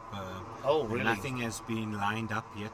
We're just talking about our interprovincial tournament to select the South African team with the Over-50 tournament. So it's going to be interesting to see that. If it Yes. was not for those sponsors you've just mentioned now, Yeah. the cost to participate in this tournament would have just been More a than little what bit we, more than what Right. what you contributed at this point in Yeah. time. I know Sterling, Roger, and Frank, aren't they? They are part of the organization. Yeah. They're doing a great job. Yeah. Yes. Sterling was telling me that if we like to keep commentating, maybe they can make this something worthwhile for us. Oh, okay. That's I'm going to interesting. hold Sterling to that. Sort of an aggressive style, but Vijay is not interested. Dabs it away. That's the ball that Karam Khan unfortunately tried to take a single and was run out. Do you think we're expecting rain here, Faisal? We'll get this kind of that feeling. This is Cape Town. Yeah. This morning, Yeah. it seemed as if there was going to be no cricket today. Okay. Ooh! Oh! That was a miscue by Vijay to mid-wicket. Fielder jumps up, almost caught it, but dropped it onto the... And I think you can see the mountain. So, Yeah. Oli and the local, I don't know about Kulsum, no rain. No rain. And I'm here a week and I know how to read the mountain, the clouds on the mountain. I know, it's something to do with the mountain and which side the clouds are and which way the wind is blowing. Oh, if you can see the mountain, no rain. Guys, when you come to Cape Town, everything is around the mountain, isn't it? The waterfront, the cricket grounds, the schools, the communities.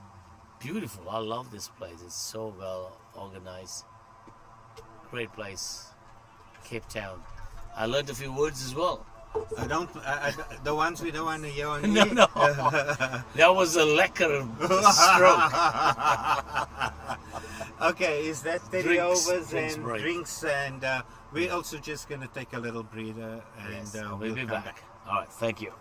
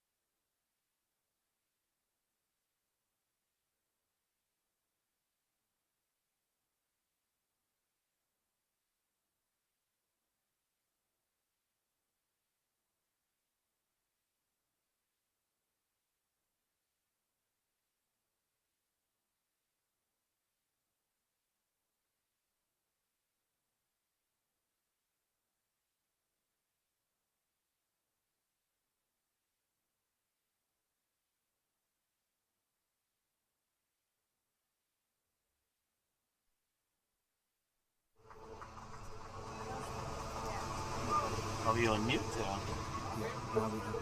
Okay, just after Drinks. the drinks break, William has come now from the Weinberg end, and Ray aren't playing that one, I would say, across the line, and the ball went all the way to the square leg boundary. If you're looking at the field, it's the second power play.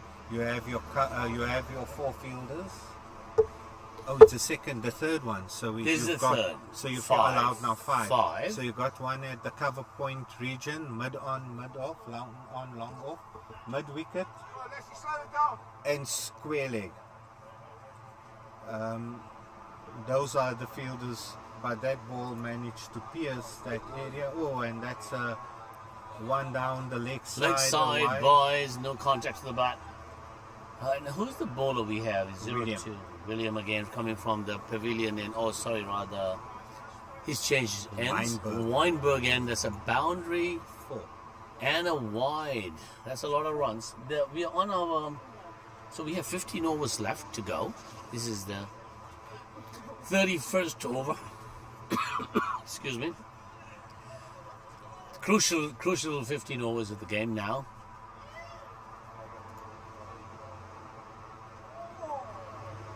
Good comeback there from a white ball to a ball outside the off stump, beating the batsman 171. The big scoreboard is showing something else. I don't know why. That should be not right for the No, batsman. they're most likely changing. Okay, while we were focusing on the scoreboard, Rayhan has been Bowled out by William. 171 for 4 now. was that an inside edge? Yeah, inside edge onto the wicket. At the end of the day, the scoreboard book is going to say, well, we don't go, but the score app is going to say bowled.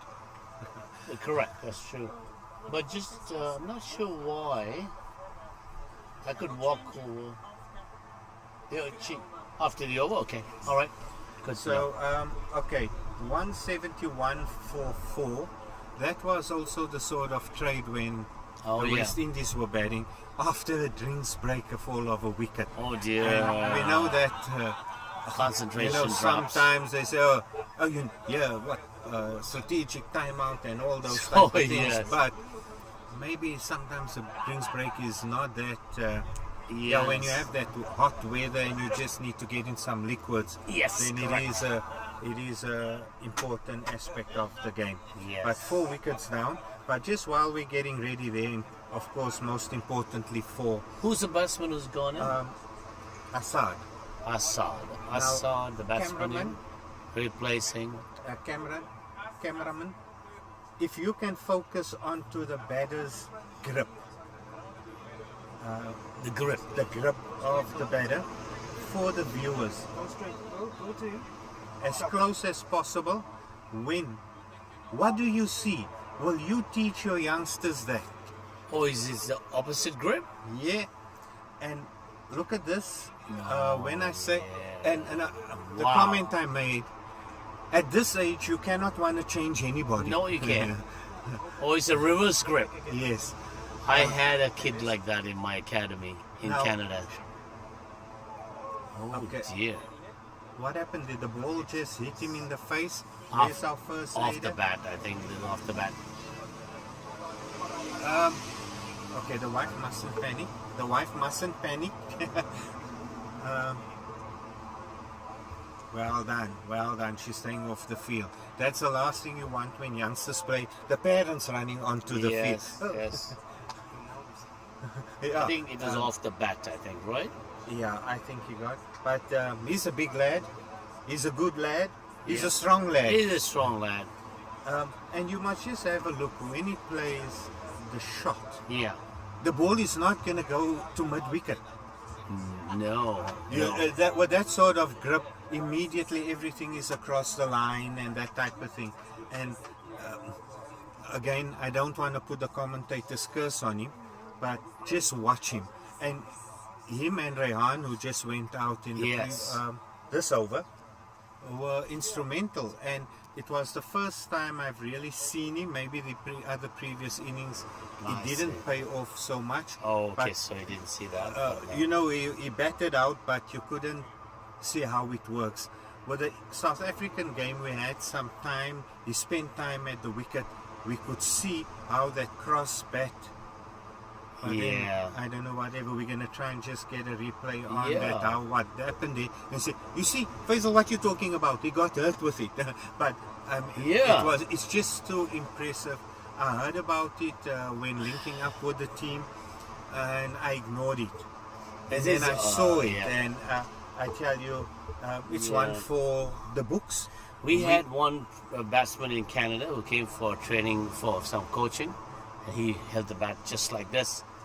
I was stumped. I thought he was playing the fool, or fooling around, but no, that's how he bats. Yeah. But he wouldn't hit any ball up in the air. Everything was down, played on the up. So there's some advantages and disadvantages to this grip. Here he comes again. Batsman's fine now. Off the pads. No run.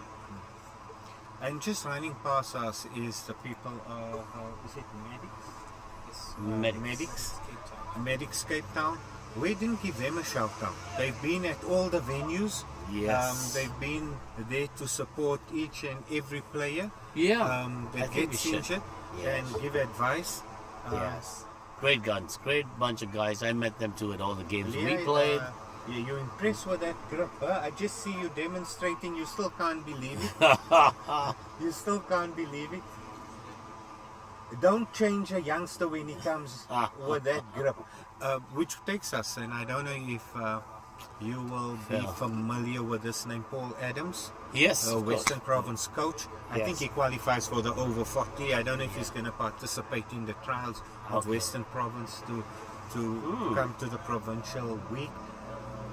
And he had the most unorthodox bowling style. And Oh, we've really? done this, we're just seeing, is there a change of bowling? Okay, scorers let's- are also, because no one is actually, and there the cap is, I think it's Is it Danny South Ram Korea? again. Oh. Yes. So Danny Ram says, I'll bowl another over. How many overs has Danny Ram bowled? 7. So this is his 8th and one more to go.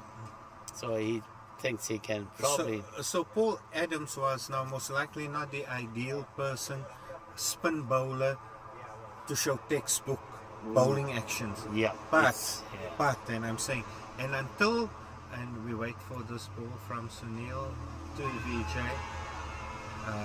Big appeal, long appeal. Shanti is looking and Danny Ram is... He's a funny guy. He's asking for a review upstairs. And Shanti Kumar gestures going upstairs.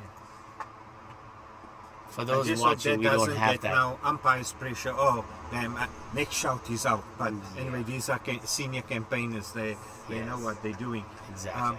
And cricket is all about straight lines. The arm up, the leg Yeah, straight, the foot yeah. straight. All those about straight lines. But not with Paul Adams, you say? No, and that is Yogi Bear, what's his name? Anton Ferreira, who was head of or director of cricket at Cricket South Africa at some point Anton in time. Pereira. Anton Ferreira. Sounds a very Sri Lankan name. Oh no, that sounds very Afrikaner. We have Maybe the same- Portuguese was yeah, Ferreira, but Portuguese. We yeah. have Portuguese names in Ceylon, Sri Lanka. And when they had a still picture, I don't know if you've covered this on the level 3 coaching or that, of Paul Adams. When he bowls, his shoulders are straight with the line. Oh, really? When he bowls, his feet is straight with the line. So whatever they've been telling you is there. But just he doesn't look where he's pitching the ball. But okay, that was his action. Wow, I'm watching this batsman play with this reverse grip. Oh, Junior, yeah, jump from the wrong foot. Oh, really? He's one of the current. Wow. He also played for South Africa, and there Assad pushes this one to the mid-wicket boundary. Mid-wicket, not bad. It feels like he's handcuffed when he's batting, the way he's batting. But he's rotating strike with Vijay, isn't it? Yeah, Yeah, Vijay's Vijay is there. still there.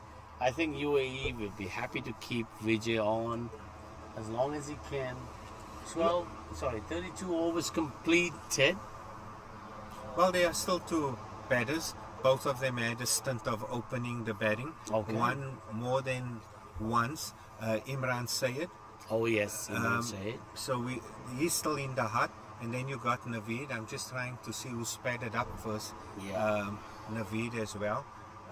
So there are quite competent batters Yes, to that's take true. the innings as deep as possible Yes. for the UAE team. Interesting. The name of this batter with the reverse grip, Assad. Assad. I wonder if he's been given the green light to just go for it. Not yet. I Not don't yet. think You so. think not? No. They've got 5 fielders outside. But One, you know, two, every batter, 3, you 4, need 5. a couple of balls just to get used to the pace of the wicket. Yes. And once that has been done, then you will see. And I think at crucial points they lost Kuram, and then you could see Yes. Rayhan was middling the ball nicely, Yes. and then a ball that maybe got big on him, Yes. and that's the same ball that maybe from the bat hit. The bowler was asked to Assad. slow back. I don't know what happened. There's 5 fielders outside. 1, 2, 3, 4, 5. And that's allowed in the last 15 overs. There goes a big hit by. Now, where did the ball go to? Amazing. I thought it was good. On the off, Yes. where it was supposed to be. But I think it was on the on side. But with that sort of Yeah, that's interesting. Wow, this is for the books, isn't it? To watch a batsman play what coaches would call a wrong grip. Yes, no, yes, yes, they take one. This is William continuing from this end, I'm sure. Yes. And William probably is on his last over, is it? No, he has a few more. William has a few more overs, I'm told. Let's see, they need to push the run rate up a bit. They can be expecting, well, I know Naveed and the other gentleman, what's his name? Imran. They are also good bats. They can accelerate the score at will.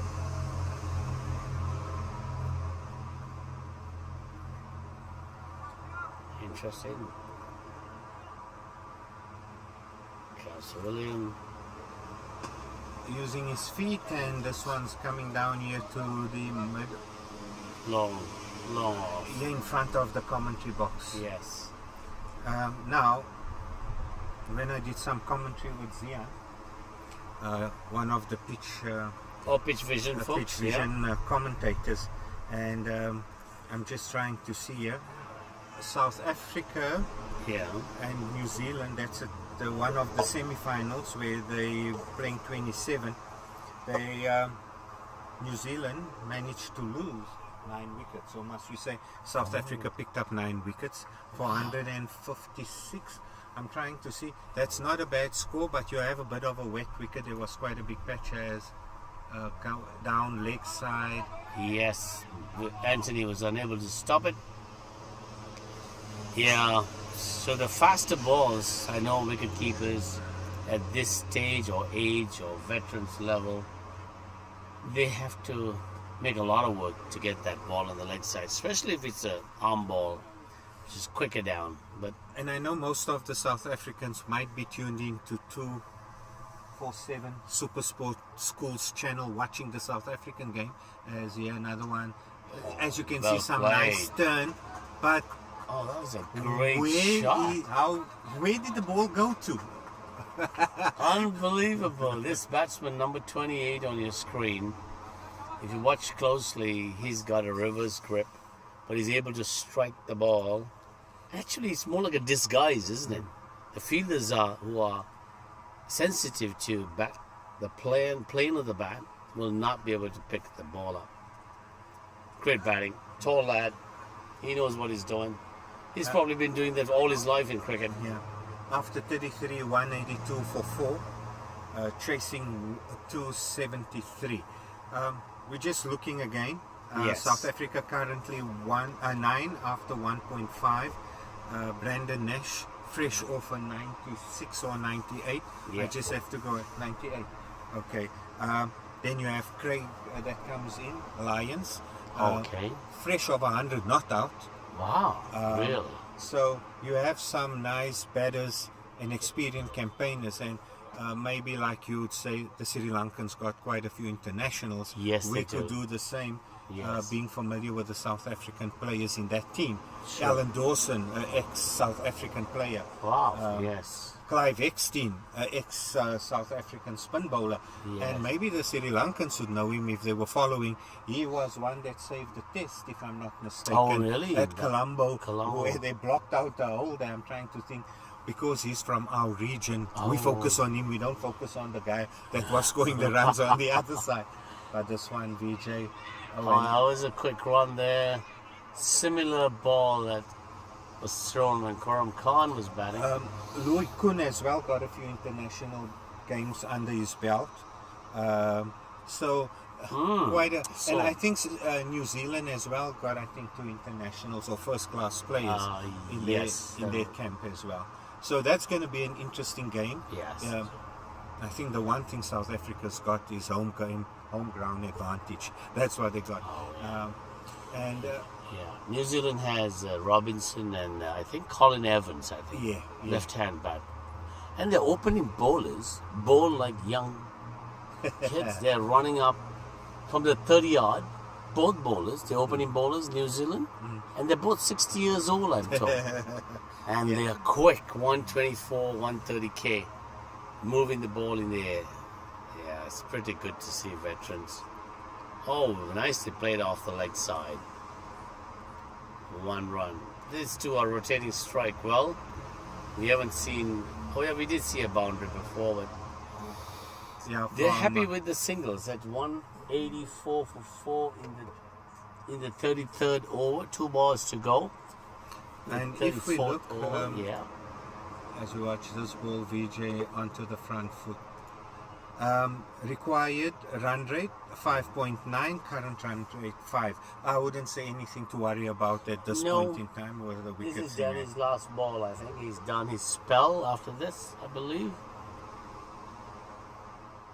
Let's see who. Oh no, sorry, I'm giving you stats of another game of run rate, required run rate. That is if you jumping between. Yeah, that's the over. Okay. No run there. Right. Then he's done his spell. Interesting. Now there's going to be, obviously, when there's a new bowler brought in to get organized and accustomed to the track, Well, the new batters, there's always some period of either more runs or less runs. Let's see how that goes. current run rate 5.4, required run rate 8 runs. So somehow, Required run rate at this stage, is it? 8? yeah, Okay. 8 runs. So they need 89 of 11 overs with 6 wickets in it. So Assad can turn it on a little bit. So 89 in the 66 balls? Yeah. But Interesting. you got a different outfield here, and I would come back to the outfield, comparing it to other fields Oh, yeah. where you would say, got to go over the top. I think this was maybe, if we go and look at another stat at grounds, this could be one where most of the 4s, never mind 6s. Oh, you really- really? I see. I would say it was. This is kind of an average. I would say if you've seen bigger fields of 85 and 90 yards, this might be maybe a 70, 75, I think. Yeah. And here comes to Assad. Oh, wow. Nicely hit out there. 1 run, no fumble, 1 run. I guess they have to pick at least 5, 6 runs and over for at least the next, I would say 6 overs. Unless they're going to get behind a bit. William, continuing. Oh, hurriedly blocked down. It's a great ball to finish off right down over the bowler's head, but VJ is doing it very, very carefully. VJ's. Oh, on the leg side, a quicker ball, short pitch. Anthony's dashing for that ball. Back foot square or square leg umpire area. Just another score here. Pakistan 190 for 8, and Sri Lanka Yep. 65 for 5. Oh, dear. I mean, Sri Lanka started like a house on fire. They were topping the log, I think, after they win against Australia. Yes. All of a sudden, That's a great hit. look at that. A big hit. So that's why, as I mentioned, That's by Assad. the switch grip hitter. I ought to give him coin a nice term for him. I've seen batsmen, one batsman in all my life of cricket coaching. But this to see it play, it's amazing. Could we see another upset on the cards as this one? Oh, beautifully glanced to the deep fine area. I think that's gone. You know, Fazal, I might have to change my bat grip. This is what's been missing in my batting. No, but you were saying you were a wicket keeper as well, so maybe turn the gloves inside out and then let's see how you catch that a little bit. That's a good one, Faisal. Yeah. I like that. Another one that could be an upset for the two cards. boundaries, guys. There's 10 runs in 2 balls for UAE, bringing the score to 196 for 4. Australia 179 for 7 in 35 overs. Wales, let's listen to this quickly as we watch this ball first. Assad into the coverage. Back to the fielder, yes. 93 for 1. 93. After 15. And that is Wales chasing. They need 87 runs in 20 overs. Ooh. That's 120 balls. He's a batsman on strike Rees by any chance? 46 of 48, and then you have Steve. 23 of 25. They're both good bats. Canada had to play an ODI game against Wales. It's not part of the tournament, but we had to play a 50-over tournament. They scored 238. We only got 222. We lost that ODI game.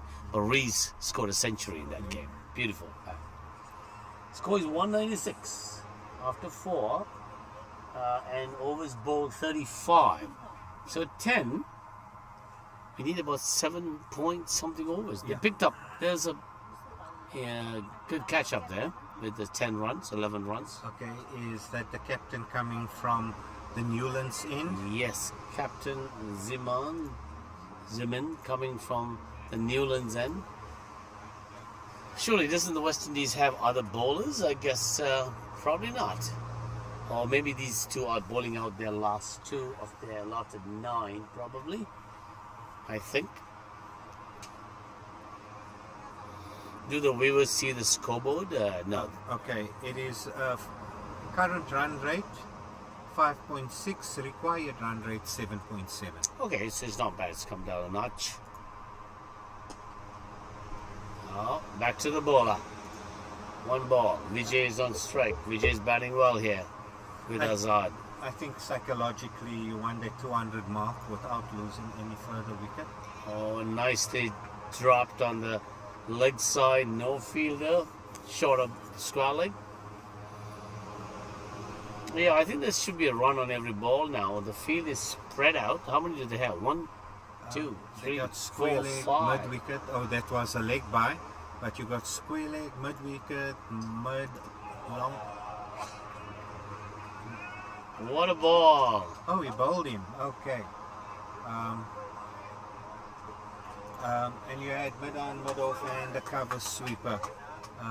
So that was a bit of a dart ball, a quicker one, yes, Yorker ball. Yes.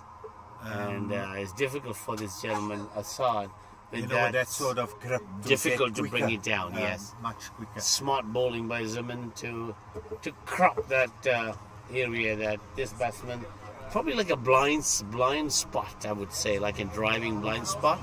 This might be a batting blind spot, I think. But you can't bring the bat down quick because your arms will not allow it. Yeah. Well, he batted very well, I must say.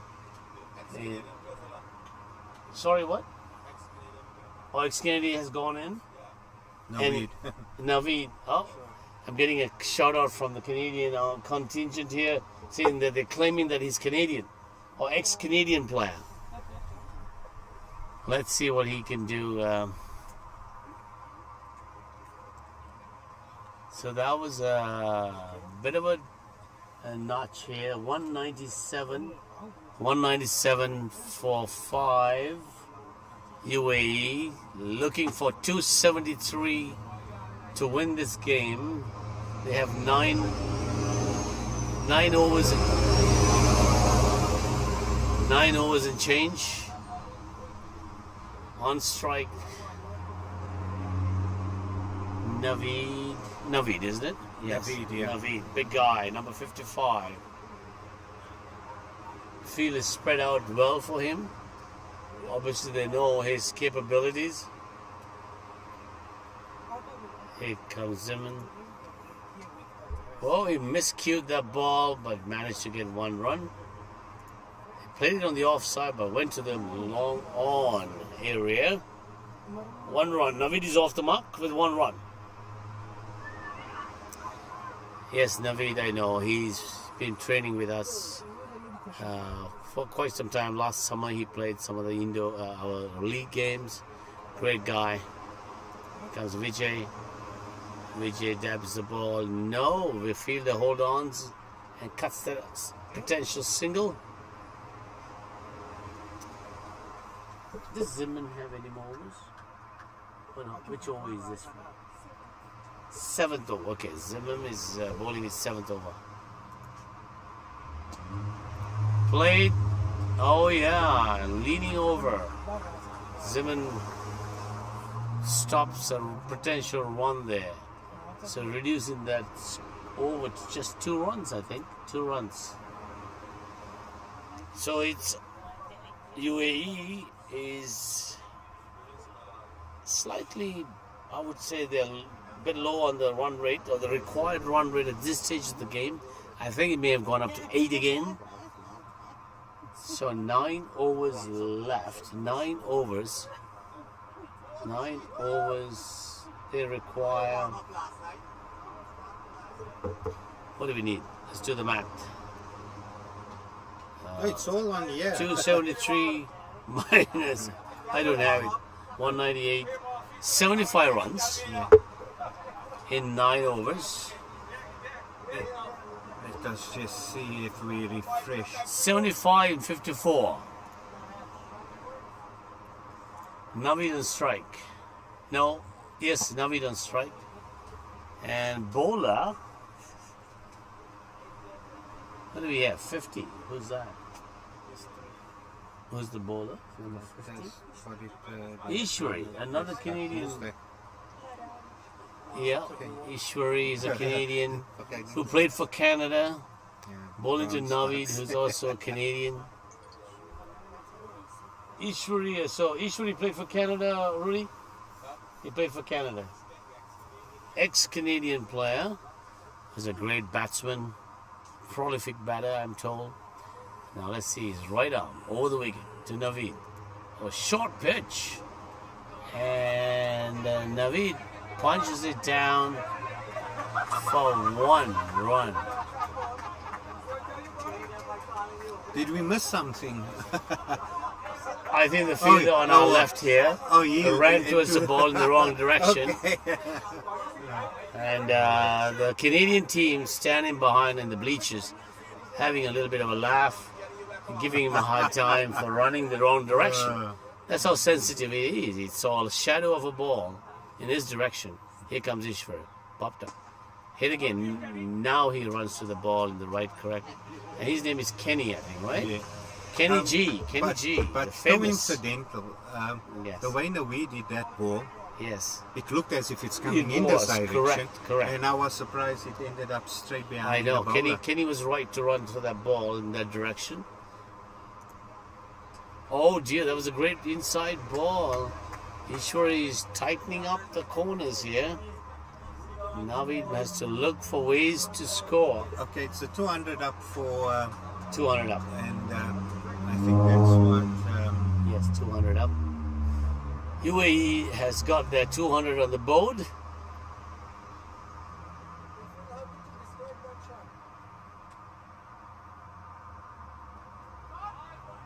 The one that Kenny ran that way? and 1 run. One A run ball there. that went all the way to backward square.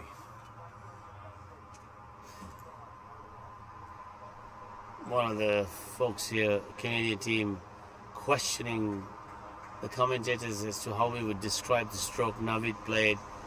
Where was ball inside. He moved to the leg side and tried to play the ball inside out, but missed it. It was a back foot punch.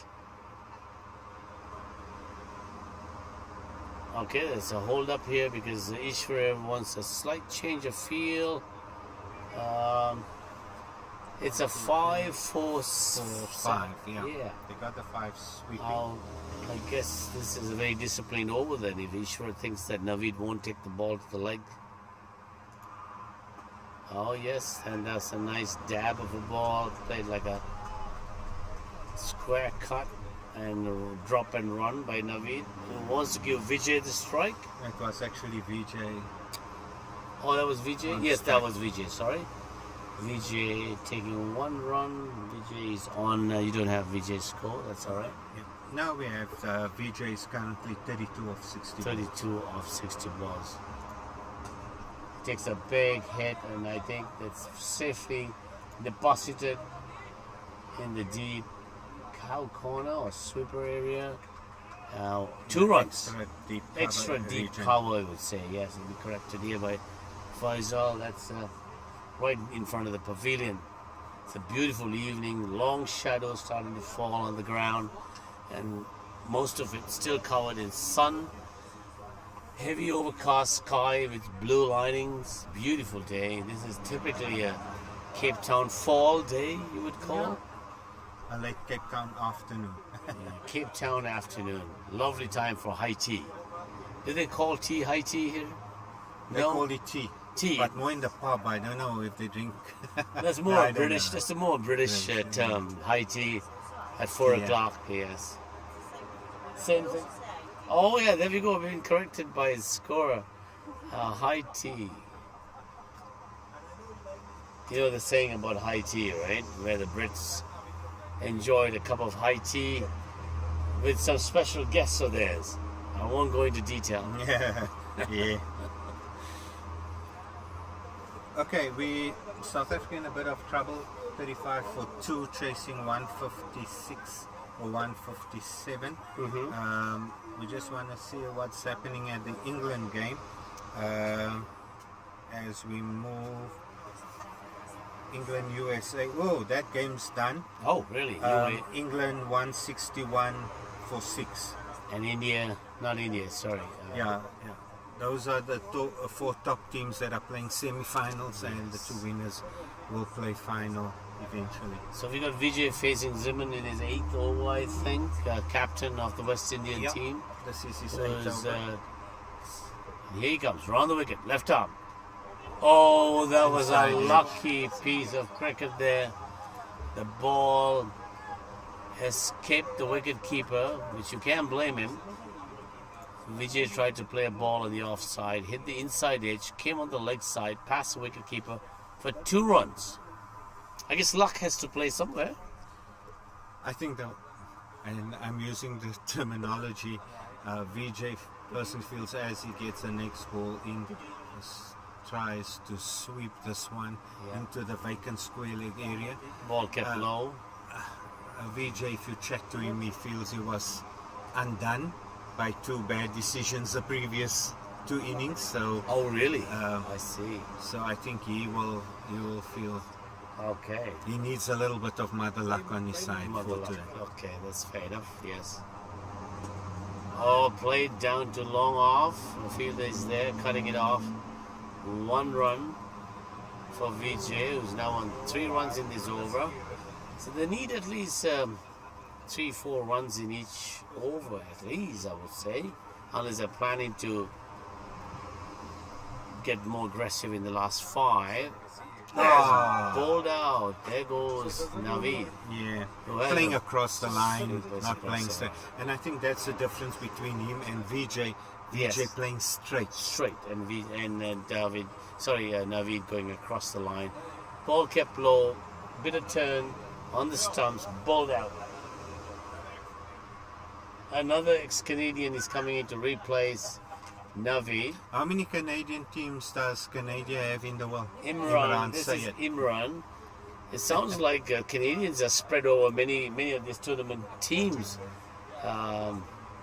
So Imran going in, replacing Naveed, who was unsuccessful in that tee off, that big shot. I'm sure with his size and stature, that would have been in the trees, unfortunately. So UAE has lost their sixth wicket at 207. Sixth wicket at 207 with about how many overs left? 7.2. 7.2 overs left. Can And they do it is the 66 question, runs, Faisal. yeah. Have you seen them come back from behind? I wouldn't say It's been- behind, but It's been difficult once, and that was always the ploy of the captain. He wants to bowl first. Right. The only match they batted first was against Wales when they played out in Stellenbosch. okay. And It they is faltered. hard, yes. It's Yeah. exhausted. Just Yeah. field 45 overs and come out and bat another 45. So Vijay is still around there, so Imran and Vijay could probably bring this home. Imran is a known good bat, I know. In Canada when he played with us in the Veterans League. Oh dear. Well picked up. Oh, but under the fielder. Oh, that straight was, down. The one fielder on the leg side, straight down. Kenny took a great catch. Imran had a big go at this leg side wide ball, which could have been a wide easily, but he thought he'd take advantage, but he caught it too good. I'm And it trying went up. to Yeah. number 27. Oh, Shazad. Shazad is coming in. Ahmed, Shazad Ahmed. Shazad yeah. Ahmed. The way he's coming in, he seems very confident that this is not over yet. Yeah, I think one of the reasons, and we're going to say that is, I for a moment forgot about him Yeah. because he's dropped in the order. He was one of the players and fielders that got injured Oh, really? and came off the field, and then I think the umpire said you can only bat after the 5th or 6th wicket fall. You know that yes. rule. You were saying that. Yes. So that's why he's Yeah. coming this low. He has batted a little bit higher than that. Yes. The games that he've played, but yeah, Who did maybe you not. say was the captain of the UAE team? Rafulia Sayed Rafi. And he hasn't come to bat No, yet? he opened the batting. He opened the batting and he was out. Right. That is So- such a chirp of mine. If I know you're out, then I say, "What number you batting? What number you batting?" But yeah, he went to open the batting. I see. So Vijay, the vice captain of the UAE team, is really doing good. He's playing his part very well here. I think the important was that run out of Kuram Khan.